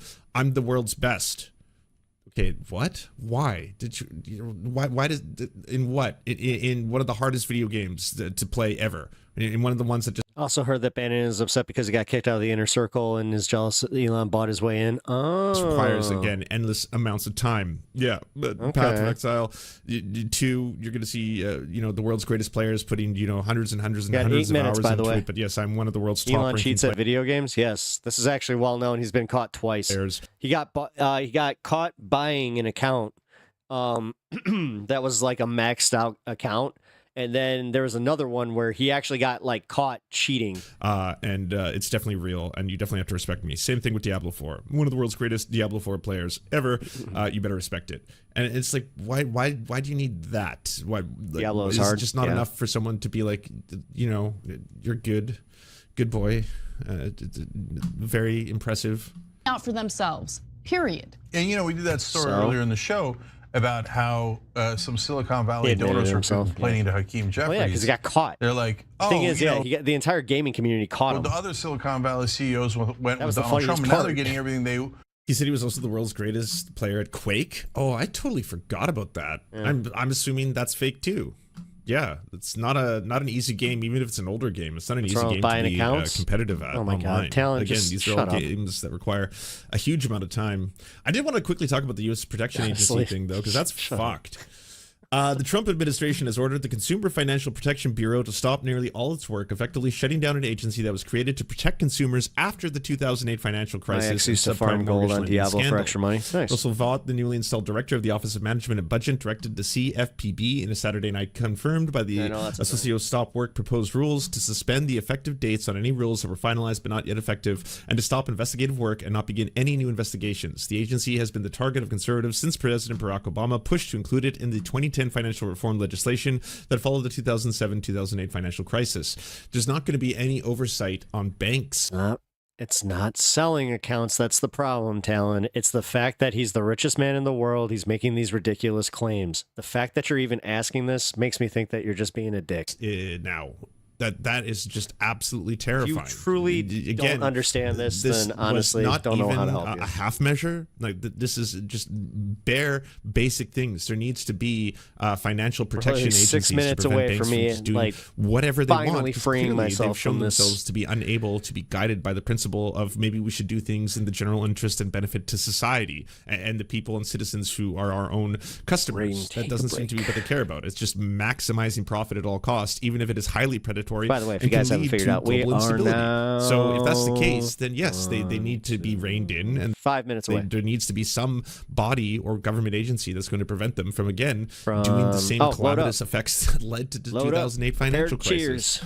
It's almost 4-2. The email also ordered the Bureau to cease all supervision and examination activity. stream. So again, this is going to let some of the richest people in the world and some of the most profitable companies in the world suddenly have free reign. Since the CFPB is a creation of Congress, it would require a separate act of Congress to formally eliminate it. But the head of the agency has discretion over what enforcement actions to take, if any. Yet, Elon Musk commented CFPB RIP on social media site X on Friday, and the CFPB homepage on the internet was down Sunday, replaced by a message reading page not found. Also, late Saturday, Vaught said in a social media post that the CFPB would no longer withdraw funds from the Federal Reserve, adding that its current financing of $711.6 million is excessive. Congress directed the Bureau to be funded. Dude, it's cheating to pay you. It's cheating if anybody's not like, dude. What the fuck? Are you one of these idiots that doesn't like? You're gonna play with the definition of cheating by the Fed. Holy contrarian, Batman! And by at the way, what proposing point that does when, somebody I believe, just look at you and 20 go, to $21 billion Bye. is the financial relief to U.S. consumers that hell? comes in the other direction? I'm not a great math guy, but you know, $20 to $21 billion is better than $711.6 million. This spigot, long contributing to the CFPB's unaccountability, is now being turned off, Vaught said on X. The CFPB said it obtained nearly $20 billion in financial relief for U.S. consumers since its founding in the form of canceled debts, compensation, reduced loans. Last month, the Bureau sued Capital One for allegedly misleading consumers, offering high-interest savings accounts, and cheating customers out of more than $2 billion in lost interest payments as a result. seriousness Keller, the president of his Better life Markets than- and Advocacy Group, said that's why Wall Street's biggest banks and Trump's You saw it, billionaires right? and the allies hate the Bureau. Hold on. It's an effective cop on the finance beat that has stood side by side with hundreds of millions of Americans, Republicans, and Democrats battling financial predators, scammers, and crooks. The administration's move against the CFPB highlights the tension between Trump's more populist promises to lower costs for working class families and the pledge to reduce government regulation. It's like 100% they're doing effectively, the only defunding of any kind of police or the only defunding of any kind of oversight when it comes to crime is going to be on white collar crime, is going to be on billionaires, is going to be on the richest individuals to make sure that they're allowed to do the most fucked up shit possible. Like no one really effectively, I think it was literally one person went to jail for the 2008 financial crisis, even though like there's very strong indication that a lot of what they did had serious consequences for not just like a couple people. We're talking like, is my wife home? Well, that was weird. I saw somebody in the window. I was like, millions of people globally. I think I saw there's something. fuck tons of people who lost their homes as a result of all this. And like, I know there's always that pushback on the other end where people are like, yeah, but I mean, should some of those people really have had all those kind of like, ridiculous predatory loans in the first place? Should they have been buying that third mansion and all that kind of stuff? It's like, you can take that and push that to one side and say that, yes, that's on the banks. They shouldn't have been doing that in the first place, not to mention consolidating this debt. But at the same time, as a result of the massive financial crisis and crash, there are everyday people who were not on their third or fourth home or buying some random mansion they didn't need. There were just regular people who no longer could afford to pay their bills. And as a result, whether they lost their jobs, they now effectively can't pay their mortgage. No. But this is being, I hate to do this. I hate to do this, guys. But this is what he's doing is a little disingenuous on his end, because what he's failing to neglect here, or to bring up here, is the fact that you knew that it was a too good to be true scenario in some of these cases. Like the size of these houses for the prices they were getting them for the interest and the interest rates, it didn't make any sense. They were not viable. It made absolutely no sense. I remember taking a look at one of my friends' mortgages at that time and just going, wait a minute. Like, I feel like if like, I like, this is insane. Like, this is an insanely low price for the size of your house. And he's just like, yeah, man, it's great interest rate. I'm like, okay. They then lose their homes. Like this whole thing had a trickle down effect that obviously was devastating. Seems like globally. Some countries were more insulated than others. Canada was more insulated than the United States when it came to the 2008 financial crisis, but it's an absolute disaster. Deregulation, just allowing unfettered capitalism, neoliberal policies to dictate where society moves is disastrous. Absolutely disastrous.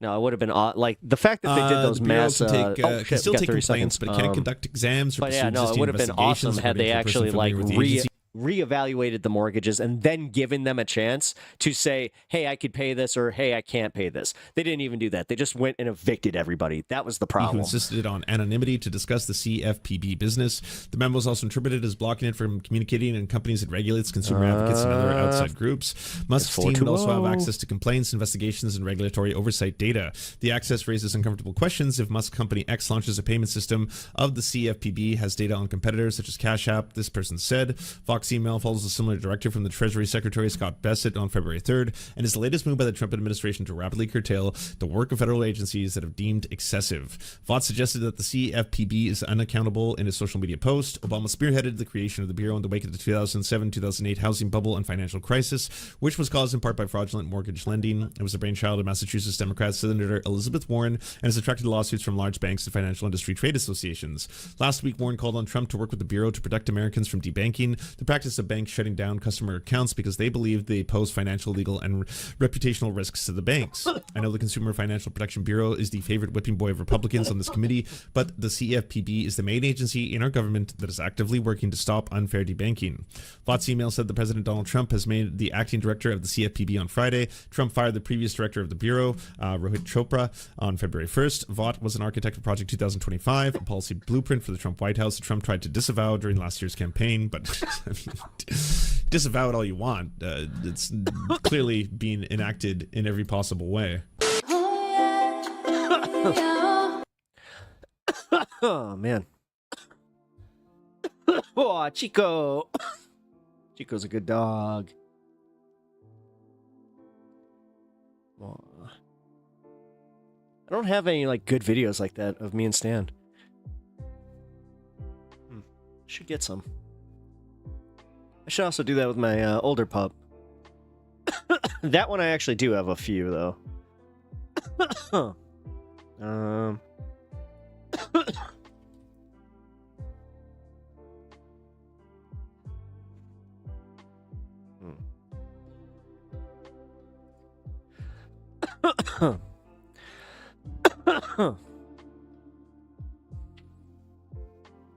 Second.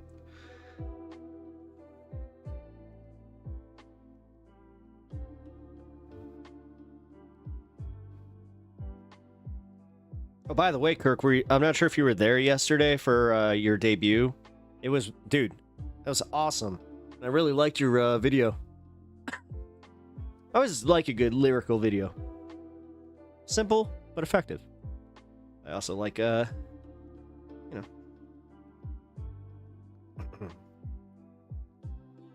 All right.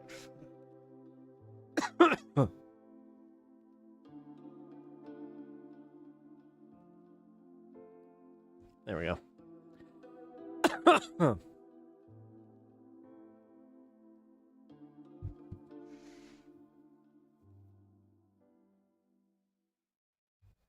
Oh, man. All right, 420 is now in effect. So we are in the 420 fun half. Woohoo, we made it. Okay, so sorry, guys. I just want to apologize for being a little on edge today. It has been one of those days, guys. Because, honestly, oh, by the way, if you're just popping in over on YouTube, hit that like button as you file in. And also, hit that subscribe button if you haven't already. It really helps me out, and I hope you guys are having fun. Yeah. When I said fun half, by the way, I'm not kidding. This is just like the 420 fun half. We made it. The politics are... We will cover whatever we want to cover at this point. I'll be honest, I kind of love when we get to this point because it is freeing for me to just kind of do things in a little bit of a looser format. And then we can also just talk. Have some... So, if you guys got some questions, file into the chat. Don't be shy. But... Oh, thank you. I appreciate that. Thumbs up. Hell yeah, man. Thank you, Eli. 9-hour stream. Probably not tonight. We'll see. We'll see. It depends on what happens. If we find a debate or something, you know, to kind of fall into, I don't know. I'll be honest, after yesterday, well, not just yesterday, but I kind of talked it out with the missus, and she's noticed that I should probably take a little time, you know, don't be afraid to end it after, you know, 5-6 hours. Not half. Oh, yeah, no, I mean, okay, well, Talon, then yes, sorry. Fine, 420 fun time. But no, actually, most, like, the average, if I'm actually averaging most of my streams, yeah. I usually average about 8-9 hours, so. Actually, yeah, let's see. Let's see. Now that you got me asking what's my average, let's see. What's my average on stream time that I usually have is... 8, 9, 9, 9, 8, 9, 8, 9, 8, 9, 10. 10. Yeah. No, I do long ass streams, dude. You are a streaming beast, I'll give you that. Thank you. I appreciate that. It's like, I will disagree with everything. Except for the fact that, oh my god, you put some hours in. I appreciate that. Oh, damn. That sounded quite funny.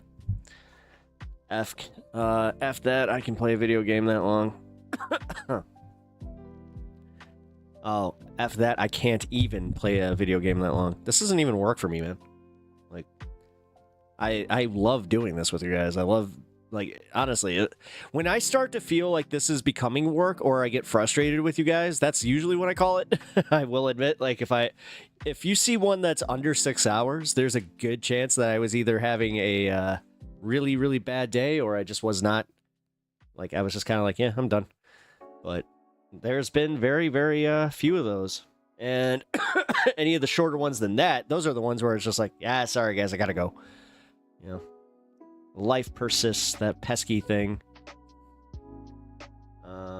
Turtle Ninja Pizza. Hell yeah. Oh, did you not get the cheers? Wait a minute. What the hell is that? Is that... Why is the cloud emoji... Oh, wait a minute. Is that what that is? I never realized that. I thought it was just a dude surrounded by clouds. Is that... Wait, no, that's what it is. It's a dude surrounded by clouds. What the fuck's going on there? I just poke smart. Sorry for all the turtle talk. Oh, is it? I like turtles. This has turned into I like turtle hour. Thank you. I appreciate you being here for I like turtles.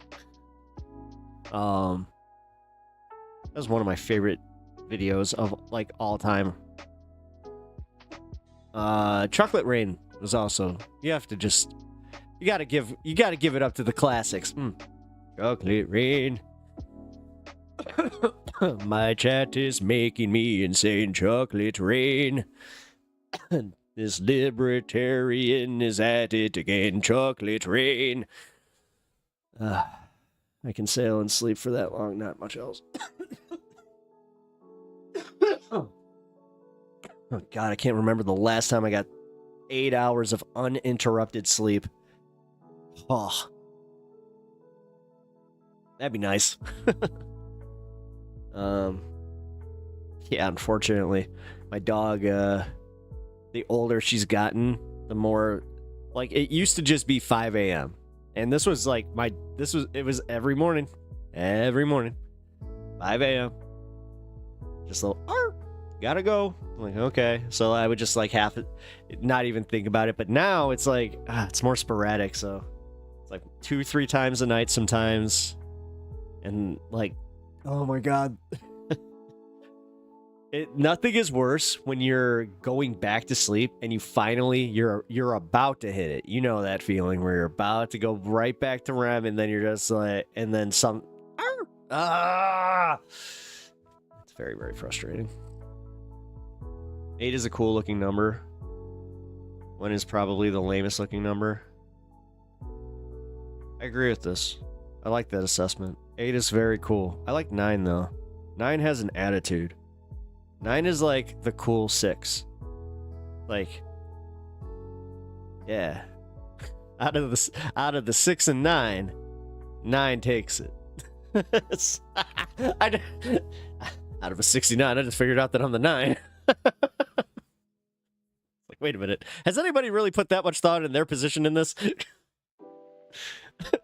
I had a huge, coincidentally for the... Oh, nice.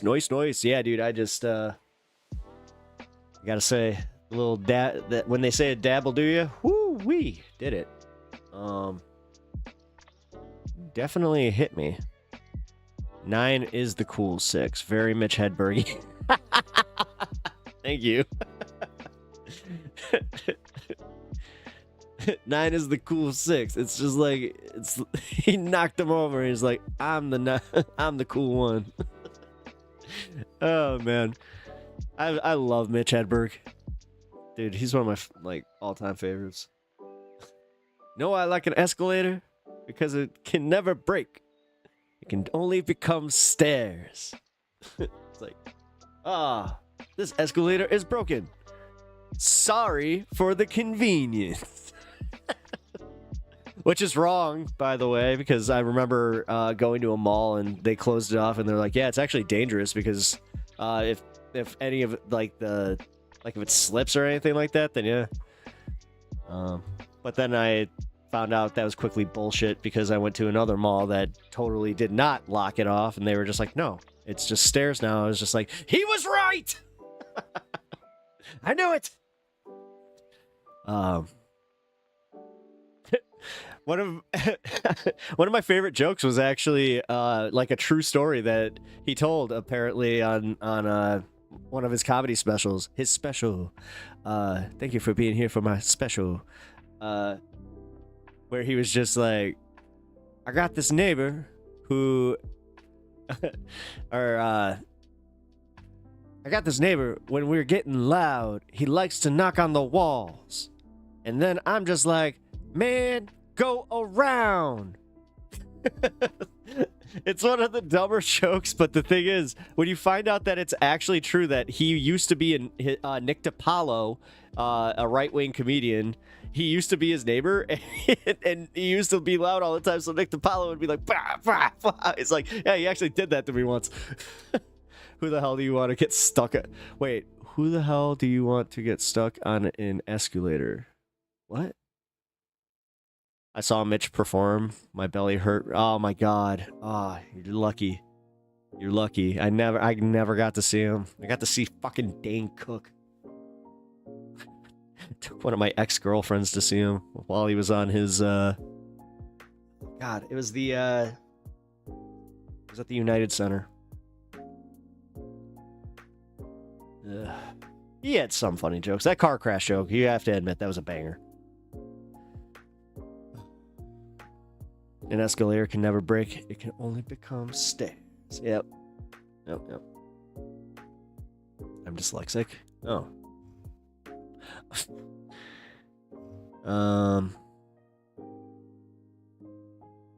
Hold on. There was actually a comedy thing that I wanted to check out. Where the hell was it? Oh, did I not load it up? Oh, shit. Hold on. If it breaks, you fall in. I saw videos of that. Yeah. Did you see the one at the Chinese mall? That's the one I saw where like the guy got like swallowed by it and like it was pretty bad, man. Yeah, that was a new fear unlocked. Yeah, not cool. Not cool.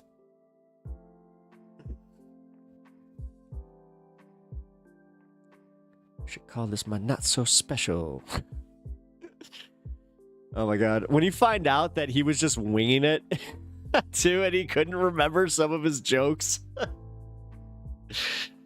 Oh man. Yeah, the guy got pulled into the machinery. Yeah, that was wild, dude. Yeah, I remember the first time seeing that video. That was back in World Star days. Can we watch? No. What? No. You can find that on your own time. This is YouTube TOS, my friend. Final Destination gave me a, like, this is why I stopped watching them after, like, the fourth one, because I'm like, you know what? I am done being afraid of inanimate objects now. Like, I remember the first time that from the first movie, I stayed at a hotel that had one of those shower lines. I remember seeing that, and I was like, I'm not showering here. I just refused. Like, nope, that, we've all done the log truck. Like, every single one of us has pulled up on, you know, a logging truck, and you're like, nah, not today. But it's on YouTube. Just because it's on YouTube doesn't mean that I can watch it. Streaming has different rules, dude. Mallrats gave me a fear of escalators. Yeah. Did you hear? Oh god, what was the joke behind that? I gotta watch that movie. I'll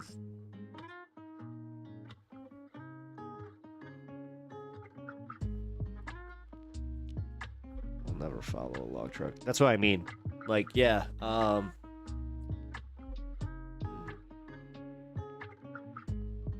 was another one? I'm trying to think of the, like, oh, I mean, there's the obvious one. Like, all these plane crashes now. That first one, the first one that happened where they collided, that was, that reminded me of the first Final Destination.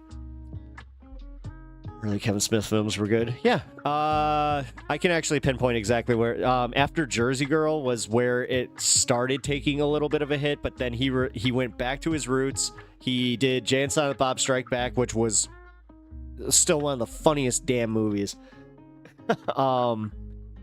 Clerks 2 was good. God, Clerks 3 is unwatchable. I quit watching it. Like, I didn't see it in theaters. I'm glad that I didn't, because I may have had to walk out. It was just not good. Oh my god, like it hurt. The fact that they were trying to like recreate so much of the first movie, and I'm like, no, don't, no. Like, I remember one of the Jay and Silent Bob scenes, I just was like, oh, he's gonna make this joke, and they did it. They literally, it was the snow, whatever, the snowball? What is it called? Oh my god. Oh my god, I put myself into a bind here. I can't even ask you guys, because that's weird. If you know what I'm talking about, then yes. No tanning beds. Oh yeah, tanning beds. That was another one. Yeah. Oh, the eye doctor. The LASIK. It ruined LASIK for me. It's the reason I still have my glasses. Like, no joke. Because, like, I am... Again, that movie... Why? You know what? Why did they have to do that?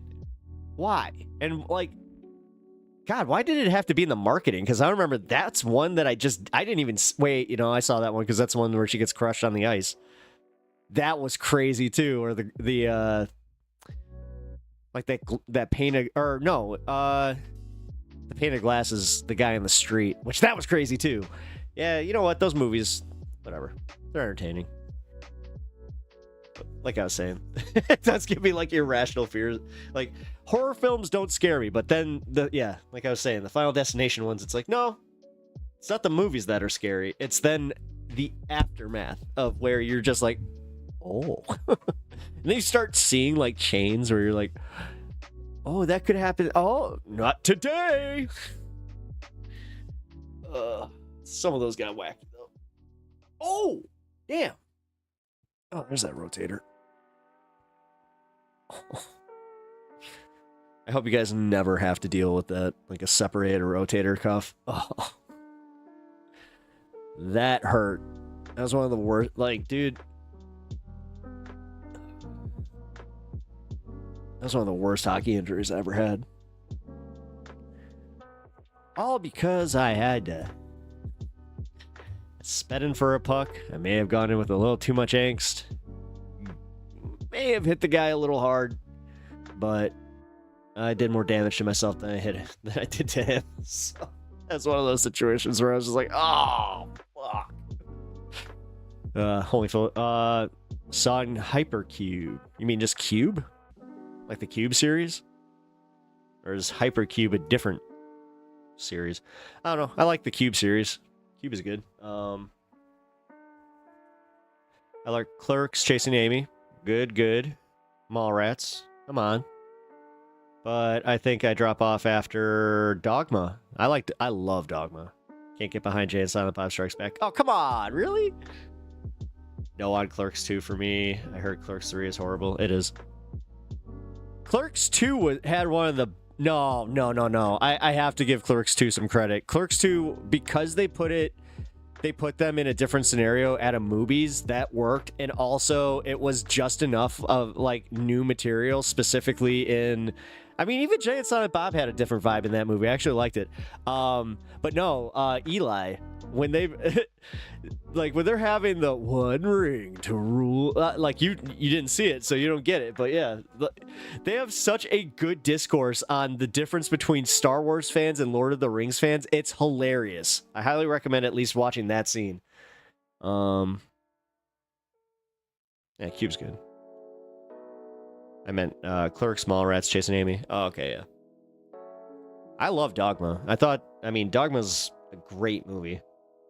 It's one of the ones I have that I'm like, oh shit, that actually was worth money because I guess you can't find it. Like, you can't find a physical copy of it anywhere. You think that's pain? Try a burst bowel? The Onion. Onion. Or the Onion. Hi. You think... Oh, man. Carlin is rad in Dogma. Yeah. Oh, my God. Wait. Yeah, that's... Okay, yeah, that's where he's the priest. Where he's golfing. Where he's doing the mini golf. He's just like, yeah. And here, we need to update our image. Buddy Christ. That's... Look at him. Makes you feel better already. Oh my God. That's one of the... Dude, when they released that statue, I remember like guttural laughing in that theater. Like, dude, I was dying. It was so fucking funny. I convinced my dad to go see that movie with me, and that was one where I remember that was one of our rare bonding moments that we had where he's like, all right, kid. That was a good one. It's like that was pretty freaking funny. God, oh wait a minute, Carlin and Jane Silent Bob Strikes Back. Wait a minute. That's one of his best roles. Like, there where he's the hobo. He teaches them. It's the Like, it's in the book. And then Carrie Fisher picks him up. Wait, you live by the book? Yeah, I totally live by the book. All right.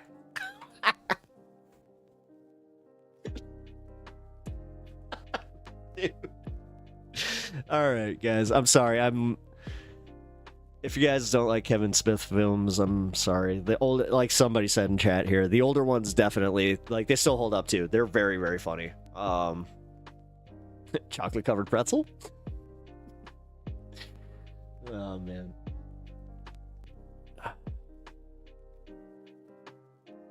Let's go to. Oh right, sorry. Totally was in the middle of doing something before I stomached there.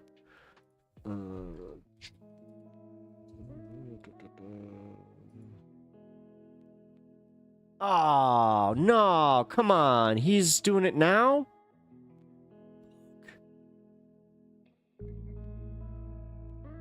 Oh, I can't do that to him.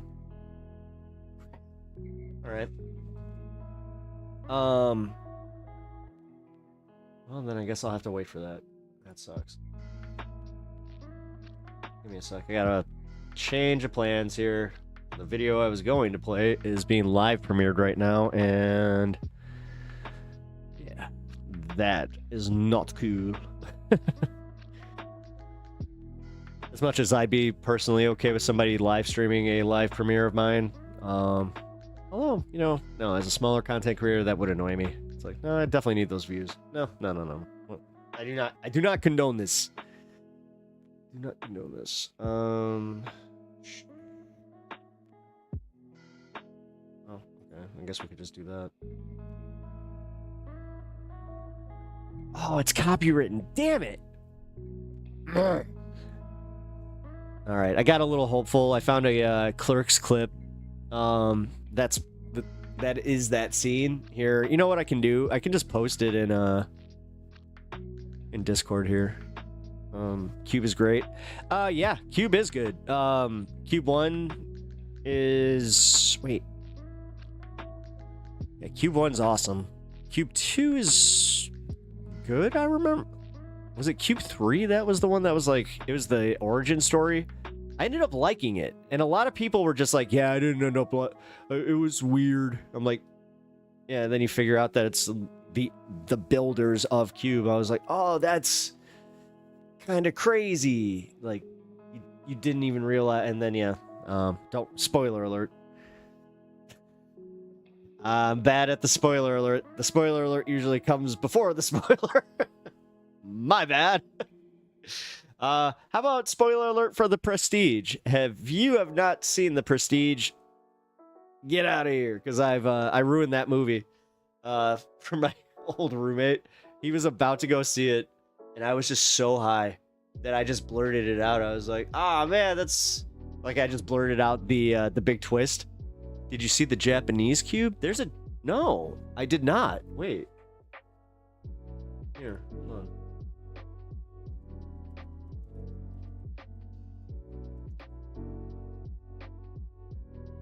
No way, 2001? I didn't know that. Is it good? It has to be good. I mean. Ah, interesting. Okay, yeah, I'm definitely gonna watch that. Where is it streaming? Let's see. Streaming on. Oh man.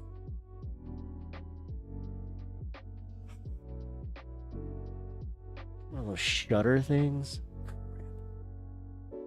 Oh, never mind. It's on Peacock. Sweet. Score. I got that for the WWE. Cube 2 is Hypercube. Yeah, that's what I thought. Yeah, Hypercube. Okay. Okay, so yeah, Cube 2 is your favorite. Okay, gotcha. Yeah, okay. Wait, what am I missing here? Because I remember there's a... twists in Cube 2.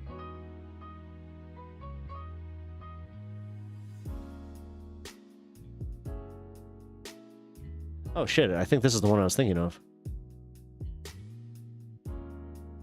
Yeah, I did mix them up.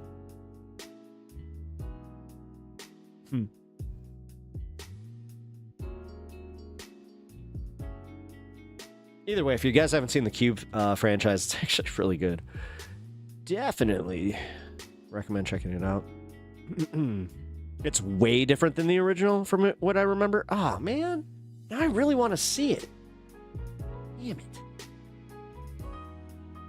Ah, come on.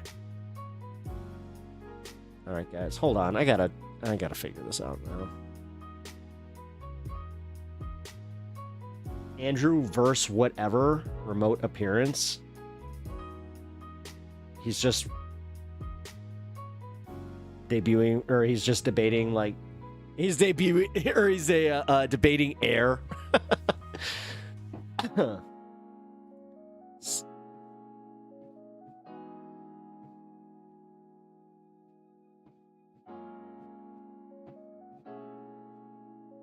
Okay, my cat's.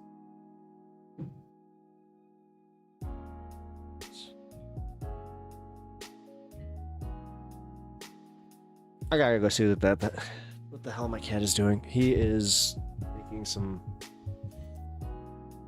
really loud freaking. What the hell is he doing? Okay, guys. Uh-oh.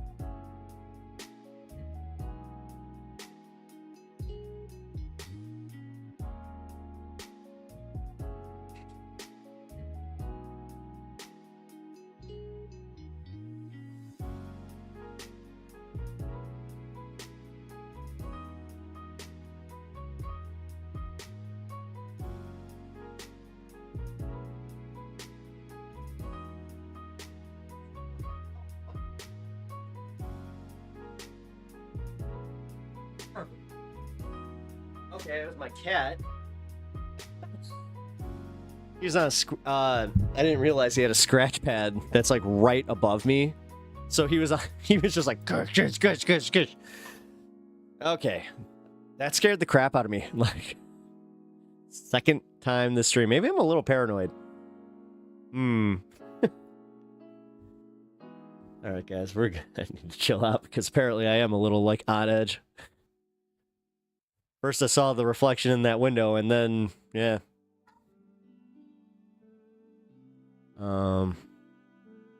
Office. Yeah, BBC Office is good. Wait, how did we get from Cube to The Office? Are we just, we're just like, yeah, screw it. What's my favorite show? I mean, I love those conversations, so, I still don't know what my favorite show would be, though. Like, what's my go-to? I don't know. That's a really good question. I liked Ed Helms and James Spader and Kathy Bates, but I didn't like any of them on that show. Wait, on like the original Office? Or wait, original Office, the American Office? God. Just because it went longer, you kind of feel like you're like, oh yeah, that's the one, right? Like, that was the OG. It's like, no. No, it was not. Oh, finally. Thank God.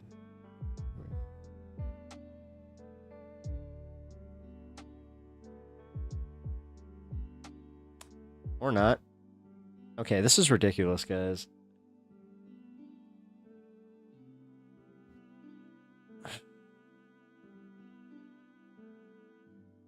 Alright, I didn't realize that it wasn't live already. So I might not even be able to play that. So that means we're gonna play this. Screw it. Give me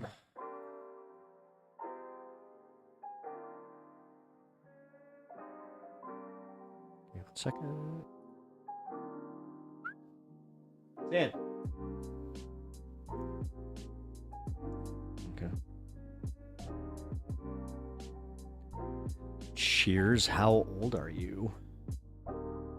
I've I've said it like so many times on the stream.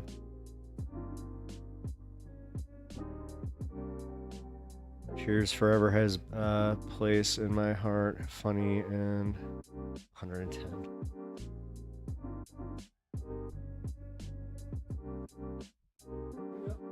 Really no? No. It's not tree time. No. No. Hold on. He demands love. That's like saying Seinfeld is your favorite. Oh, dude, no.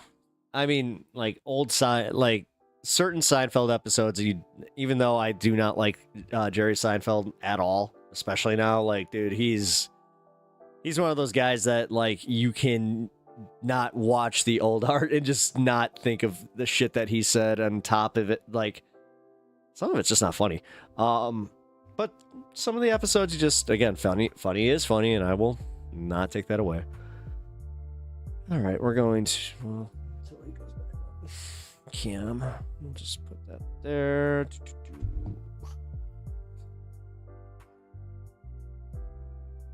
There we go.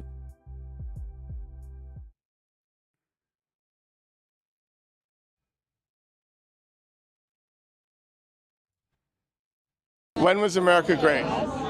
Oh, You said, when was it great? we'd have to sit down and study that, wouldn't we, in history? I think America was really great when we taxed millionaires and billionaires at like 90%. I can tell you're a Democrat, aren't you, sir? Oh, I can tell you're a Democrat, aren't you, sir? You said taxes. I don't like taxes. They told me that I'm not supposed to like taxes. America should be always number one. Okay. Nothing else. America over billionaires. So should we tax billionaires? No. You want to ask me a question? I'm asking you, do you think we should tax billionaires? Or give them less taxes? They're already taxed. Do you understand what would happen if a billionaire turned around and said, I'm not going to buy that $300 million yacht? Do you understand what happened? Everybody on that yacht would not have a job. Do you understand that? Do you understand if a billionaire... So for America to work, they have to buy a $300 million yacht? I'm not done with my answer. So America is a $300 billion yacht?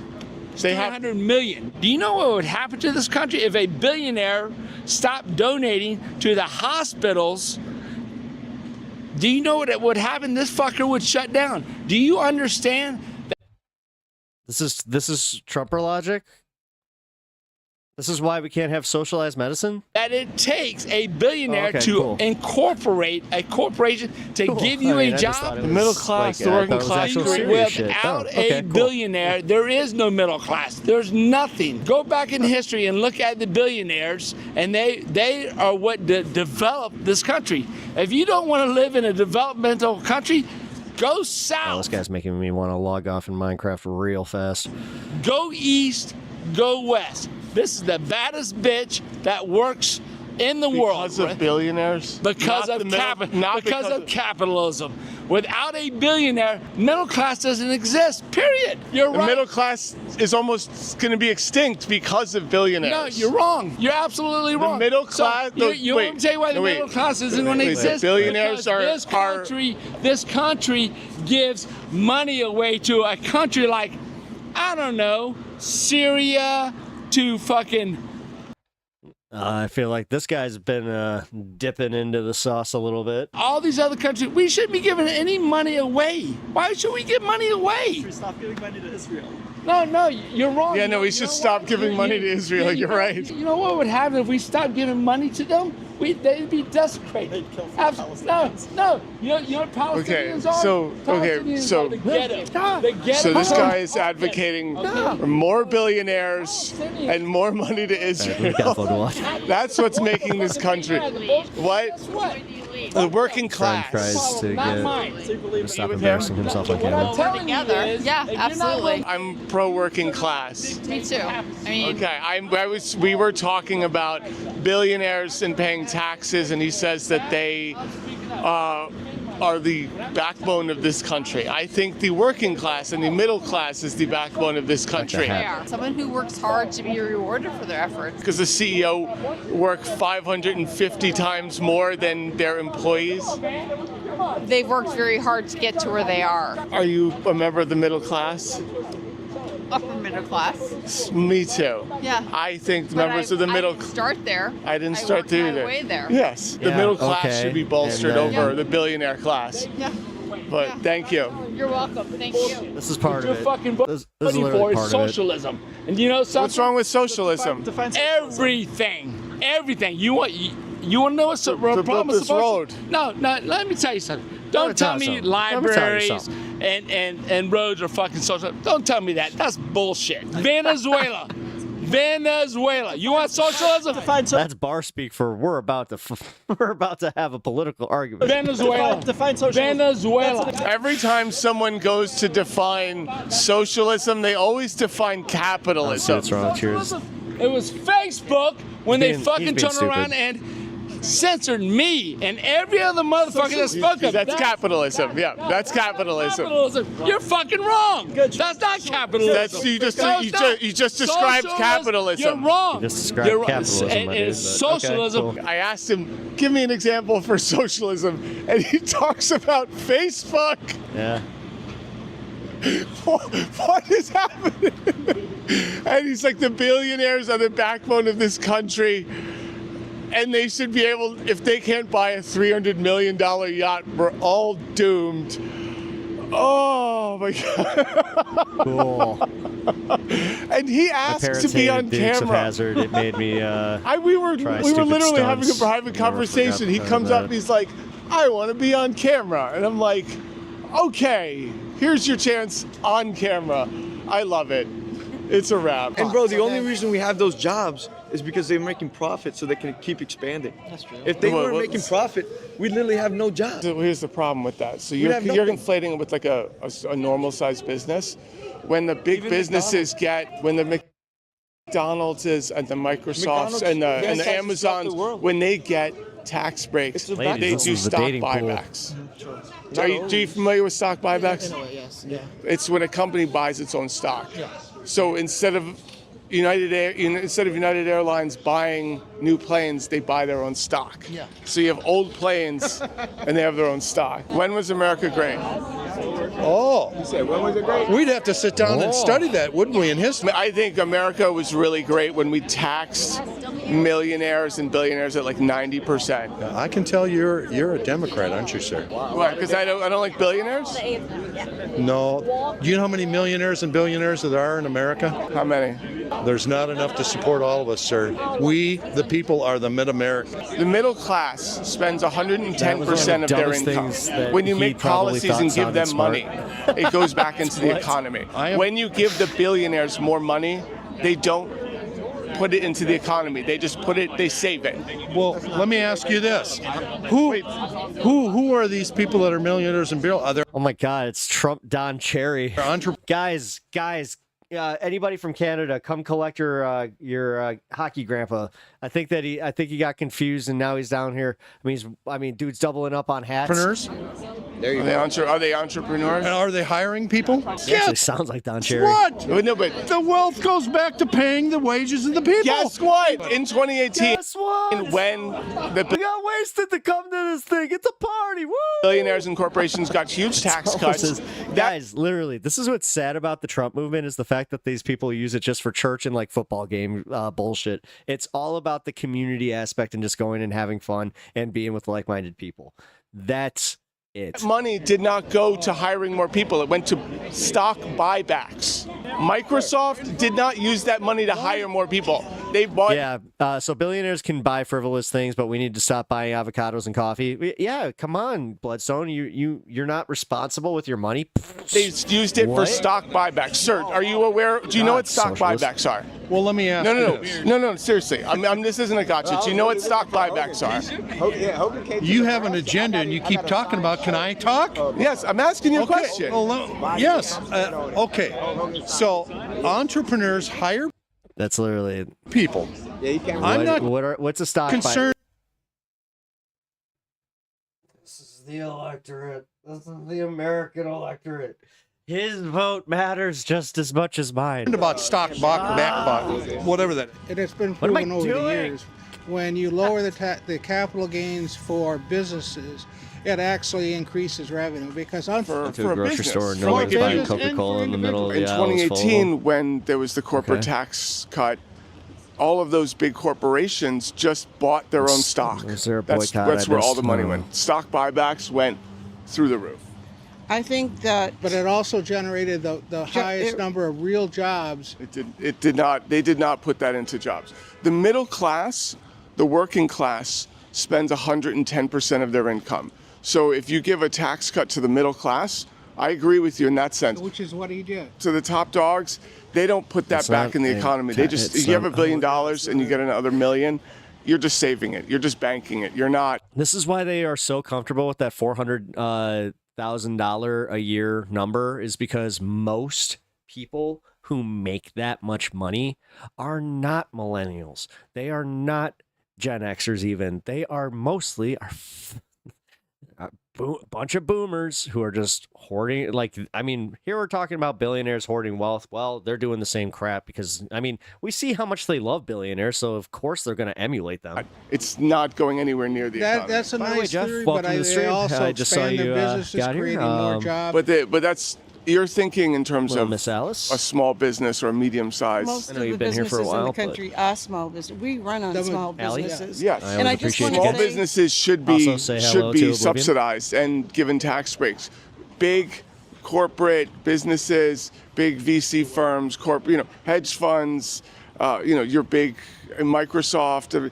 They did not put it back into the economy. They did not hire more people. It didn't result in more jobs. No, because a lot of them in the last 4 years went overseas. So they not only did we lose the jobs, we lost the income. Not even the last was years. a Last result of 6 Biden's- years.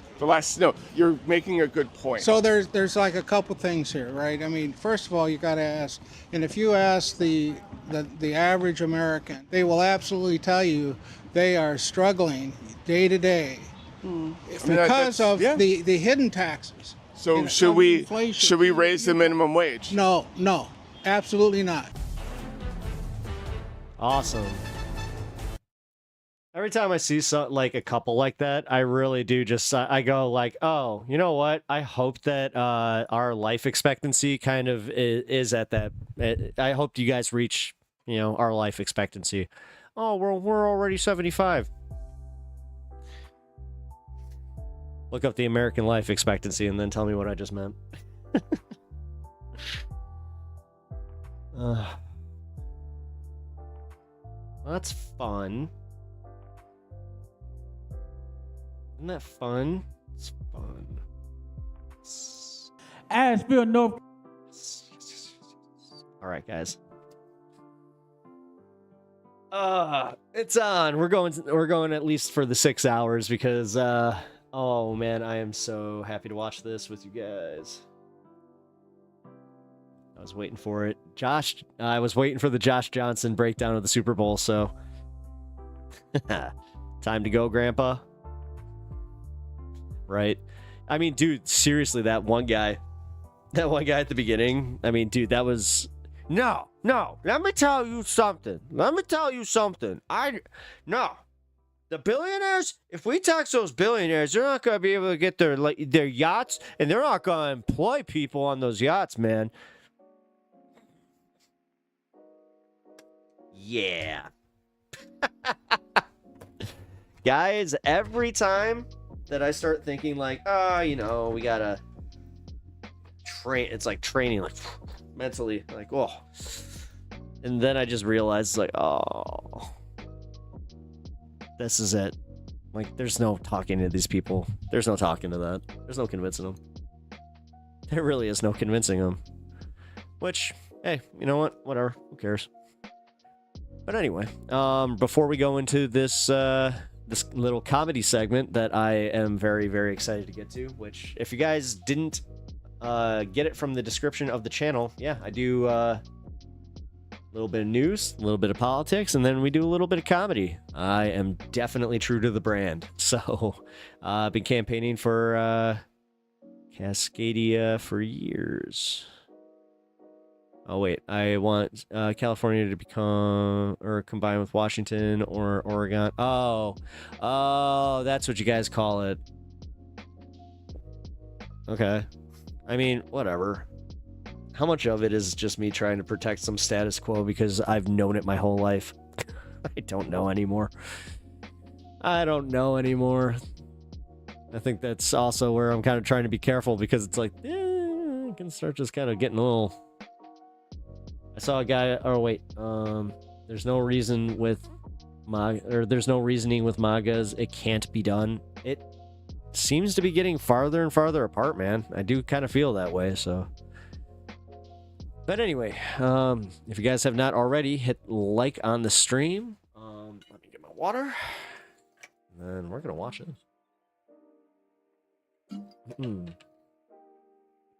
I am very, very excited for this. And I'm probably going to smoke halfway through it, so.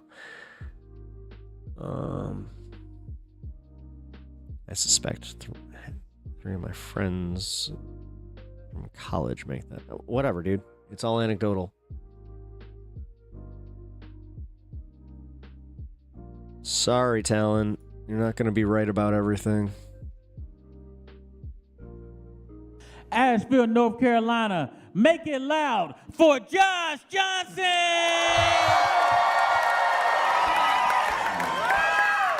I've been very excited to come here. It's been years since I've been to Asheville.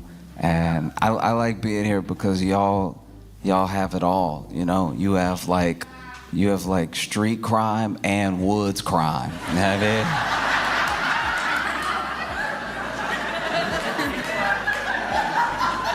You know what I mean? Like, this is one of the only places in America where a deer could get shot with a Uzi. You know what I mean? Y'all really moving out here. No, it's incredible. I was, last time I was here, we were on the road and we were headed to a show, and there was a dude. Okay, there's no good way to pop out the woods. That's true. I'm trying to be fair to him, right? Like, I don't know what I was expecting. I don't know how it could have been better, but there's no good way. This dude, we're passing by in the car, and, things happen fast when you're on the highway and everything, but from far away until I passed him, I see this dude pop out going...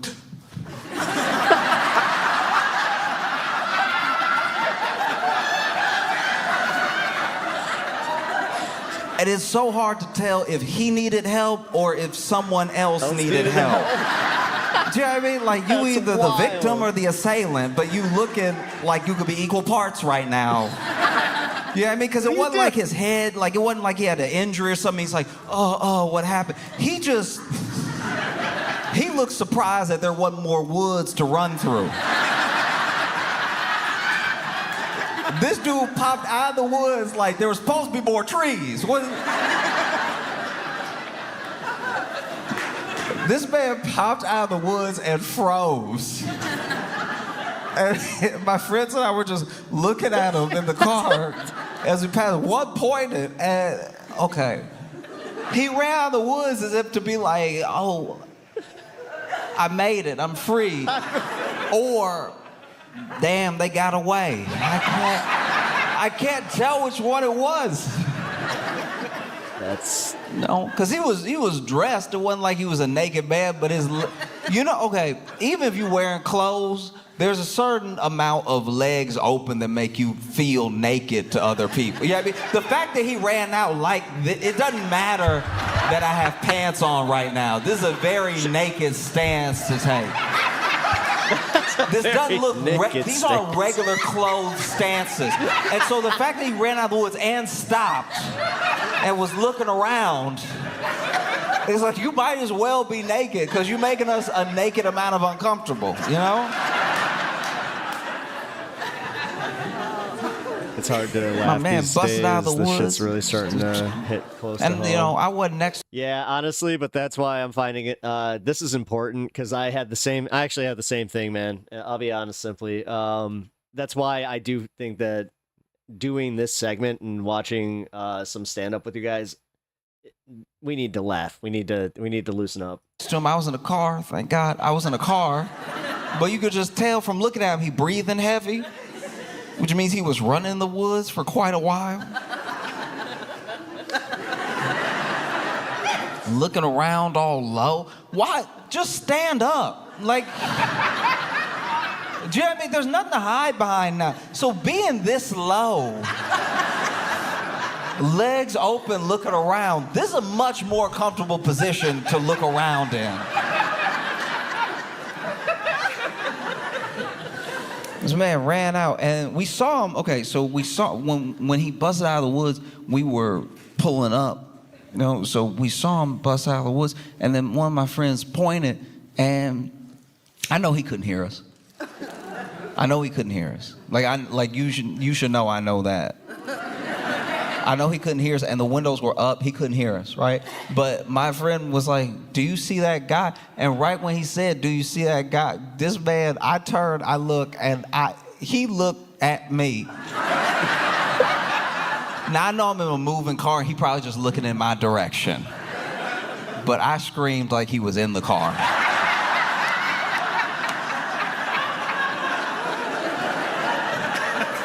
I wanted to have nothing to do. The fact that this man, I'm lit like this, and then this man. Nah. Sometimes it's not the time to smile, you know? You know? Smiling after running out of the woods, I think you are the assailant. I think that you... But no, it's great to be back. It's great to be wow. That was a good back opening. in Asheville with you.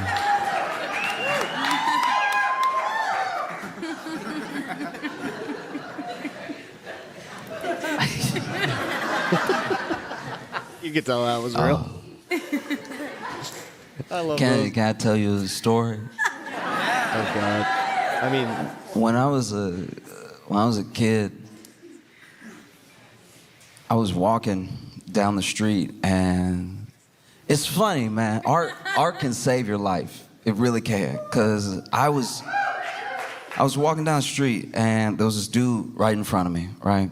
And I wasn't like too close to him, but I was just basically keeping up pace with him, and we hit a light, and so he stopped, I stopped, and I was just looking around, and I saw a new mural that had been painted, and I don't know, it just fascinated me. I took a second to look at it, and I guess the light had changed, and we had the right of way, and he went off walking, and I was still just staring at it, and then just as I decided that I had taken it in enough, I turned and got ready to take that step off the sidewalk. And then in the middle of the street, this car had, I guess, run a light and was about to run another light, and it hit that guy, the guy that I was right behind, you know? And he's okay, by the way. I mean, he did get hit by a car, but like he's the level of okay that you are years after getting hit by a car. He moved on. Like, he walked away that day. It mostly hit if his it was ass. a New York but like guy, it, then yeah, he's just like, hey, it did graze him in a way that, like, because I was just a couple steps behind him, and because I had to keep it pace with him for a whole street, I was like, that would have hit me square. You know? And I mean, they were trying to stop. They had slammed on the brakes. That's actually maybe one of the reasons I turned, because I started hearing the screech, and I saw it, boom. And he got up, but he did bounce. Like it's like, if he bounced, I would have flown. I don't know why it is when you get hit by a car, sometimes your shoe fly off. I don't know why people don't tie their shoes tight enough, but like, this thing like hit him from behind. He spun and he went up a little bit, and his shoe flew right. But his shoe took so little resistance to fly off. Like, it would be different if he had like rolled over the windshield and the shoe flew off after that. But the shoe started flying off before it looked like he was really going in the air. It looked like he had one shoe and one sandal. The shoe was so ready to fly off. Anyway. Unfortunately, my shoes would probably do that. I wear my shoes pretty I loose. still can't get over what happened Sunday at the Super Bowl. Like Here you go. I've been waiting.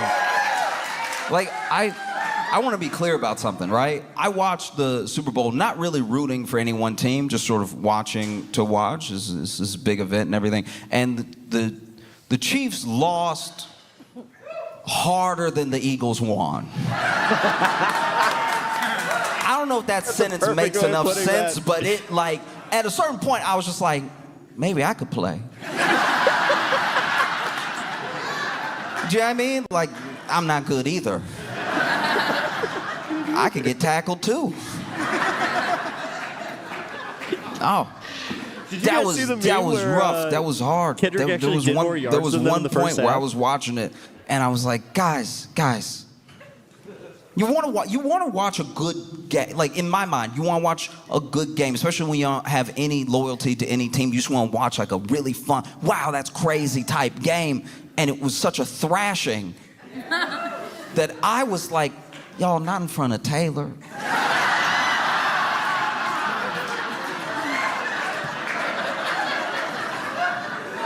Taylor done shown up and got dressed and everything. And Taylor.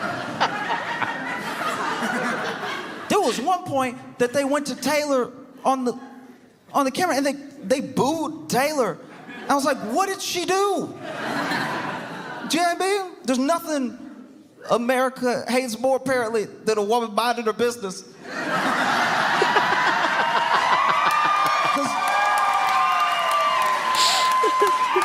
Because even she was like, I couldn't have done anything. But I tell you what, you know, I want somebody to believe in me, to really, truly, from the bottom of their heart, believe in me the way those commentators believed the Chiefs could make a comeback. The things that I was hearing, made me feel dumb. I started to feel like I didn't understand football at all the way they were talking. They were talking so wild about, so first 10 points that the Eagles got, they were like, hey, fun little fact for you. Every time the Chiefs win in a Super Bowl, they come from behind. I was like, what stat is that? All right. Okay. And then the Eagles scored another touchdown. They were like, well, it's only the first half. Yep. Anything could happen next half. Yep. It's like, all right. And then they have the halftime show. Then they come back from the halftime show, and then they're asking one of the announcers. They're asking one of the commentators, like, what was the mood like in the locker room for the Chiefs? Like, what was the plan? And the person they were talking to was like, they know.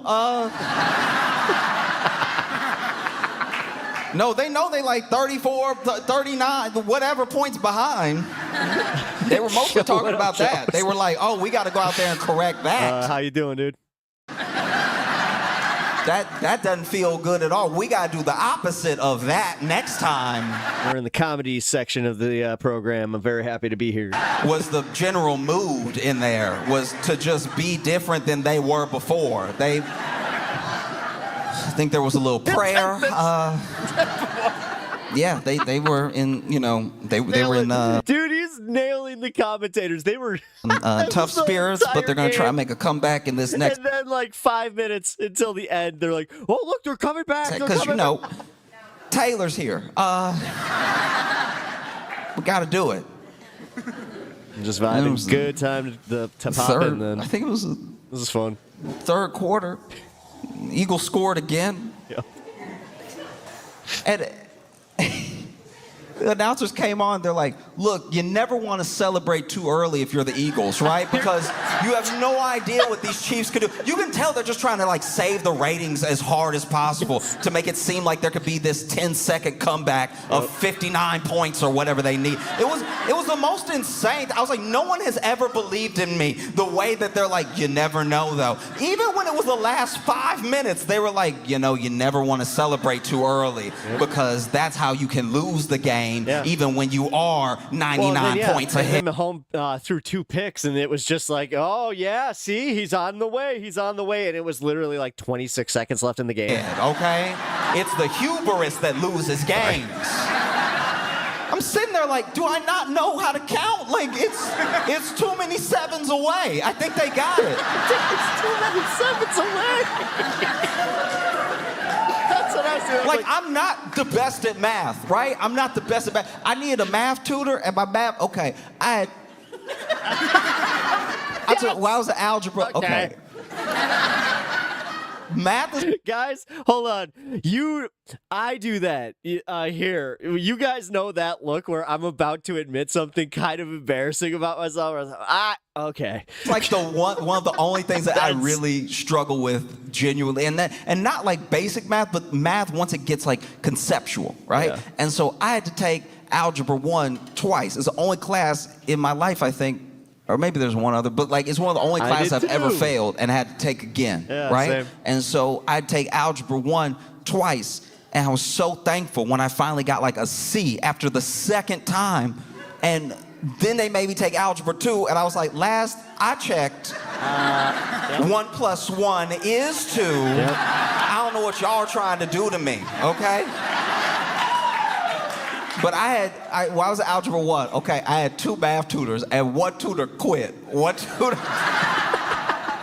tutor quit because it was, okay, they were helping me, and then I was basically getting things so wrong that they were questioning. They had to get away from me before they didn't know algebra anymore. And so then I knew I was bad. I knew that algebra was like never gonna be in my job description because my second tutor, there was one time we were working on a problem, and she stopped herself just short of fully saying it, but she saw me struggling so hard. This woman almost said, "Sound it out." And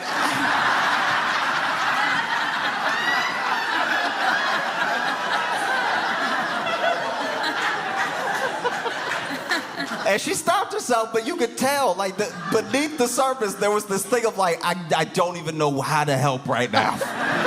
And don't get me wrong, I'm not judging. I hate when people look at the efforts of like elite athletes as if they're not all incredible. The Kansas City Chiefs are good. They were just bad that day against the Eagles. I throw a football like I just got an arm. So I'm not gonna be over here judging too harshly, right? It's just the way that they fought so hard. Oh no, they can pull it out. Trust me, they can do it. You know? And then my friend shared a theory with me. This was crazy. This dude told me, I was talking to my buddy David, and David said, because I told him the thing I just told you, right? I was like, I've never seen a game like that where they've tried to make it seem so even the whole time, even though the numbers were on the screen. And my buddy David said that Tom Brady was one of the ones really pushing that narrative, and he thinks that it was because Tom Brady is jaded from the fact that off of this potential three-peat, people are already calling Patrick Mahomes like a GOAT, like putting him in that conversation. And so they're like, they're basically lifting up Patrick Mahomes very quickly and very young, very like, you could even maybe say a little early in his career for the GOAT conversation. And then Tom Brady, who's obsessed with the game and gave so much of his life to it, sees that and feels some type of way. And so he was basically telling me that every time they did that, that was actually just Tom Brady digging in. And I watched some of it again, and I think he might be right. Because it was coming off hella sassy when you watch it back with that context. Like when you see Tom Brady commentating on the game, he's like, yeah, Mahomes. I mean, you never know with these Kansas City Chiefs and how good Mahomes is. Maybe he can come back from 30 points. I mean, maybe he's just that good. We don't know, right? A lot of people are calling him the GOAT. I mean, not today, but a lot of people are calling him the GOAT. So maybe he could do it. Interesting strategy, getting sacked again. I've never seen anything, but this Patrick, he's good. He's very good.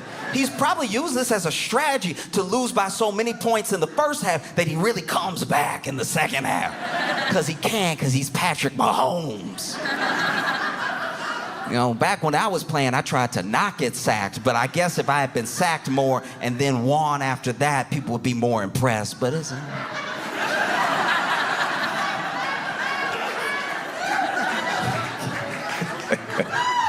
Anyway, you see all my Super Bowl ranks? Man.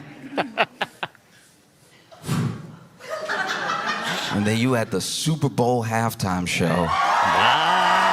Yes.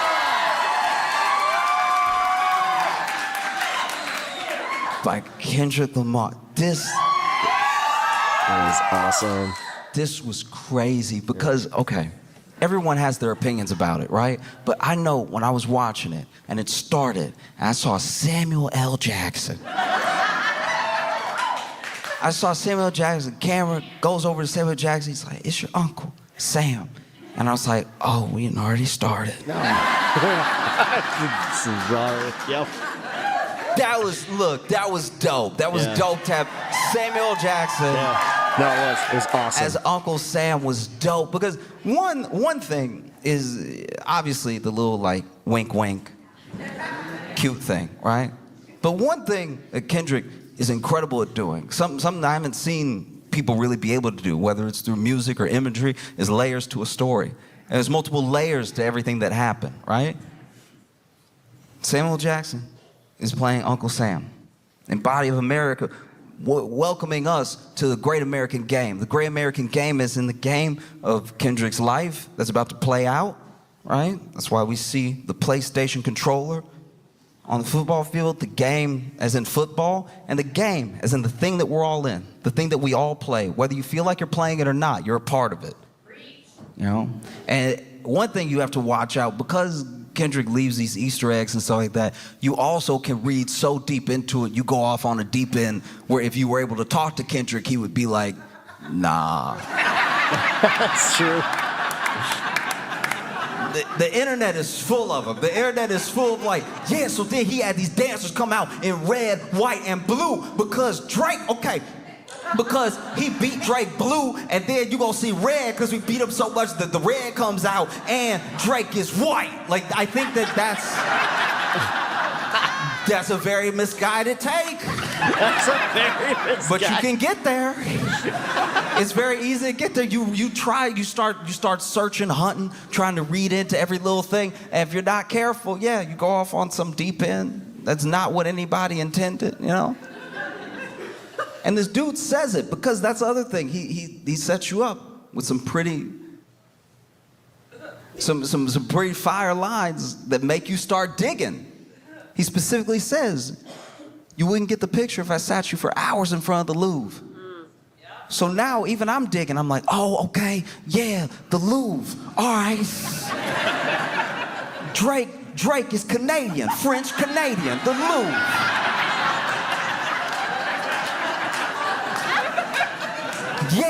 Yeah, French Canadian, the Louvre, like in France where they keep the art, but Drake's not an artist, no. All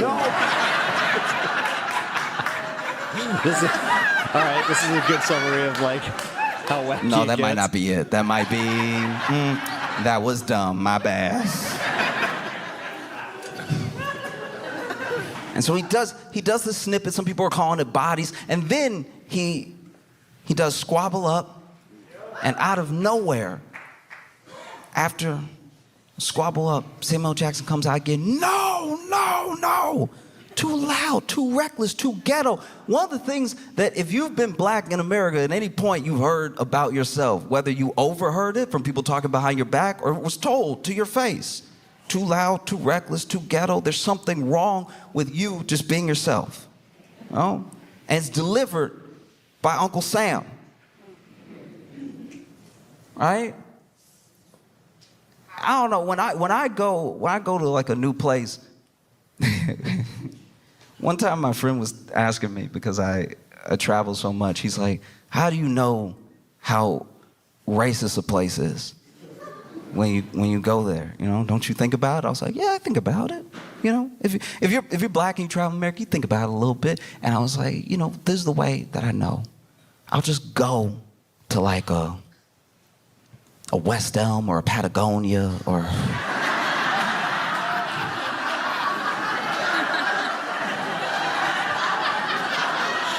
a Lululemon or I'll just walk in and look around, do a little shopping, and just smile at people.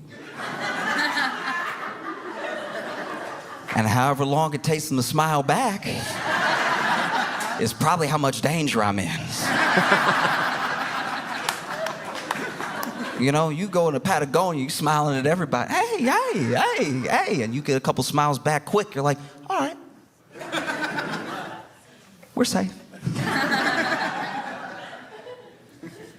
But if you walk into a West Elm and everybody just looking,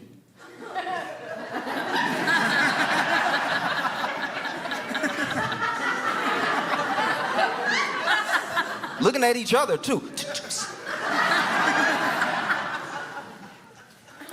No, you'll say something. Somebody finally approaches. They're like,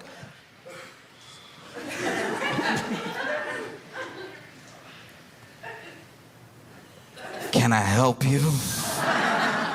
I know we're not staying there tonight. So then this dude, Uncle Sam, Samuel Jackson, tells him, tighten up. He asks him, Mr. Lamar, do you really know how to play the game? Do you really know how to navigate?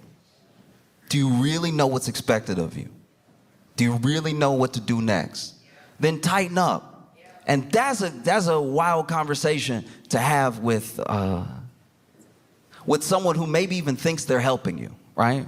Because that's been told to me in different ways by lots of people. Like, tighten up, watch yourself. Don't be too loud, too ghetto, too reckless, you know what I mean? And sometimes it's white people, sure, but sometimes it's older black people that I know that just want you to be safe because they know how the game is played, right? Because I don't know if you can tell by looking at me, but I'm not exactly a hard individual.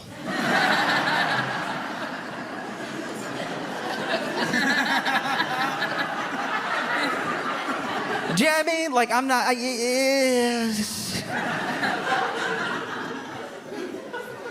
You know what I mean? Not only am I not a hard individual, I remember one time, you know, my mama tried to raise me to be a gentleman. And there was this one time, I was in college, and I'm working on a group project, and one of our classmates was ready to go to her car, and she was like, hey, does anybody mind walking me to my car? And I was like, yeah. And then she was like, does anybody mind walking us to my car?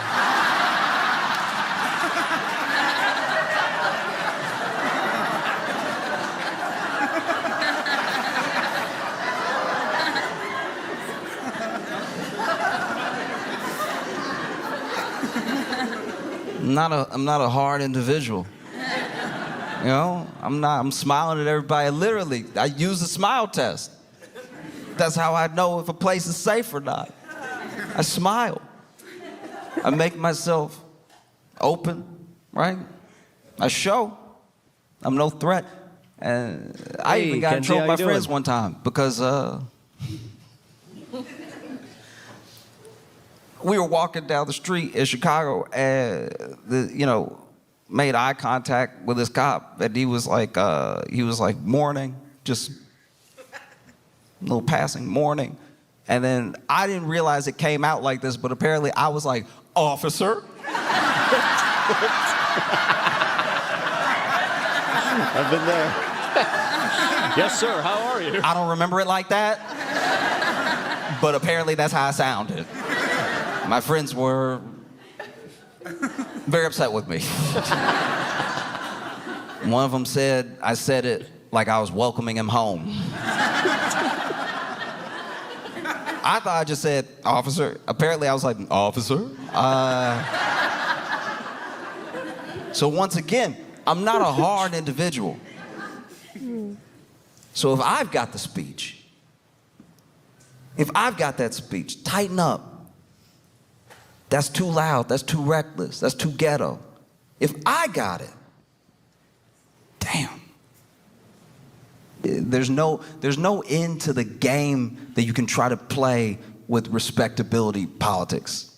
You know, you can either be yourself or you can't. And if you can't, then to whatever degree that you can't, doesn't really matter. This is a greater, Do you really know how to play the game? Then tighten point. up. Wow. It goes into Man at the Garden. And Man at the Garden is one of those things. It's a refrain. I deserve it all. All these things, right? And he's on the block. And you see these boys on the block, so black. Gold teeth, dreads, everything. And then they scurry. They see Uncle Sam coming. Uncle Sam walks up. Kendrick's already walked off. And he says, oh, you brought your homeboys with you. Okay, little culture cheat code. Turns to the camera and says, scorekeeper, deduct 1 life. And some people didn't hear it. Apparently the mixing wasn't great for everybody. So there were some people whose review of Super Bowl halftime was pretty bad, and some people thought they were just being haters. But no, genuinely, depending on where you watched, it depended on the mix that you heard. So there were little things that Kendrick said that either went over people's heads, they didn't quite hear, music was too loud, too soft, whatever. I was watching the Super Bowl halftime on Tubi, and Tubi did incredible. Tubi knocked it out of the park. I was like, man, Tubi was like, this is our chance. We cannot mess this up. A lot of people don't know we exist. And we're literally free. We have to knock this out of the park. And they did, because I heard everything. I saw Samuel Jackson turn, scorekeeper, deduct 1 life, and that thing hit me hard, because that is what happens. That is part of the game. You should know that. That's one of the reasons that it's sometimes scary to stand up. It's scary to be different, because whenever you build community, they usually deduct 1 life. Whenever you make a movement, they deduct 1 life. And there are plenty of examples of it happening with black people and black culture, but it is everybody, just so you know. No matter who you are, no matter what you look like, no matter when you came to this country, try to start a union.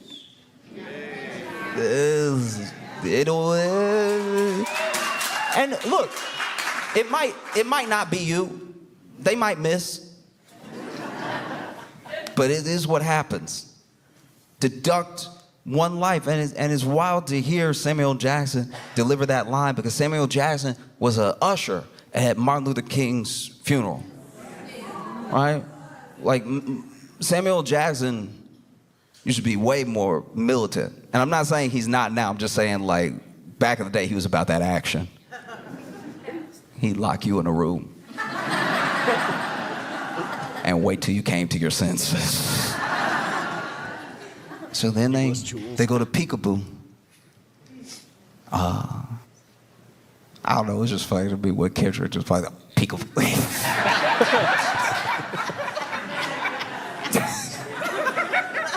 Nah, I had to laugh. People have so many theories about Peekaboo, about him using Luther and all the stars, SZA coming out, being on the triangle. Like, I'm not acting like I caught every single thing, but I know that when Samuel Jackson pops up again and he says, yes, see, that's what we want. That's what we want. That's what America wants. Nice, calm, you're almost there. Don't mess this up. Right? Yeah. Because if we're being honest, that is the truth of the matter. People, even sometimes people who love hip hop, love black people, love anyone different the way that people love those tigers they take pictures with. I don't know if you've ever been on Tinder. But every once in a while on Tinder, there'll be somebody with one of their pictures is just them next to a full-blown tiger, hugging them. And the tiger's sedated as hell. The tiger is over here.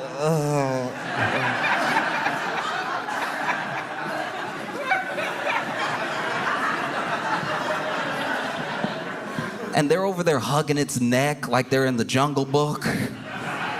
Like, we have to protect these beautiful animals, all right? We have to preserve their way of life. Oh, shoot him again. Shoot him again with the dart. He looked like he was opening his eyes for a second. So sweet, so gentle. Deep down, they're just gentle creatures. Shoot him again. He moved. That leg. I don't like what that leg doing. Looked like he gonna get up. And that is how people sometimes, prefer their hip hop, prefer their protest. Why can't you just do it sedated? Why can't you just tone it down a notch, right? And then he plays Not Like Us. And people lose their minds. I loved him. I loved him playing it because of what he said when he started it. 40 acres and a mule. This is bigger than the music. They tried to rig the game, but you can't fake influence. That's wild. If you really think about those lines in any context outside of the Super Bowl, outside of Drake, the song, Not Like Us, everything, they still stand all on their own. How many of us feel like we're in a rigged game? And it was beautiful to watch Not Like Us get played on that world stage, Drake tried. He tried his best. That dude tried his damnedest. Not only did he try, that dude went to Australia. Not only was he not in America, he was under the earth.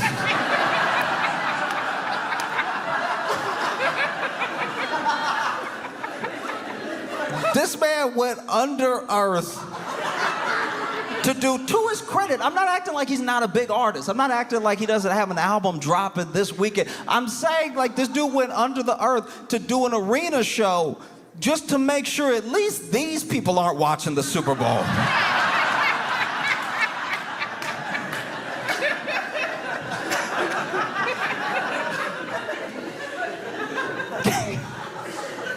Can you imagine? You go to that Anita Max Win tour, you paid extra for tickets, you pretty close, and you get a little curious.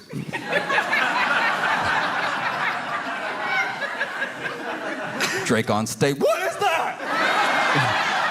What is that? Get him out of here.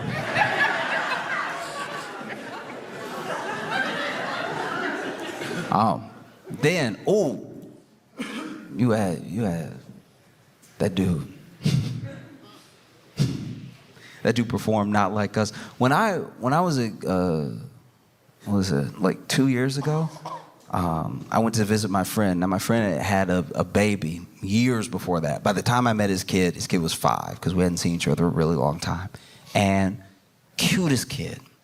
It's crazy that my friends are having kids because I can see, you ever see somebody who looks so perfectly like a mix of their parents?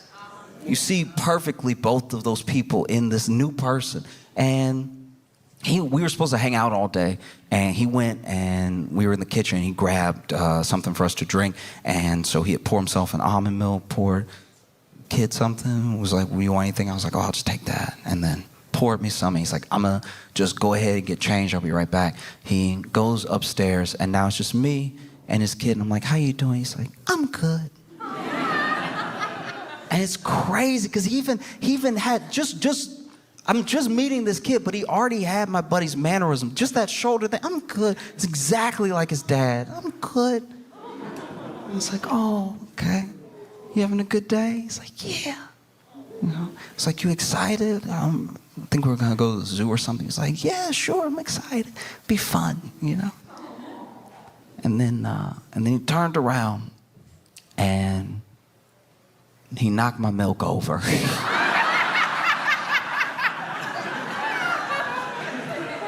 And this kid had been so sweet up until this point, I was sure it was an accident, right? Until he turned to me and he was like, "I spilled your milk."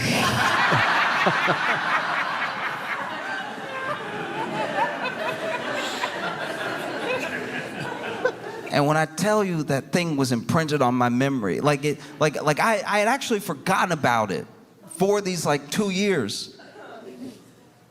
Until Kendrick said, "Say, Drake."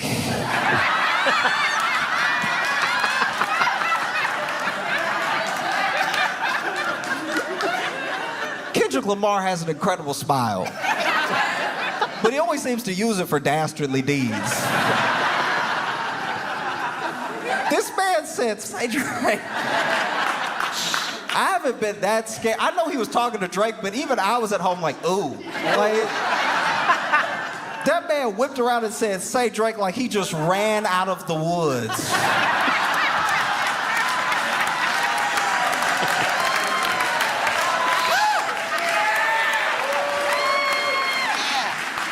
Oh, that was crazy. That was insane. "Say Drake." And then you see a glimpse of Serena.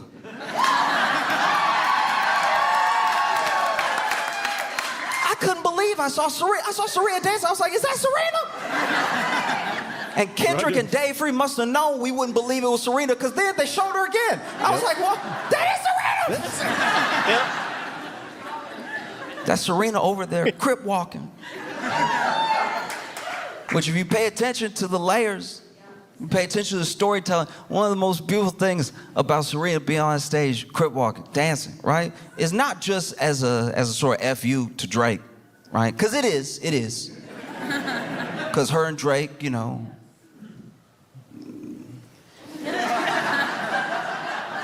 And then Serena moved on, and Drake couldn't handle it. A lot of people think that Kendrick Lamar is Drake's kryptonite, and he really isn't. Drake's kryptonite is a woman who's moved on. Do you know what I mean? Like, there's nothing that Drake hates more than a woman minding her business.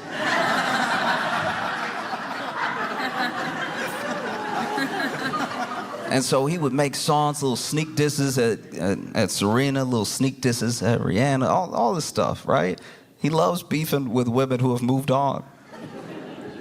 The best way I can sum up Drake, to me, is one time I was in Chicago, and apologies if you've already heard this little quick story, but I was in Chicago, and I was sitting on the train, and this woman gets on the train, beautiful, like knockout gorgeous woman, right? And she ended up sitting next to me, and then this other dude gets on the train, and he's sitting across from us, and he tries to holler. You know, he's like, hey, sweet thing, how you doing, right? Now, this dude, to be fair, was very good looking. He was very good looking. Like, when I looked up at him, I was like, oh, you two would make sense.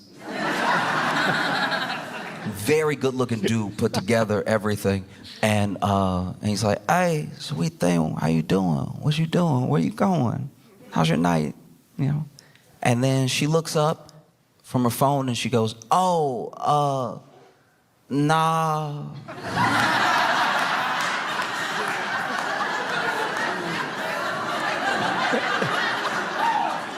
And I hated that I was sitting next to her because I had to turn all the way around.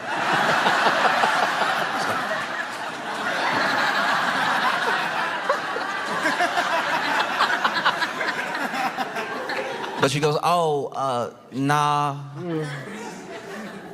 And he just sits there. Sits there for like, maybe 40 seconds. And then train doors open. And he looks at her and he's like, you can't hurt me. And then he got off the train.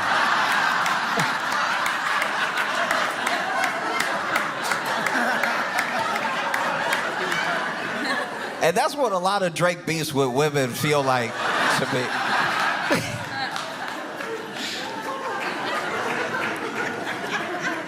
Because the layers of Serena dance is not just like this FU to Drake. Is one, also, we're playing the game, right? We're all part of the game.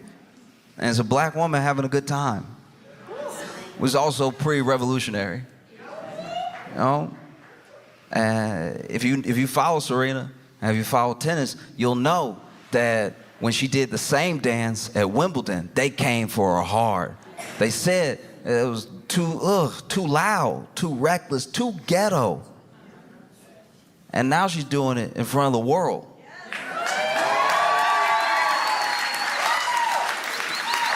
in front of the world with nothing but joy and people cheering her on, right? Giving us full circle moments. I thought that was so dope. You know? I even tried to do it. I hurt myself.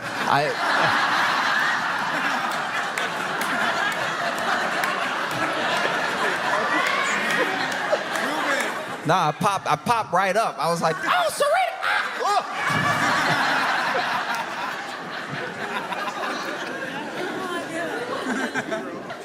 And I think that one of the most revolutionary things you can do is just have joy.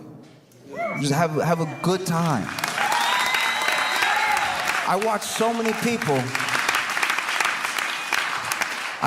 many people just having fun. I watch people watch it and have fun. That warmed my heart just to see so many people having a good time. I know it wasn't for everybody. I know there were some people that thought it was boring, they didn't like it or whatever. And he said ahead of time, you wouldn't get the picture if I sat you for hours in front of the Louvre. So it may not be for you, and that's okay. But I watched so many people have such a good time. It was dope, you know? And it's more than fitting. It's a blessing. It's an honor to talk with you about this, about black music, about black joy at the Orange Peel in Asheville, North Carolina, a place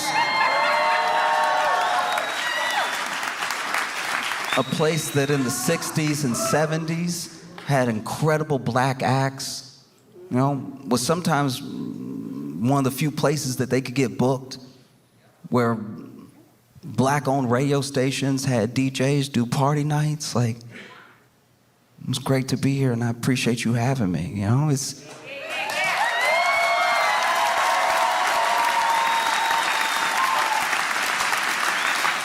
I think that for the most part, when I think about the halftime show, and when I rewatch it for the 100th time, and there were so many people that were critical of Kendrick. It should have been more. He should have done more. He should have gone up there, been more militant. He should have done this, should have done this. And it's like, look, can I just tell you, I'm not trying to be a bummer when I say this, but everything you've ever watched that ever went out on a broadcast that you thought was revolutionary or you thought was ultra militant was approved for you to see by a corporate lawyer. Like all of it was, you know? In fact, whenever a moment gets through that's not that thing, that person usually faces swift consequences. There are so many people that are like, no, he didn't go far enough. He could have done so much more. And it's like, look, I understand. That's what people are saying. But if you really believe that, if you really believe that he should have done so much more, I can tell you this, art can save your life. Art can absolutely save your life. I believe it from the bottom of my heart. But believe me when I tell you that entertainment will never be your salvation. All right? Art can save your life, but entertainment by and large is escapism. And no one has ever escaped their chains by forgetting they were there. So you cannot, when I tell you, you will not be saved through entertainment alone. Expecting Kendrick to rap so good that Trump is like, I'ma stop.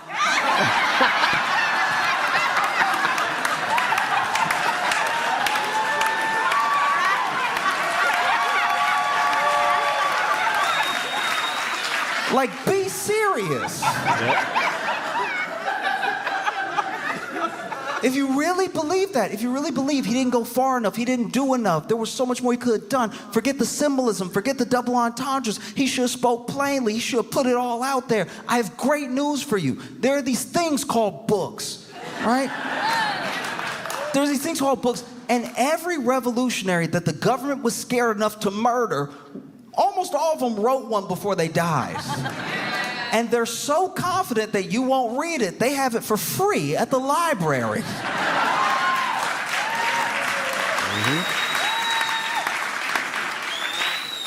I'm just genuinely, I don't know what to say sometimes when people are like, why didn't he do this? It's like, I don't know, man. I'm not in his head. You know, he's great. You can't expect him to save you. He did an entire album where he said he wasn't our savior. The whole album where he was like, yeah, but I rap. I think it was incredible. I think it was a phenomenal show, especially in a year and a time where there are people that would have Black history disappear. You know, there are people that would have us forget. And I think the only way to stop Black history from going away is to make more of it all the time. Make new history all the time, new moments, you know? Because so many people were like, man, it was so boring, I didn't get it. And it's like, you know, it's the most watched thing right under the moon landing, but I'm sure that was hate watching. You're right. I think that whatever you take away from the performance, if it's art that touched you, that made you feel something, that's good. That's all you can hope for. But if you want like a revolution, if you want change, you're probably gonna have to go outside and get some or make some. That, like, if you want, like, because then, you know, he plays Not Like Us and then we all scream mustard. DJ Mustard comes out, they're dancing. And one thing I really loved about the performance, genuinely from the bottom of my heart, is that almost always what people will do, the Super Bowl thing to do is go out there and play your hits. Make a medley that reminds us why we love you, right? And this dude, he did some of his hits, but he mostly did this GNX album. He even says it when they start playing TV Off. This is GNX. We came here from Compton, California to party with y'all. Master. You know? Then the Super Bowl halftime show ends after he hits that TV Off, game over, cold stuff. And then they come back. Tom Brady's like, well, let's see if Patrick Mahomes can like really bring it home. Like, he's so good. I've heard he's great. I've heard he's fantastic. So I'm sure he can come back from this 2,000-point deficit.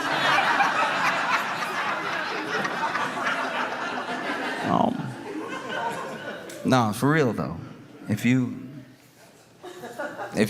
want change, art can save you. Entertainment will never be your salvation. And so if you really want to see a different neighborhood, a different country, a different world, you probably gonna have to turn TV off.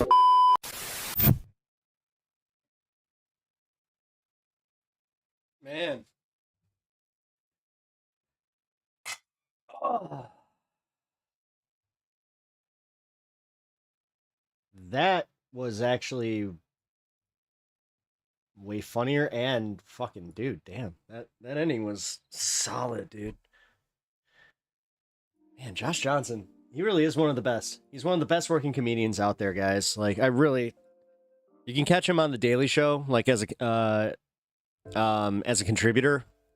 But man, I'm just gonna say it. Holy crap. All right. How's everybody doing? Who do you got in here? Jeff, Allie, Bloodstone, Talon, and Kenzie. Kenzie, how are you all doing? How's everybody doing? Looks like Twitch is just, what's going on over on Twitch? How's everybody doing? Sorry that's kind of just got caught up in the comedy, but we needed that. I needed that. I'm not sure if you guys needed that. I needed that. I don't know what lyrics rule is. Jeff, I want to hear the lyrics rule. What is the lyrics rule? Wait, what is this rule that even I don't understand? What's going on there? You going upstairs, bud? You gotta go potty? Crap. All right, hold on. I gotta let my dog up.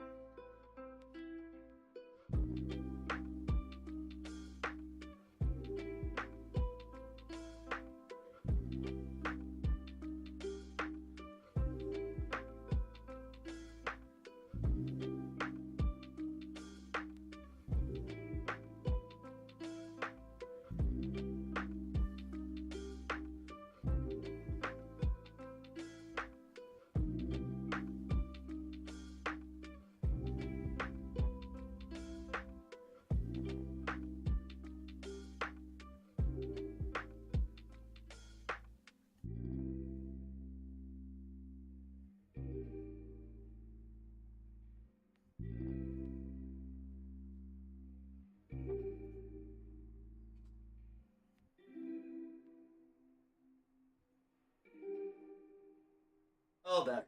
You need it better.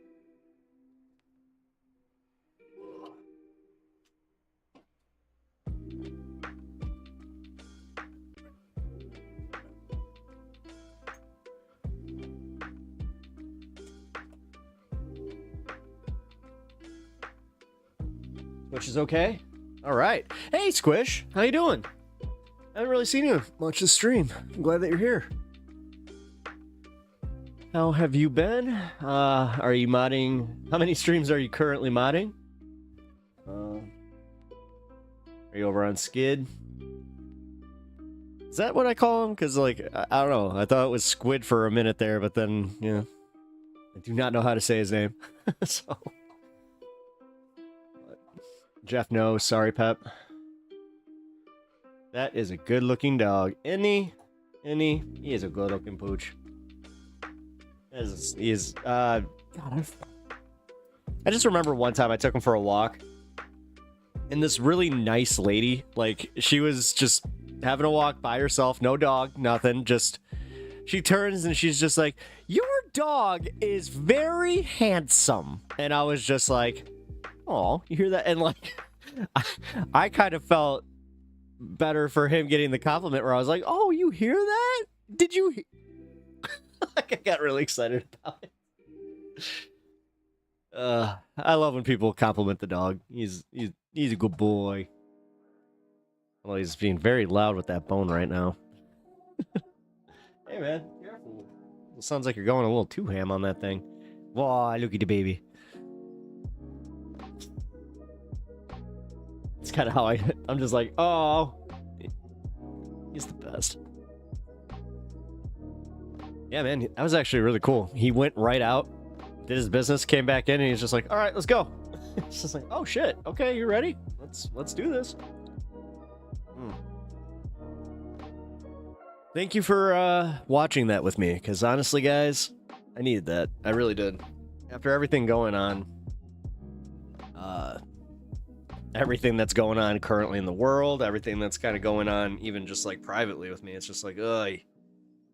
I needed to laugh, because...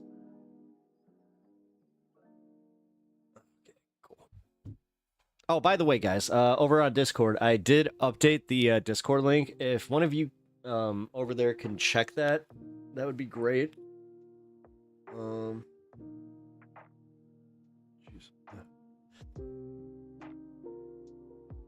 Because honestly, if it's still not working, then I'm going to have to I'm gonna have to just delete it and do a new one. I set everything up for a new permalink, so. Hold on, guys. I got a piece of hair in my eye.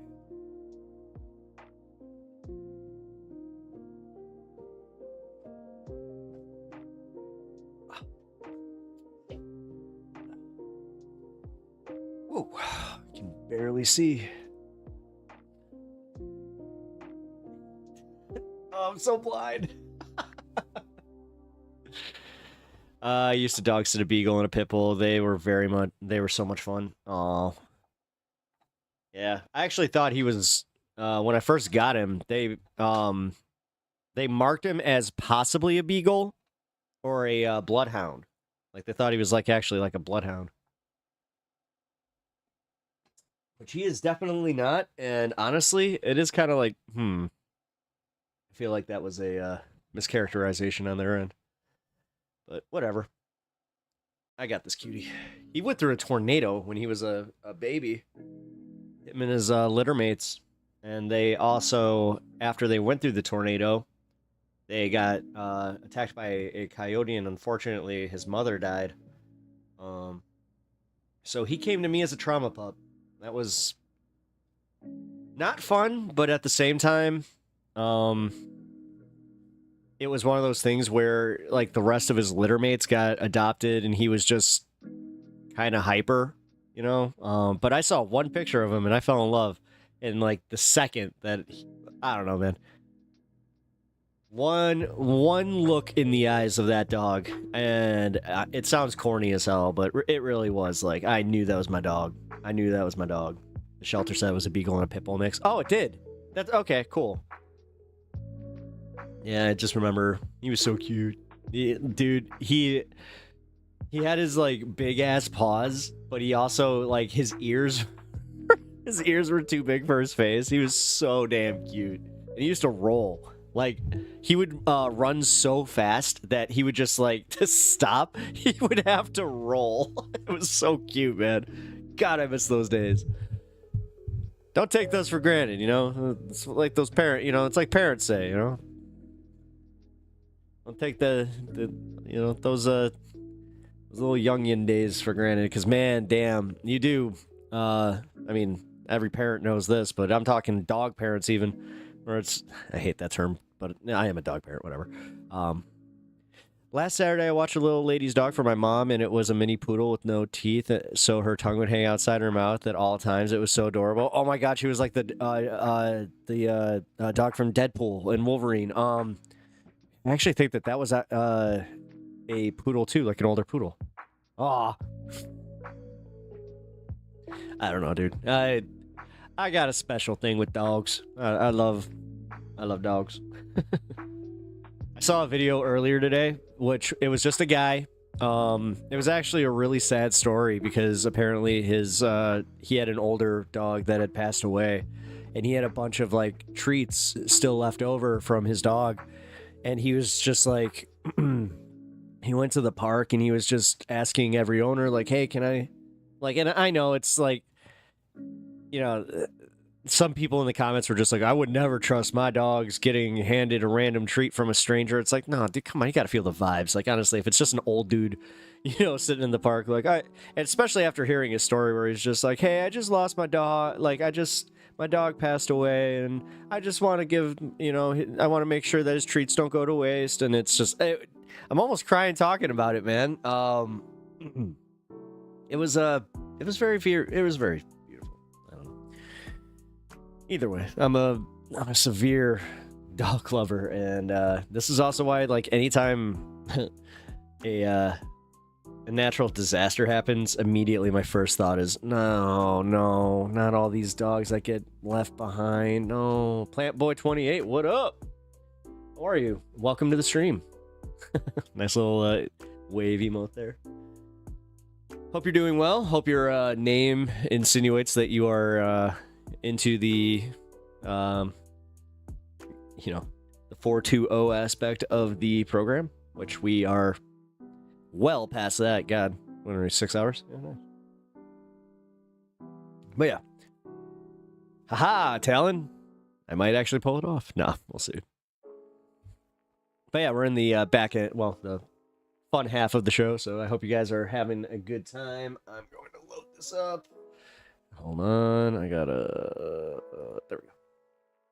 By the way, guys, I forgot that the camera was on during one of my segments. I realized that I totally filmed me doing that. I was like, oh shoot. Why not take random treat? The odds of someone poisoning your dog are so low. LOL, I've never heard of that. That's kind of the thing. It's kind of the same way that, like, I saw this other one where like it was a delivery dude who it was like a Instacart guy where he was like, yeah, I just made a delivery to this guy who handed me these like they were 2 chicken wings, and he's like, I've been smoking these for 15 hours, and he's like, I ain't crazy enough to eat these. It's like I don't know. I asked myself right then and there, I'm like, would I do it? And I'm like, I probably would. Wait, what might I pull? Nothing about asleep. What? Oh, I'm sorry to hear that. I'm sorry to hear that your puppy is no longer with us. Unfortunately, yeah. Kind of dealing with an older dog myself right now, where she's doing well. Excuse me. But it's literally a day by day thing with her. So I give her medications, I feed her, take her out, like anytime that she needs to go out. She has a routine that I maintain. I think that's the reason that she's lived so long, to be completely honest. I can, say it's the mixture of the medicines. Like, yes, that's helping the the interior part of that, but realistically, like, I think the routine, that's really doing it with her. So it's very cool, man. I don't know. What's everybody doing here? Let's see.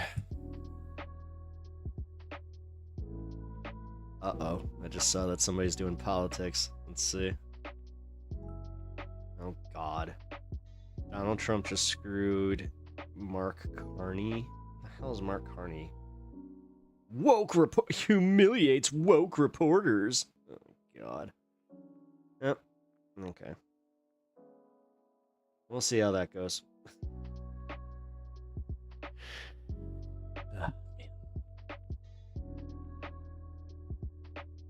The right-wing propaganda sphere really is very effective at what they do.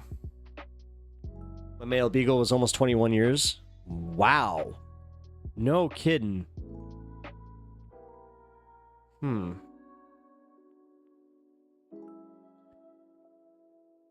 Yeah, hold on. I'm thinking that, well, Stan, unfortunately, it's because of his breed. His breed is usually, they top out around 14, like 14, 15 if you're lucky, because they have like the weird barrel chest that he has, and he also has like the big one is this. Like, he does this thing where he'll like hyperextend his leg.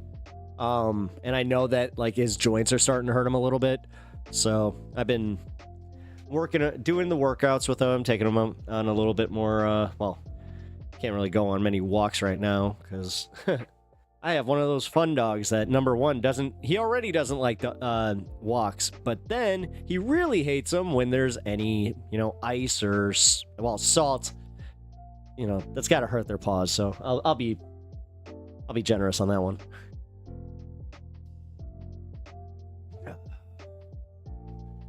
Man.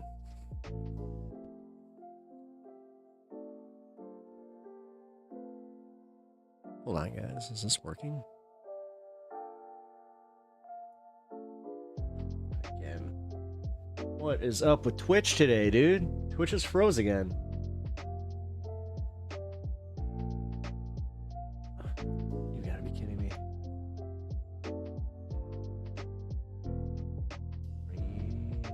Restart. Okay.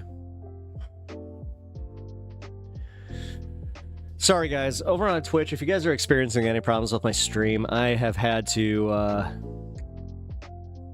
restart it like twice today. So, drop a glucosamine in food.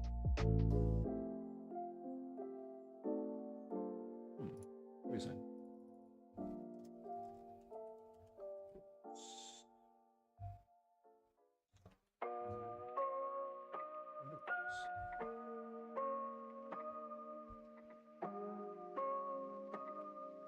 Glucosamine for dogs, joint medication. Oh, he already takes glucosamine. He takes Casequin. That's the active ingredient in Casequin, right? Yeah, Cazaquin supplement with glucosamine and whatever. Cazaquin works. I do know that. I know Cazaquin works for my dogs. I think that's why my lab, again, she's 14 and a half. She really, I just realized for a yellow lab, she is ancient, dude. Because most of the older labs I've ever met they usually cap out around 12. So,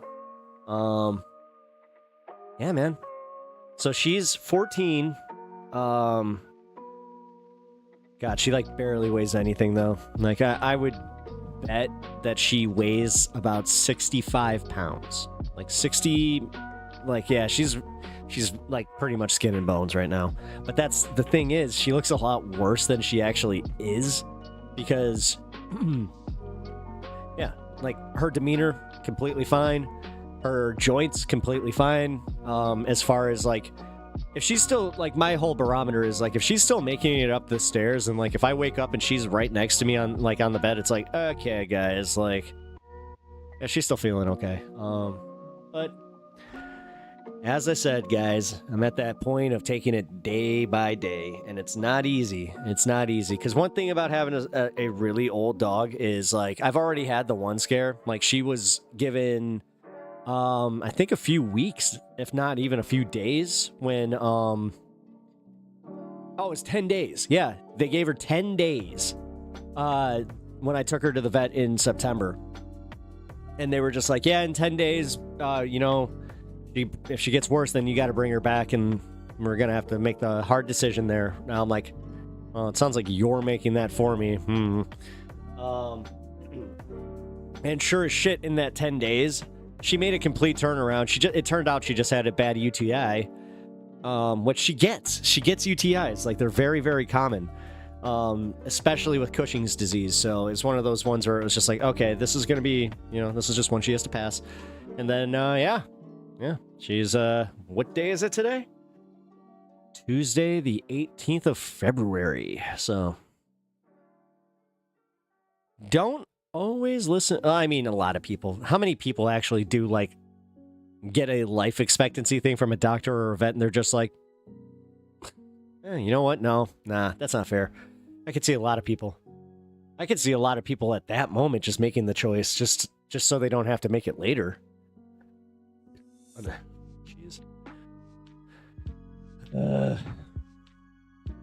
The hardest part about owning animals is that, you know, just knowing. But yeah, I do drop the glucosamine in there. Actually, don't even need to do it, and like I don't have to give them food. They taste like peanut butter, apparently, like the actual like pills themselves. So they literally look at them like treats. Elon may just send all Americans $5,000.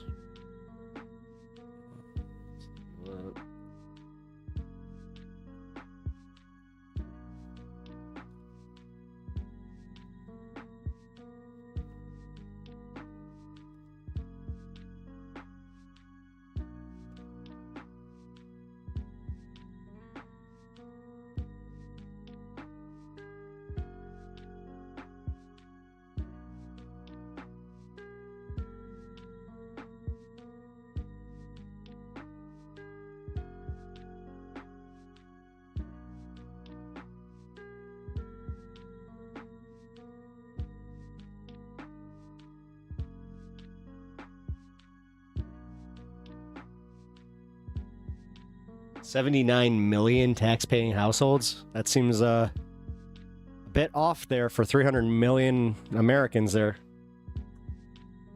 That doesn't make much sense.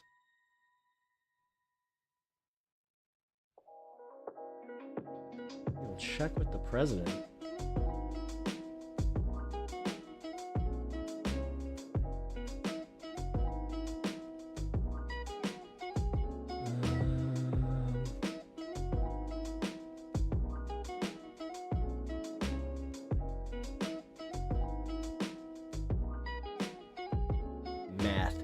Okay, it's saying that math is the biggest fucking problem with that.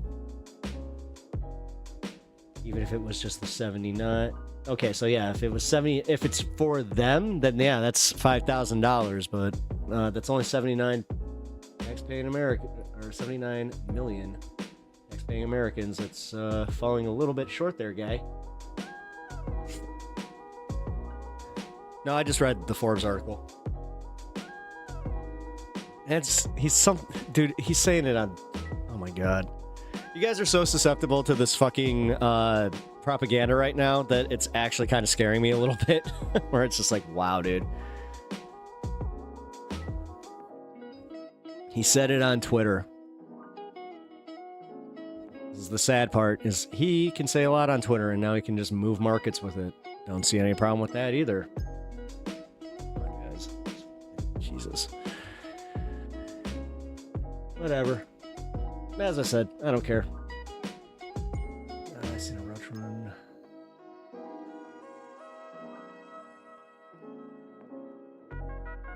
What? Just seen a roach run on God. Okay. Where? That's it.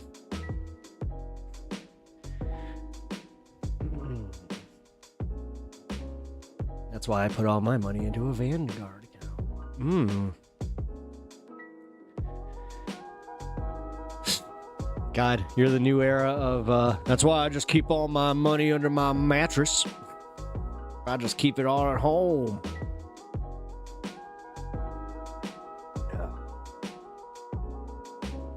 Yeah, just wait until they come for that too. Wait until they determine, unless you make over $100 million, that they're just like, yeah, we're actually just gonna liquidate your 401k and all your stocks. Sorry, losers, you didn't make enough. Got at one point. Imagine owning Twitter and you're such a loser. Yeah, I know. Yeah, dude, it is wild that, like, he has almost like the most money. Like, I know it fluctuates. He's like sometimes the richest man in the world. He still can't buy cool. He's still just such a fucking loser. Like, he could barely fix his fucking face. You know, he had his stupid lip. He had his stupid hairline. He had a stupid body. You can't get that together. I mean, dude, there's just so much. There's just so much. And then the funniest part is he's so insecure about it that, like, literally he bans people on Twitter. You know, Mr. Free Speech Man. It's adorable. Also, Fat Man, welcome.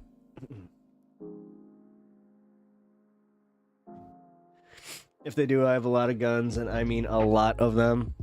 They got bigger guns there, Pally. Or have you not actually seen, you know, what they have?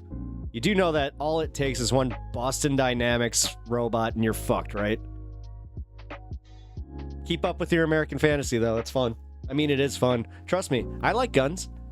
Guns make me feel cool. Guns make me feel like I'm in the movies a little bit, especially when I fire them. They make me feel powerful. But you know what? I also recognize just how much of a fallacy it is. It's a power fallacy.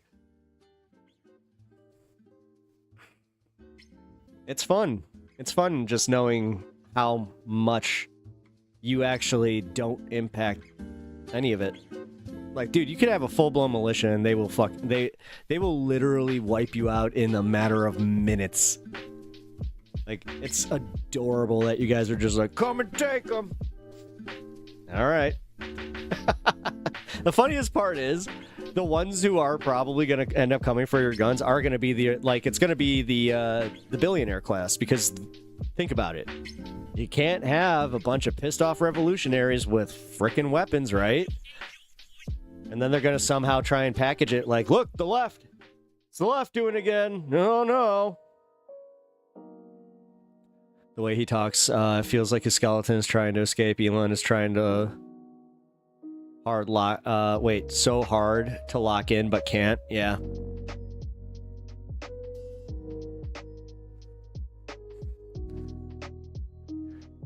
The first day you get a pet, you have to know that one day you will be heartbroken. That's how I mean, that's literally the social contract that I make. It doesn't get any easier either. Like, I mean, it does, like, as far as the expectation and knowing, which it's almost weird. Like I'm thankful to my older pets, like my first ones, for being so rough. So it actually made it to where it's like, oh, I can actually start accepting things a little bit easier. Like my last cat actually passed away like in my wife's arms on the way to the vet. And honestly, I was so devastated, but at the same time, he was not doing well. So it was one of those ones where I was like, okay, you know. Same with my my older cat. She wasn't doing well for a while. So like it almost came as a relief when she finally like had to go.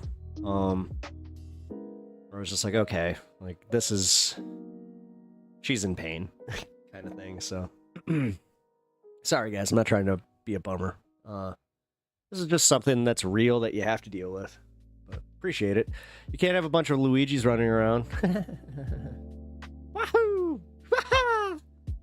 Okie dokie. Oh wait, that's oh wait, I've asked this. Do you guys know this? Like, is Mario's name Mario? Because like, think about it. It's called the Mario Brothers.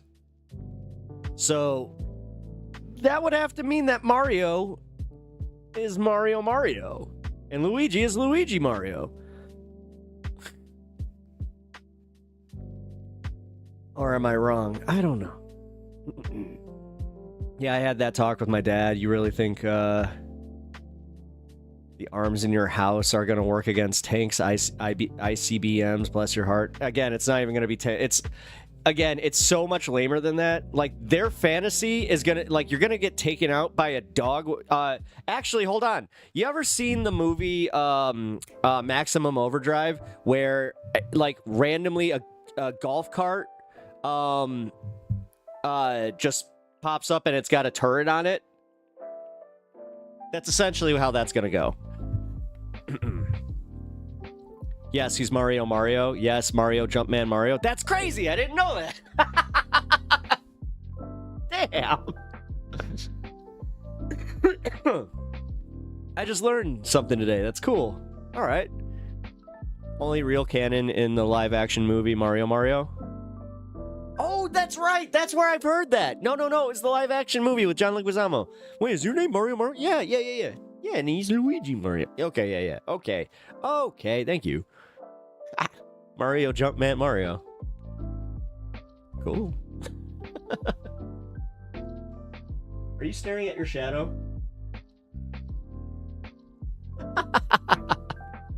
He was having a stare down with his shadow. Aw. Why are you so damn cute? Come here.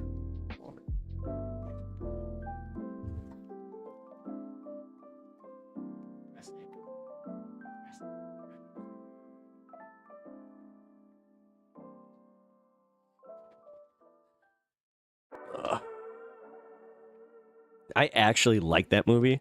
It's not the worst. It's entertaining.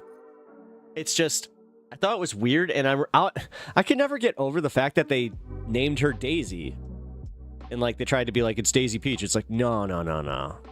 You're calling her Daisy. And then literally all I could hear is, it's Daisy.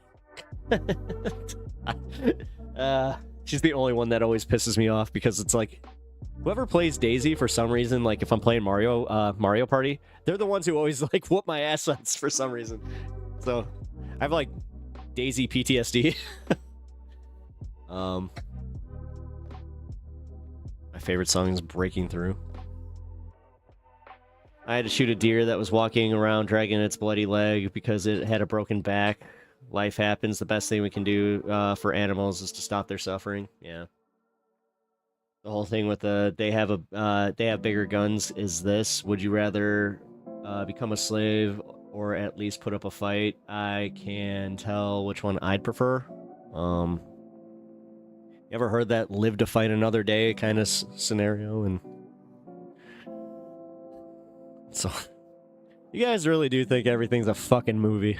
Like, Americans, that's our downfall, was just watching too much damn media and just like having these grandiose, like, thoughts about this bullshit. Like, dude, it's not.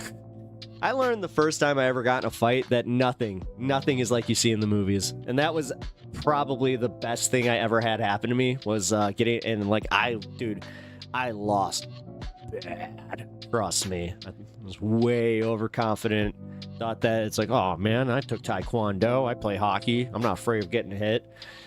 After I got hit in the face that first time, I was like, okay, maybe I'm afraid of getting hit. It's like, damn, he knows exactly where to hit me. For me, it's Toad. Whenever I play Mario Party, the computer hates me. Oh, yeah, dude. Mario Party is rough. I wish there was a way that we could all like play Mario Party together. That'd be fucking cool. I think that's yeah. Wait, is there? I think there's a way to do it online. You know what? We're gonna do that when I get my my capture card. I think. Yeah. Wait a minute. Okay, hold on. So.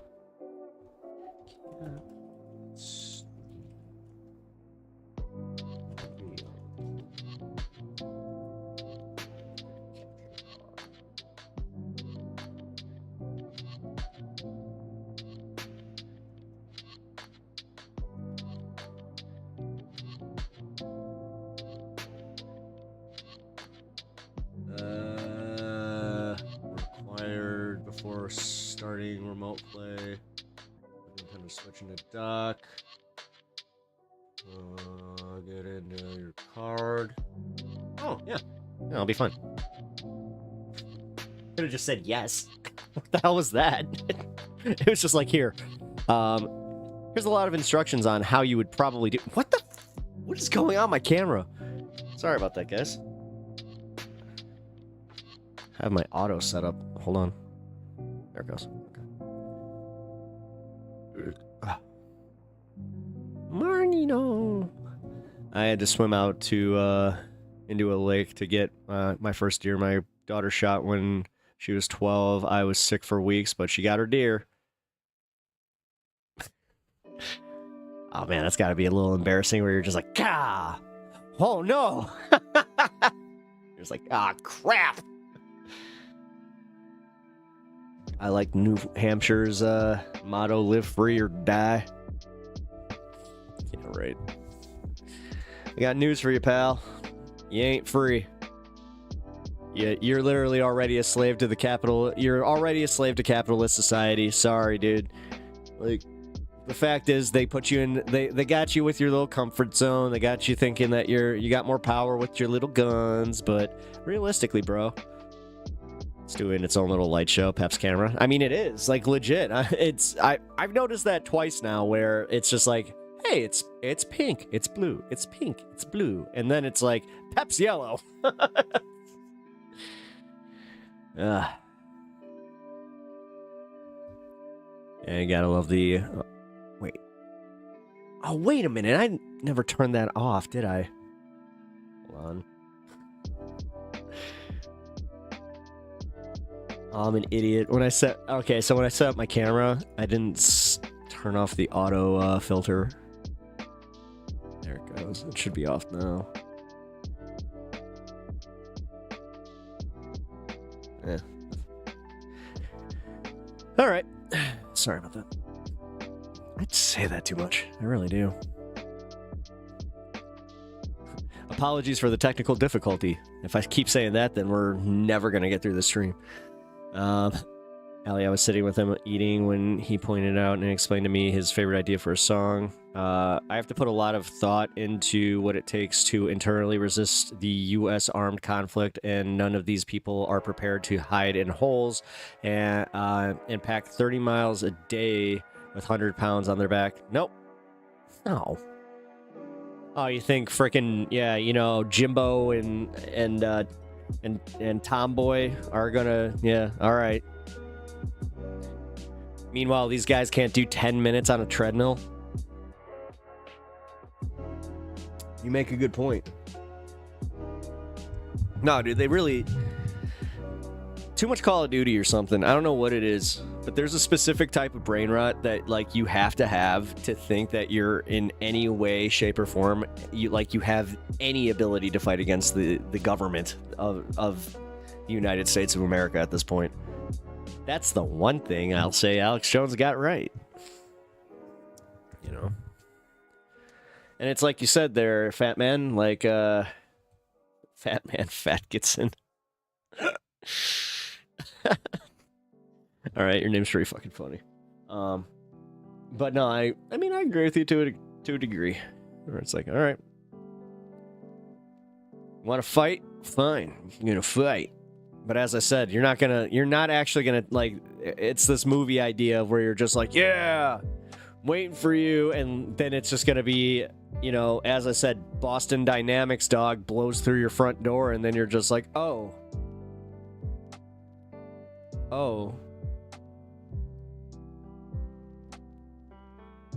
Like, come on, man.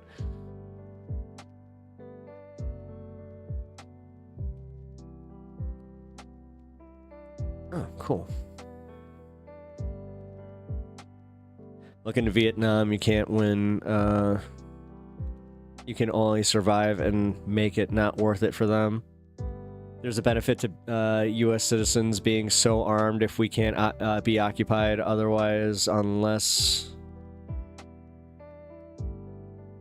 Call it war games. Well, and that's again, like, yeah, not without a can of beer in their hands. Well, exactly. Because, yeah, most of these guys, you know, they do their, you know, they fire their guns when drinking some beers with the boys.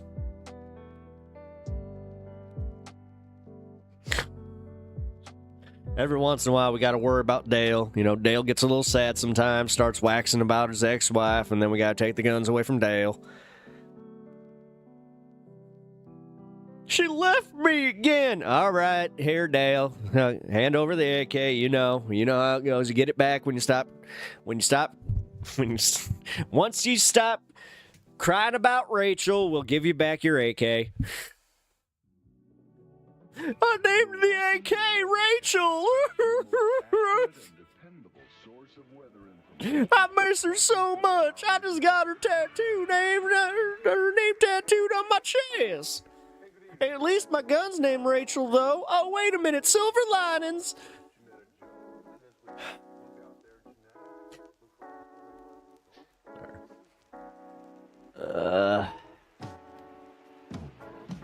Wait a minute. That won't hit.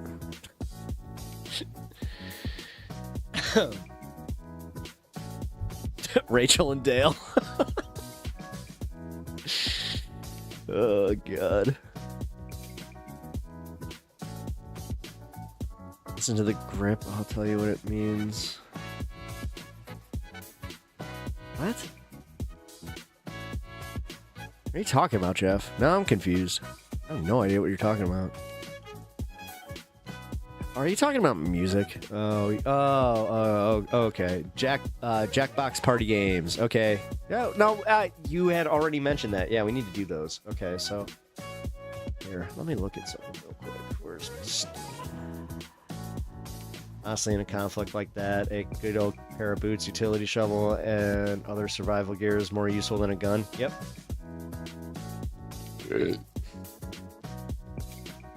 The choppers over the house freaked me out today. It will always be a childhood flashback for me growing up in a military city. Oh, damn.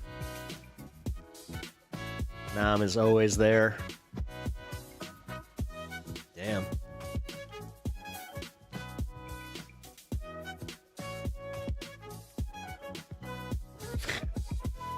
All right. Oh, that's a little scary.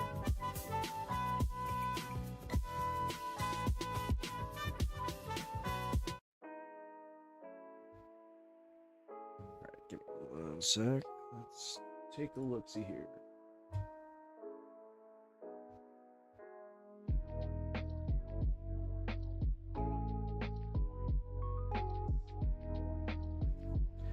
Two more days. Damn it. Alright, well. I have a copyright dispute that ends in 2 days. We'll see what happens.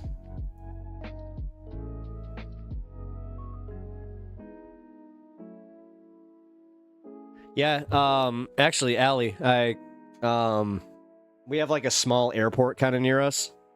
So like we always get like helicopters and like the smaller planes anytime we're just far enough away from O'Hare. So we get a bunch of that crap. Ugh. They are very loud. I'll say that much. We also have a military base that's about 45 minutes away from us. Wait, is it a naval base? I think it's Navy. Which is that's always been wild to me. I'm just like, wait a minute. I got a base, a naval base right by Chicago. That's kind of crazy. Oh,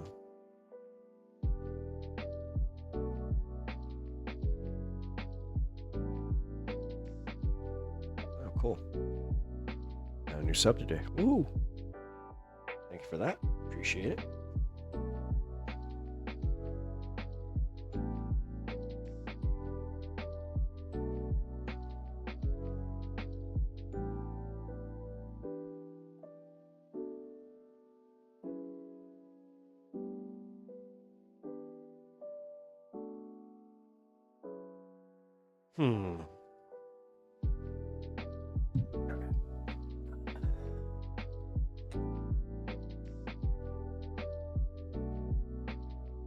Wow.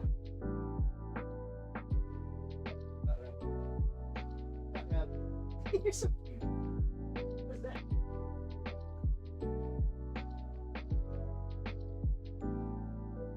Where's this come from?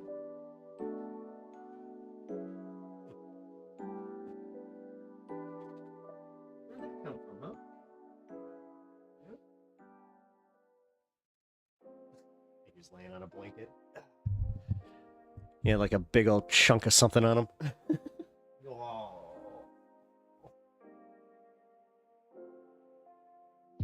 Do you have a big day today? Yeah. Oh, my baby. Hi. Oh.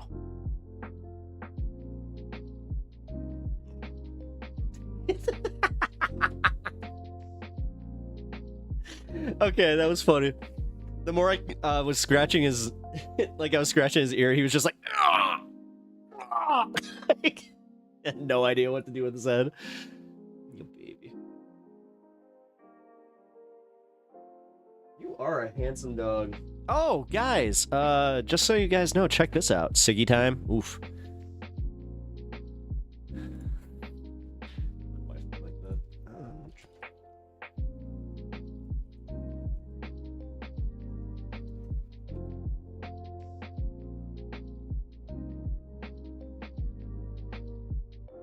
All right, guys, which one? You guys, help me choose.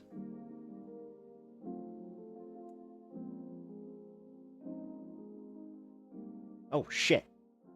Sorry, that was a chat box. My bad. There we go. All right. Which one do you guys think? Majority report, dog collar. White, red, or black? Which one do you think would look best on him? Come here. Come here, Mike.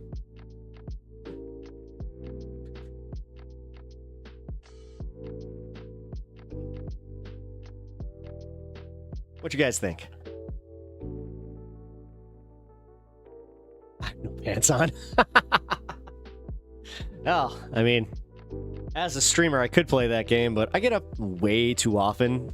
I mean, I'm literally self-conscious over the fact that, like, when I wear my PJ pants down here, I'm just like, hey, black. Okay, black. Yeah, I think the black one is probably good. Yeah, the black one you'll be able to see, because the white one will clash with his white. Okay, so yeah. All right, cool. And then I think I'm going to get me a Left is Best t-shirt just to even it out. Because why not?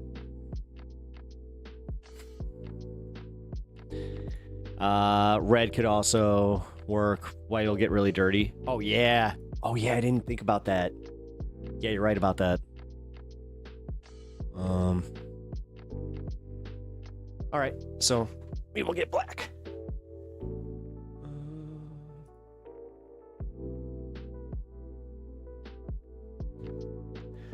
$10? Hell yeah. Just got him a dog collar. Oh, you said red. Okay, so we got one red, one black. Me personally.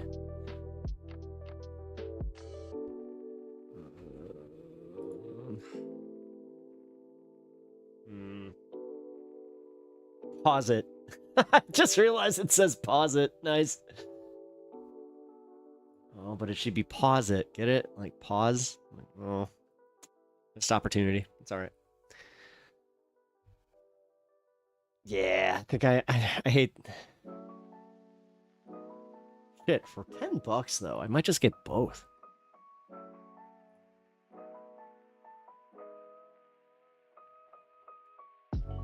Screw it. You know what? I'm gonna just get both. Let's see, what is it as far as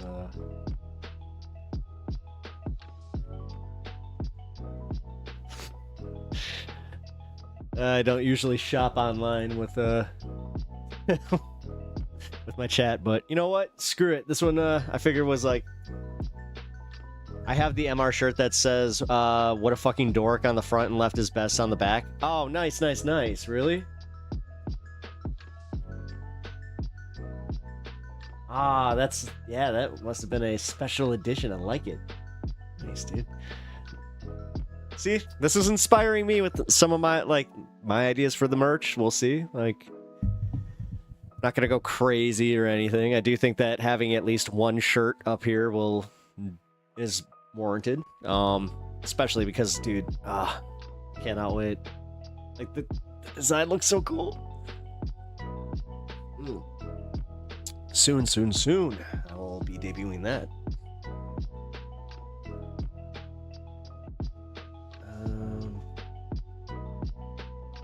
Yeah, you know what? Screw it. I guess I'll get that.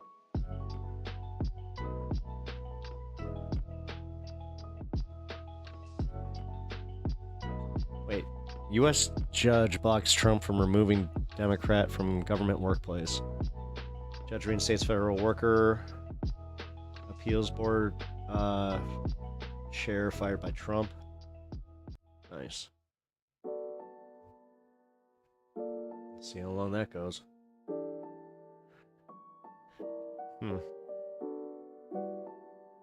I don't know. I'll be honest, Duke. When I saw that they had dog collars, like, immediately I was like, oh shit, I'm definitely getting him one of those. Funny enough, his dog collar had like just broken. And it finally snapped like, what, 2 days ago? It was hanging on just like by a little, like the clip wasn't fully broken, but finally snapped. I was just like, what the hell? It's like just hanging there.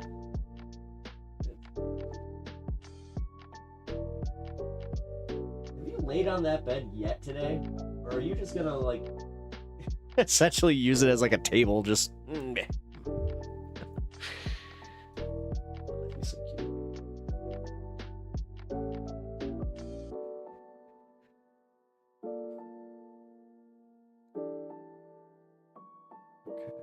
Sorry, guys. Oh, spaced out there. Was looking at the MR merch. Holy shit! Just saw all the M Majority Report stuff. I'm just like, oh, is she trying to like stage a coup? It was meant to be. LOL. Nice. LA, they do 3 Days Grace, Time of Dying. I'm gone with it. Really like 3 Days Grace.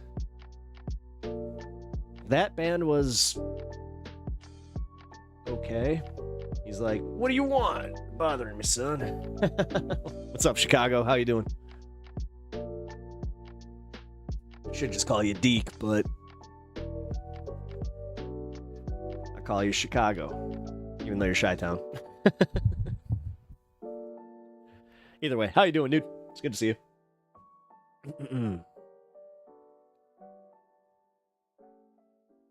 Man, he is like, he's been let's see, 7 hours. So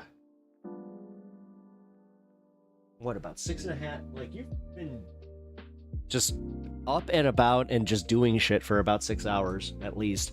Like, he doesn't do anything. Like, he usually doesn't do anything down here, but man, he's been all over doing well. P2T and you. Just chilling, man. I'm just doing the 420 fun half. We watched some Josh Johnson comedy, and now we're just yeah, we're chilling, gonna smoke, and yeah, literally just hanging, man. Yeah, I saw that Honey's on.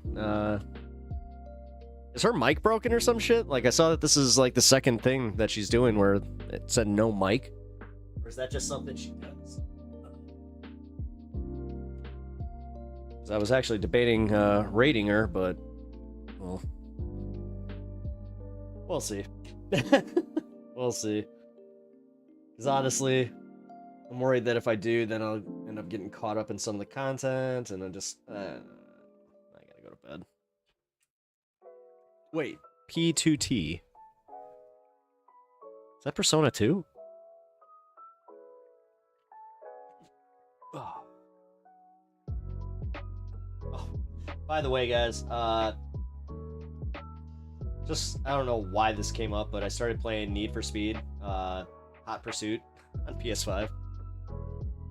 And I forgot how fucking fun that game is.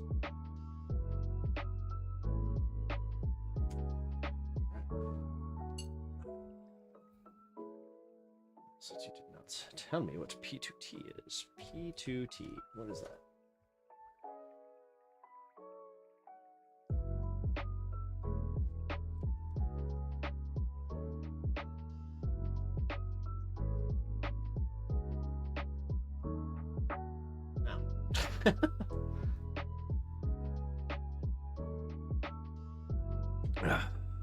Alrighty. Oh, yeah.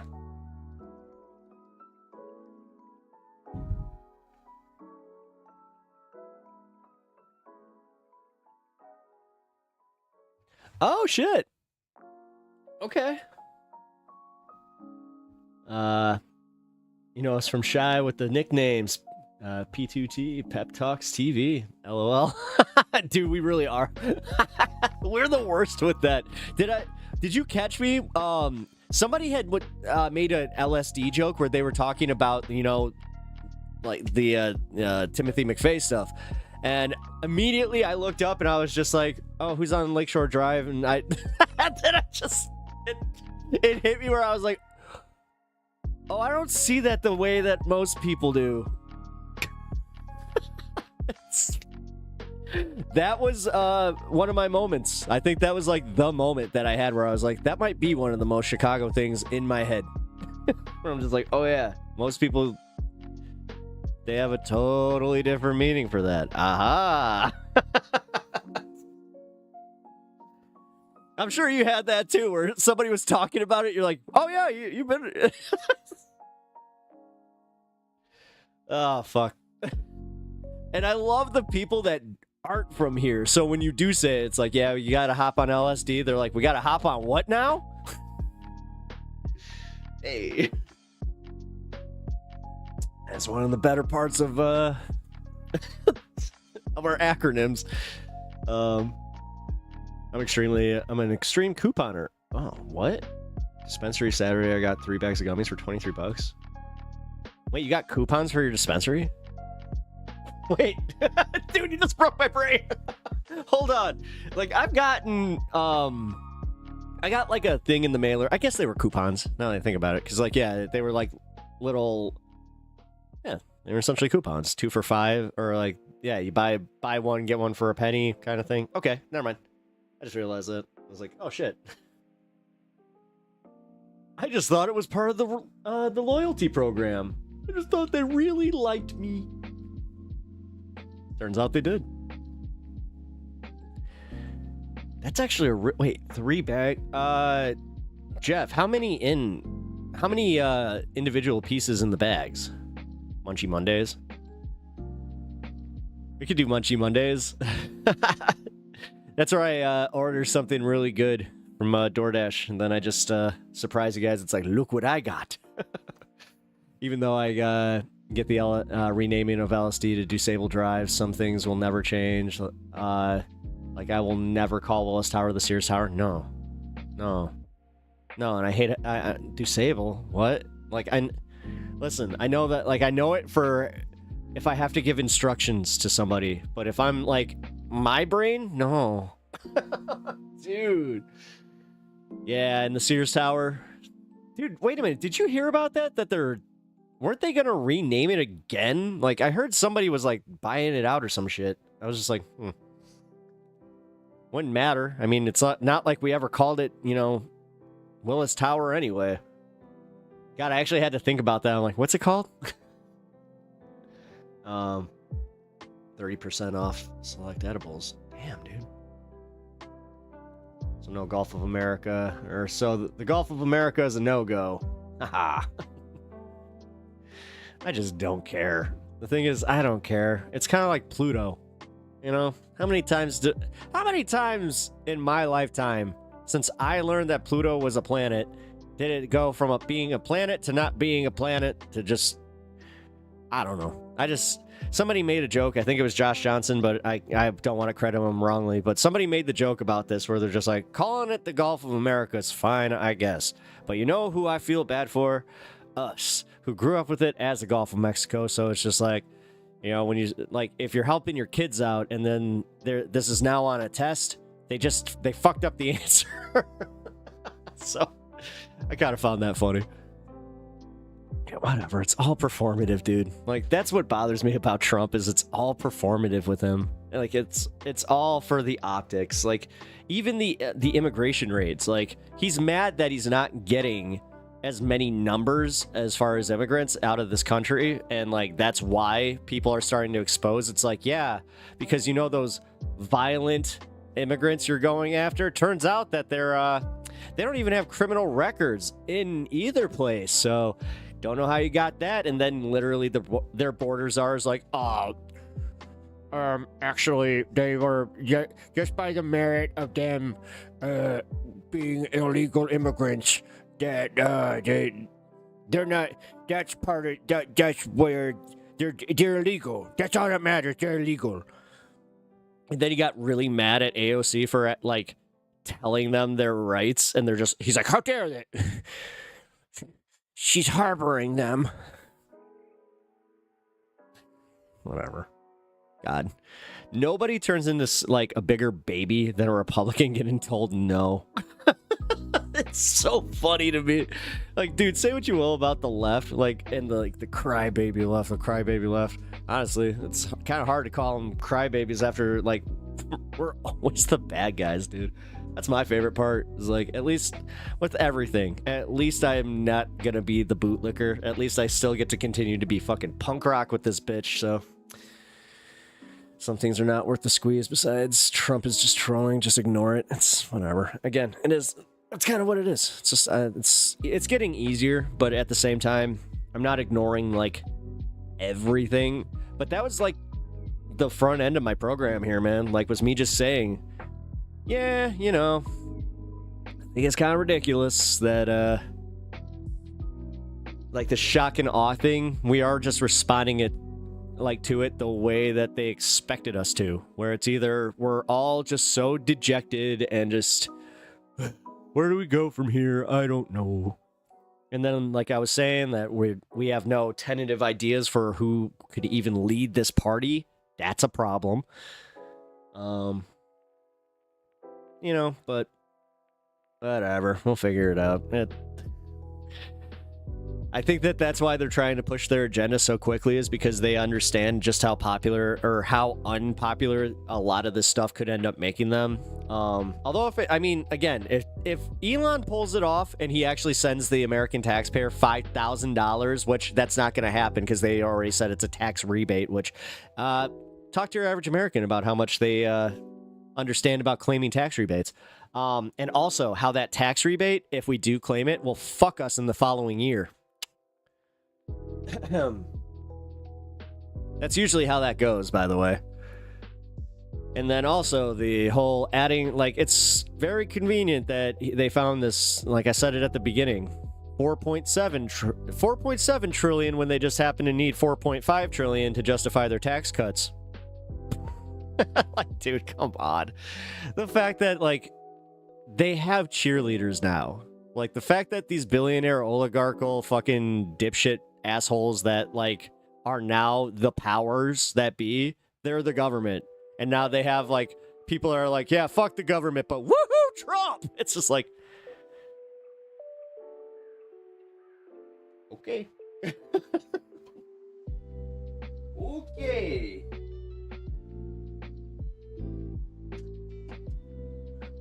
Whatever. From my point of view, it's actually kind of fun to watch right now. Because at least I get to watch them come to the, like, realization. It's like, oh, I don't think he's gonna help me.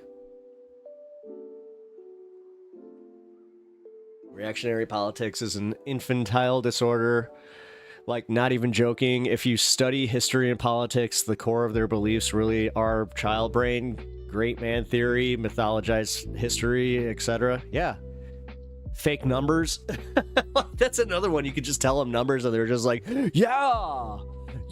But the thing, here's what, this kind of brings me back to what I was saying earlier, Duke, is the fact that, like, these people are so stupid and somehow we're so smart that we can actually get them on our side. Like, here's the difference between us and Donald Trump and the Republicans who are actually smart on that side, is they figured out how to weaponize these people's stupidity and use it against them and for their cause. It's almost like we could have done that, but we were too busy doing something else.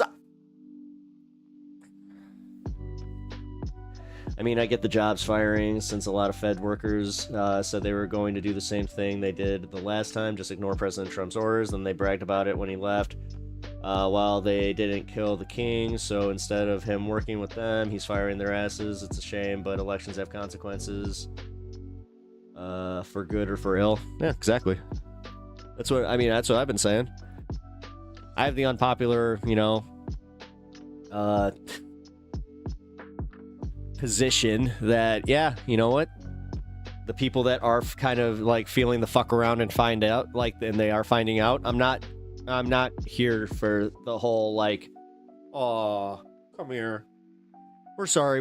I saw this coming, but I'm sorry. Not doing it. Not this time. Not when they were so quick to throw me under the bus for having a disagreement with them during the election. That happened a lot. If any of you are actually wondering why I do have this position, or it's just like, no, guys. Like, I had real arguments in my life with, like, real people about Jill Stein and the third party politics and just all of it, and this is it. Here's the consequences. All right. So now I do get to do the thing. I told you so. Cool. Do I feel great about it? No. I really don't. I feel super indifferent about it. Like, I don't want to do this. I don't want to constantly just be like, ugh. But here we are. Let's do our resistance. Yeah, I've read leftist theory that talks about this is not a new dynamic. The ruling class intentionally fosters racism and nationalism to keep workers divided. Duh. And the fact is, we just willingly keep doing the thing.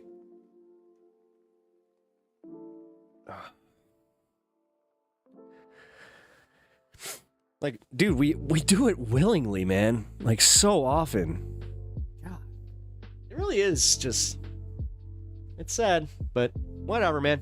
As I said, I'm here for the show at this point. If we survive it and we can actually, build from the ashes, then let's do it. I'm not going to sit here and just give up. I'll tell you that. Like, right now, I'm putting my efforts into finding the next person. I want to find... Who is it? Instead of relying on guys like Hakeem Jeffries for leadership. Ugh, God. I almost vomited in my mouth saying that.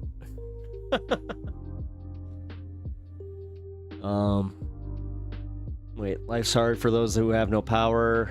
It was better to just chill and go with the flow. I didn't think about President Biden, but I still prayed for him almost every day. Mostly for him not to DEI. Well, some would argue he did. VP Harris was scary enough, but at least President Biden knew enough not to totally fuck things up, or did he? LOL. Okay, I'll stop. I mean, dude, like, realistically, I'm pissed off at the fact that they knew his mental condition was exactly what we all knew it was. Like, we had eyes, we had ears, and they still put him up. In 2019, they ran him. When we could have had Bernie, they could have just not done what they did. But here we are, man. So, whatever. I'll say this. The Democrats deserve to lose. What we don't deserve is the Democratic Party. We don't deserve a bunch of these shitheads not knowing how to actually, like, do anything. God. And how can you be so unpopular when you actually have, like, they had all three, like, houses of government, and they still did nothing. They still did nothing. They sat there, well, okay, that's not fair. That's not fair. They tried. 2 people, actually, you know what? No. Because I am the political junkie that I am, I actually know exactly who fucked us entirely on that one, and that her name was Kirsten Sinema. I can never Kirsten, who gives a shit? She sucks. And freaking dipshit from West Virginia. Yeah, that shit. Obstructionist Democrats. Which, again, guys, it's almost like the Republicans got them some lobbying money, told them, hey, you're gonna have a really big career if you guys kind of cause some chaos in here, you know, like not caught. If you guys don't raise that minimum wage, you know, and you do that.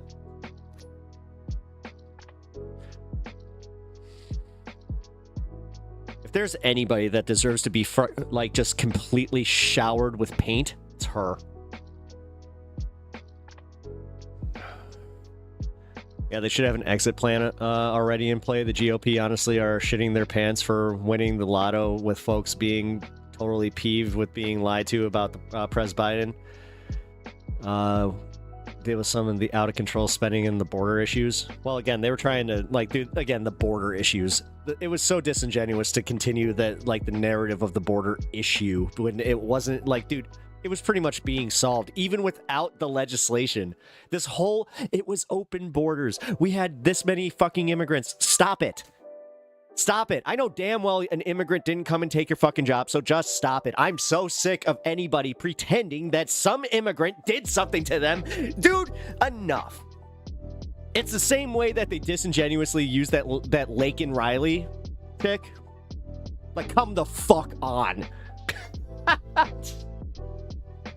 How come there isn't a bill for what's that? What was that? Gabby Petito. How come there isn't a Gabby Petito bill?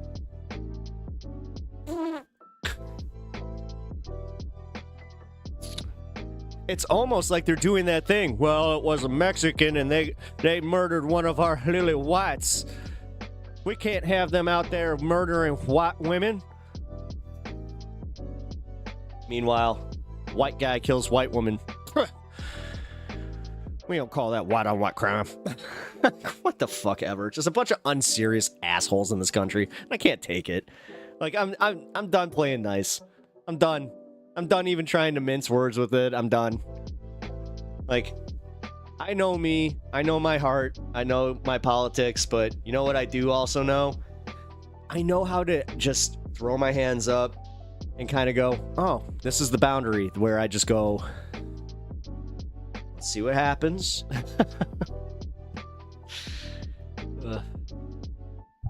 No, honestly, I'm also trying to be a fair leftist commentator in this one, where For every asshole that's out there, like, you survived 2016 to 2020. Like, what the hell? It's like, okay, if you can't see how this one's blatantly different, then I don't even know how to help you. Because, like, you have enough Republicans in my life, you know? Like, for instance, my mom and her best friend. My mom is a little...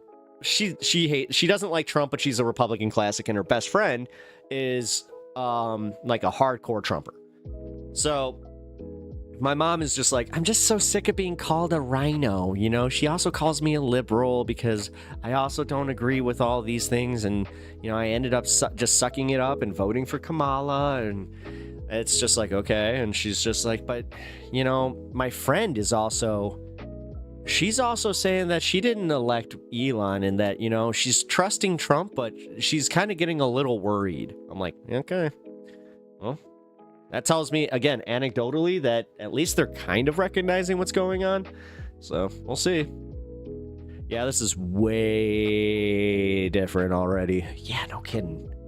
Yeah, for anybody that's trying to say, like, oh, come on, dude. It's like, nah, we don't have Mark Milley there. If we had a Mark Milley in there, fine. But no, we got Pete Hegseth, who can't even not drink on the job on live fucking TV.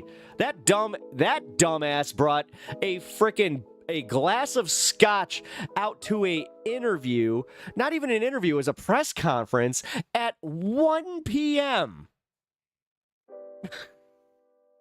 That's the leader of our military right there, folks. But tell me again about the DEI hires. Please tell me again about the DEI hires. And just how we gave all these black people jobs that didn't deserve them. Yeah, bunch of unserious fucking assholes. Dude, the fact that they're just like, yeah, it's just because they were black. It has nothing to do with the fact that they were actually trained and like actually good at their job, and then they were in their positions for so long, and now you're doing the exact opposite by the merit of them being black, so you can get a white person in there doing the DEI for whites. Weird. I can't believe the dumb bastard got a point. Bastard's getting a point of this round. It's so much worse. Oh yeah, dude. RFK, come on. Like, let's bring back polio while we already got a measles outbreak in Texas and a TB outbreak in Kentucky that's moving to the, you know, Midwestern states. Oh yeah, guys, did you hear it's in Indiana now? But hey, you know what? Those damn Democrats. They were just trying to create this oligarchy. They were trying to control the country. Biden was a god king. What the fuck? Their villains are so boring. Like, the fact that they villainized, like, the most boring milquetoast version of, like, literally the guy that was following democracy. He was following the rules to the T. Yeah. God. It's so pathetic. And, like, that's the thing. I don't even like the guy. I don't. I never did. I never liked Biden. I'm just an objective observer that was like, okay, he did some pretty base things with unions. That was all right. He did some good things with the insulin. Thought that was okay. You know, he made some decent choices as far as that was concerned. And also he appropriated some funding as far as, like, for everybody that was, like, so pissed off about, like, what was it? US aid and, oh my God, why am I blanking? FEMA. Like, I thought he did fine, especially with some of the responses to, like, the many freaking hurricanes we had. But whatever. Things are also so much worse globally with fascists gaining everywhere. Plus, Elon is terrifying me. Literally, dude, you don't get it. You don't see it. You know, X is global, right? Like, you don't see it. You don't see the way that he's literally influencing these other governments to vote right wing. Like, look at what he did in France. The fact that France actually kind of fucked up his referendum was kind of funny. Like, Macron was not supposed to win.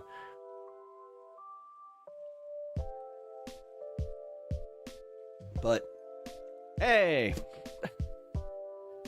you know, Marie Le Pen, her and her right wing coalition, that would have been. Meanwhile, Piers Morgan, over there in UK he's gung-ho about this. There's nothing that can go wrong with letting Germany go to a right-wing government, guys. Nothing at all. Nothing happened last time that happened. Pshaw. The difference is, this time, the dictator's not German, guys. This time, he's American. Endorsing Andrew Tate was funny to me, though. Didn't expect that. Oh, come on, you didn't. My son loves him. My son, I don't get it. I don't really understand it, but Barron says that he's a pretty cool guy. Dude. I miss when Barron Trump was just this fucking, hidden aspect of his life. Because it was a reminder that he was actively fucking a porn star while he was being born. That is still funny to me. The fact that we know that, and it's a little mushroom. She called it little toadstool. I didn't get it. I thought it was cute how she had drawn little circles on the tip of my penis. I mean, I didn't understand what she was doing, and then all of a sudden she started pushing on it and going, wahoo, yeehaw!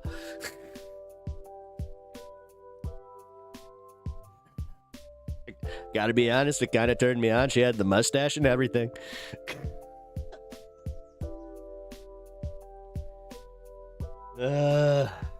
It's late in the stream. Holy shit. I just gotta realize, I'm like,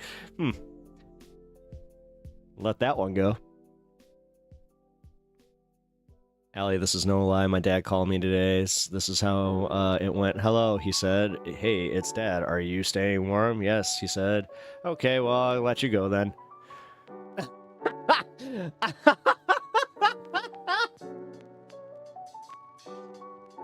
I'm sorry. That is all right. Just when I thought I had the most, dad relationship with the kid. You might have taken the cake on that one. That's pretty funny. All right. Is it warm? All righty. Yeah. And my dad's like that right now. He won't talk politics with me, which is funny considering my whole gig. I found out from one of his friends. I think I told you guys this, that through my childhood, he would always gloat to his friends about me, but he'd never tell me that he was proud of me, right? Yeah, I won't fuck a kid up. Well, one of his buddies was just like, I hear you doing this YouTube thing. Yeah, he's just like, yeah, your dad's really proud of you. I'm just like, oh, get the hell out of here. Totally hit me where I'm just like, cool. I'm so glad. Awesome.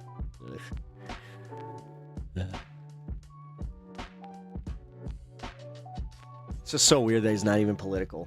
He's not even political. He's just mad about the money part of things. He told me, he's just like, listen, until Trump gets elected, don't make any financial decisions. And I was just like, wait, until Trump gets elected?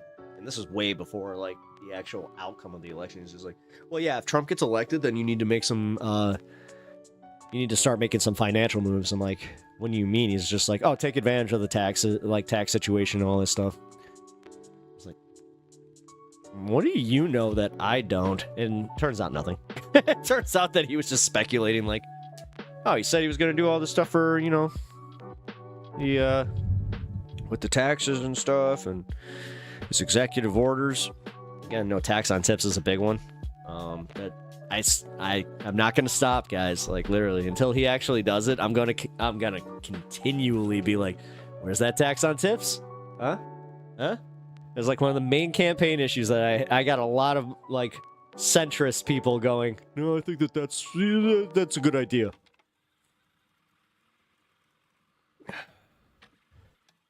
Okay, that got me. I follow my son around. I mean, yeah. No, that was funny, man. Okay, then. Dude. That's wild to me. Meanwhile, again, bless her heart. I love my mom. But when she calls me, she likes to talk. Not necessarily while I'm listening. So, Sometimes I go on a rant and I'm like, oh, okay.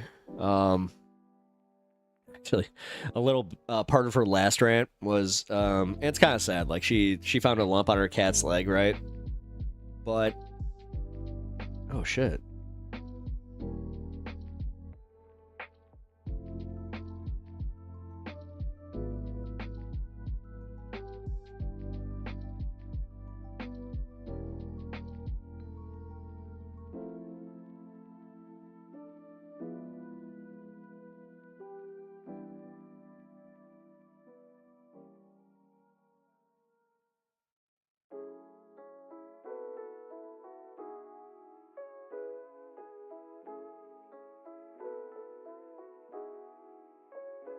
Okay. Your dad should be proud of you for this because it takes some bravery to initiate our initiative to do what you're doing. Many people do nothing their whole lives out of fear and shame. Yeah, right. You think? Nah, to be fair, I mean, he doesn't understand this, but like outside of just like the whole, oh, you talk? Oh, okay. But nah, he's I don't know, man. Like he puts this like he puts like weird arbitrary bullshit like God, what's the word I'm looking for? Not like finish lines. Goals, you know. Some things are being done in a ham-fisted fashion. Some things are coming in the light and it doesn't look good. We survived Pres Biden.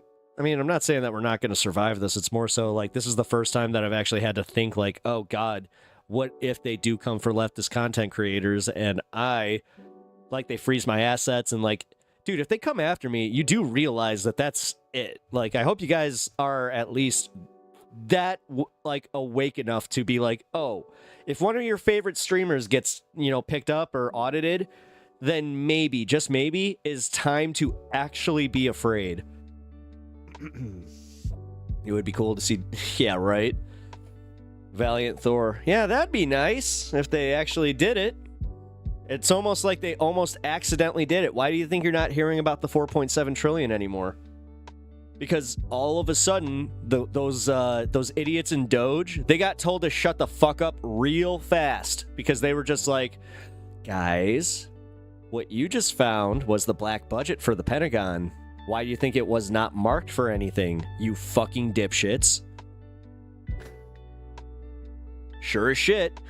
Got a lot of right-wingers that were propping that up today. I actually reported on it, but guess what's already taken a nosedive in the Republican circles and what they're talking about. We'll probably survive. Many will not. I can already tell you, 2 people in my community have already lost their lives because of the tentative bad shit that Trump has done. I don't want to fucking hear about how this isn't affecting people's lives. That's where I'm getting a little pissy. You're gonna tell me that, people, deleting their characters in Roblox? Yeah, that's really cool. The fact that I have to say it that way is so stupid. The black budget world is the world's wildest high-tech toy catalog, hundreds of years ahead of anything publicly available, free from any type of congressional oversight. Yeah, why? This is nothing new. Where do you think the concept for G.I. Joe came from? I'm not kidding, bro. Back in the 80s, you had a guy who worked for Hasbro who he posited just like, oh, so like how much is our military budget? And he was just like doing some quick math. He was like, oh, this is this kind of stuff that we should have. Wait, what? Characters in Roblox? What is that? You don't get that reference? Like deleting my account permanently?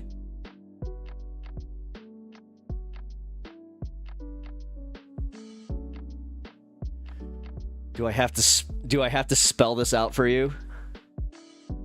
Hi, my name's The Account.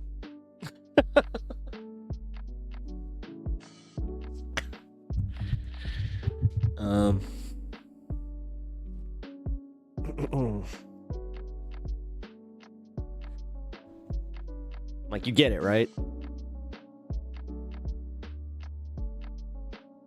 Or do I actually have to spell out that I've had 2 people in my community who are part of the trans community that just decided it's easier to not be here than deal with Trump and his policies. And then one of them decided to wait until after he went and enacted some anti-trans policy. And then I'm over 50. I'm lucky not to have to pee more than twice a night.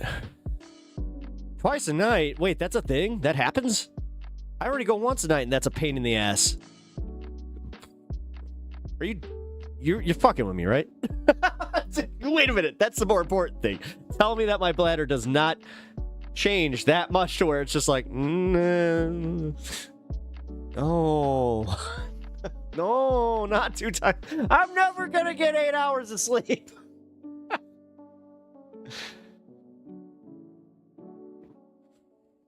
No, you got it, Miss Alice. You got it. There you go. Trump is scared of disclosing the truth about the New Jersey drones. No, he's not. He already did. Valiant Thor, did you not see? He disclosed that it was a bunch of things being tested by the federal government, by Biden, that he knew about because he was getting the updates at that point as the incumbent, and that's why he did that. He actually went out and said, "Listen, I want to tell you about them, but I just can't. I want to tell you what they are, but I just can't." And then he's like, it's not a big deal. And then turned out it's not really a big, it's a big deal because what they're testing are drones that are crowd control drones. That's why they're the size of cars, guys. Like, these are not just for surveillance. I'm pretty sure that they have some nets and stuff mounted on them. I would not be surprised in the slightest. Today's the day I got married, but almost 17 years ago, I got divorced. I think he was other than truthful as usual. All right. You're telling me that Trump's a liar? No. What? I thought he had all my best interests at heart. What are you talking about? Sorry, I almost said that with a straight face. Almost. Yeah. Thor, I mean... Oh, speaking of, actually. Where is he? Actually, just got a very cool little Thor thing out of a blind box. I was just like, oh, shit. By the way, I love Thor.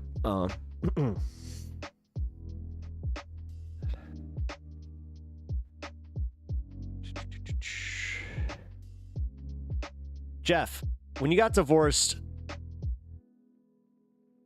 was it sad but also cathartic? And also, would you have, like, how close were you with your wife, if you don't mind me asking? I'm always curious about this kind of stuff. Like, my dad and my mom, like, I could never figure out how they got together to begin with.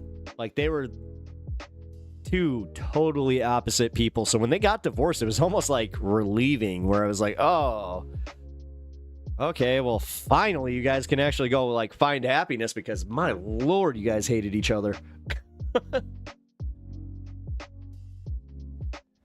Oh, it was great.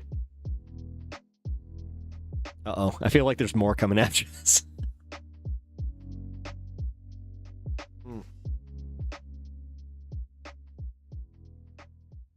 Oh, sorry, guys. I just realized that, my YouTube monetization got turned on. Give me 1 second.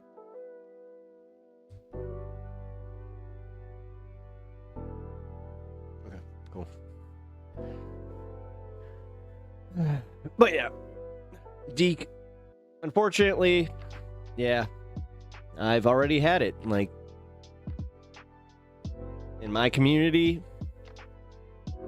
I mean, I'm lucky that I got an update. One of their partners had updated their Discord, and the other one was on Facebook Messenger. But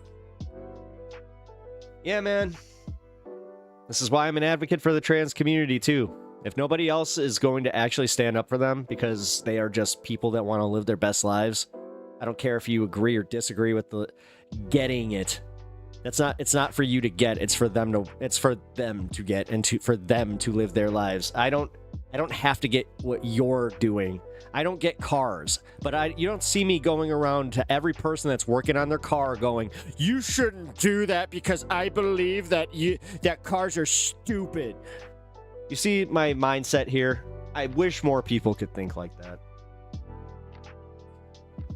It's very frustrating. Literally costs nothing.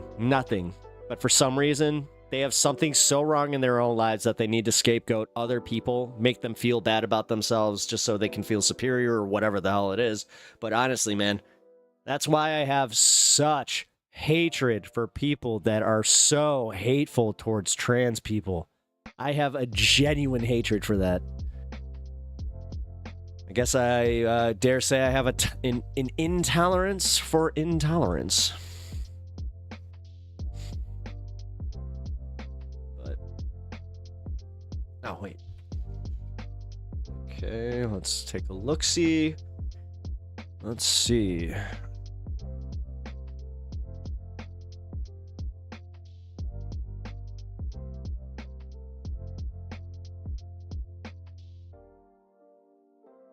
The decay of authenticity in content creation. Uh-oh. Oh no. Did I like start my channel at the right time? Is that why you guys all like me? Is because like I'm just too stupid to fucking not put my authentic self out there? Like I don't have a brain filter, so I just kind of I got tricked into hugging my ex. How the hell do you get tricked into hugging your ex? That seems like something that you... Wait, what? Was she dressed as a... Like, was it a costume party and she was wearing like a full like Pikachu costume? Like one of those inflatable Pikachu costumes or something? Like, I find it very odd that you could just get... Hold on. Jeff, you better elaborate on that, otherwise I'm going to be upset. Since joining Twitch, I have trans streamers I follow and tell them don't let others hate push you off of this plane of living. Stay in the fight and don't allow your voice to be silenced. Every voice matters. I feel so inadequate in my words. Well, the problem is it's easy to feel inadequate in your words when you don't like. And Deke, I appreciate you. I do. I really do, and I appreciate that you do that. That matters a lot to me, and that gives me a whole new level of respect for you as a person. I hope you understand that. But I'm just gonna say that the reason we feel inadequate is because we understand that they are literally trying to erase their existence. Like, through the government, through all of this. Like, this isn't just second-class citizenry. Like, this is... Or actually, hold on. I take that back. No, that's exactly what this is. This is the McCarthyite shit. Like, I mean, this is the stuff that I learned in high school. On my own, post-high school, because they didn't really teach me much about the McCarthy era. Go figure. But... You showed up at just the right time, kiddo. Yeah, no shit. Yeah, apparently. Like, if there's like this lack of authenticity, it was just like, well, here I am. And as I said, I'm a little too dumb to not have the authenticity. And I'm being genuinely serious with you guys. My brain doesn't have... I'm not sure if it's because I have like a broken brain or something like that, but I just don't have the ability to not just say it. And sometimes, I mean, hey, you guys have seen it. I piss some people off.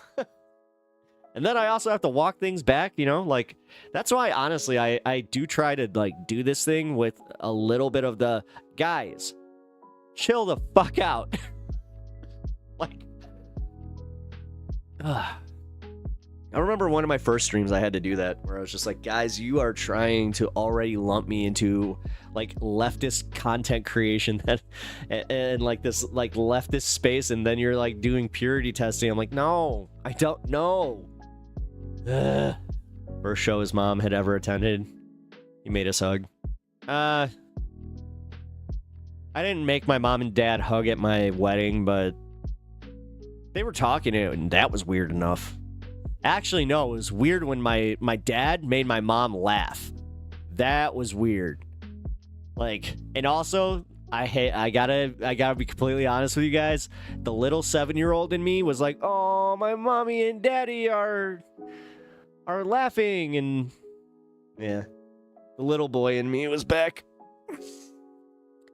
for that like 5-second time, and then my dad said some crash shit, and then my mom hit him with her purse. That's pretty funny. Oh, God.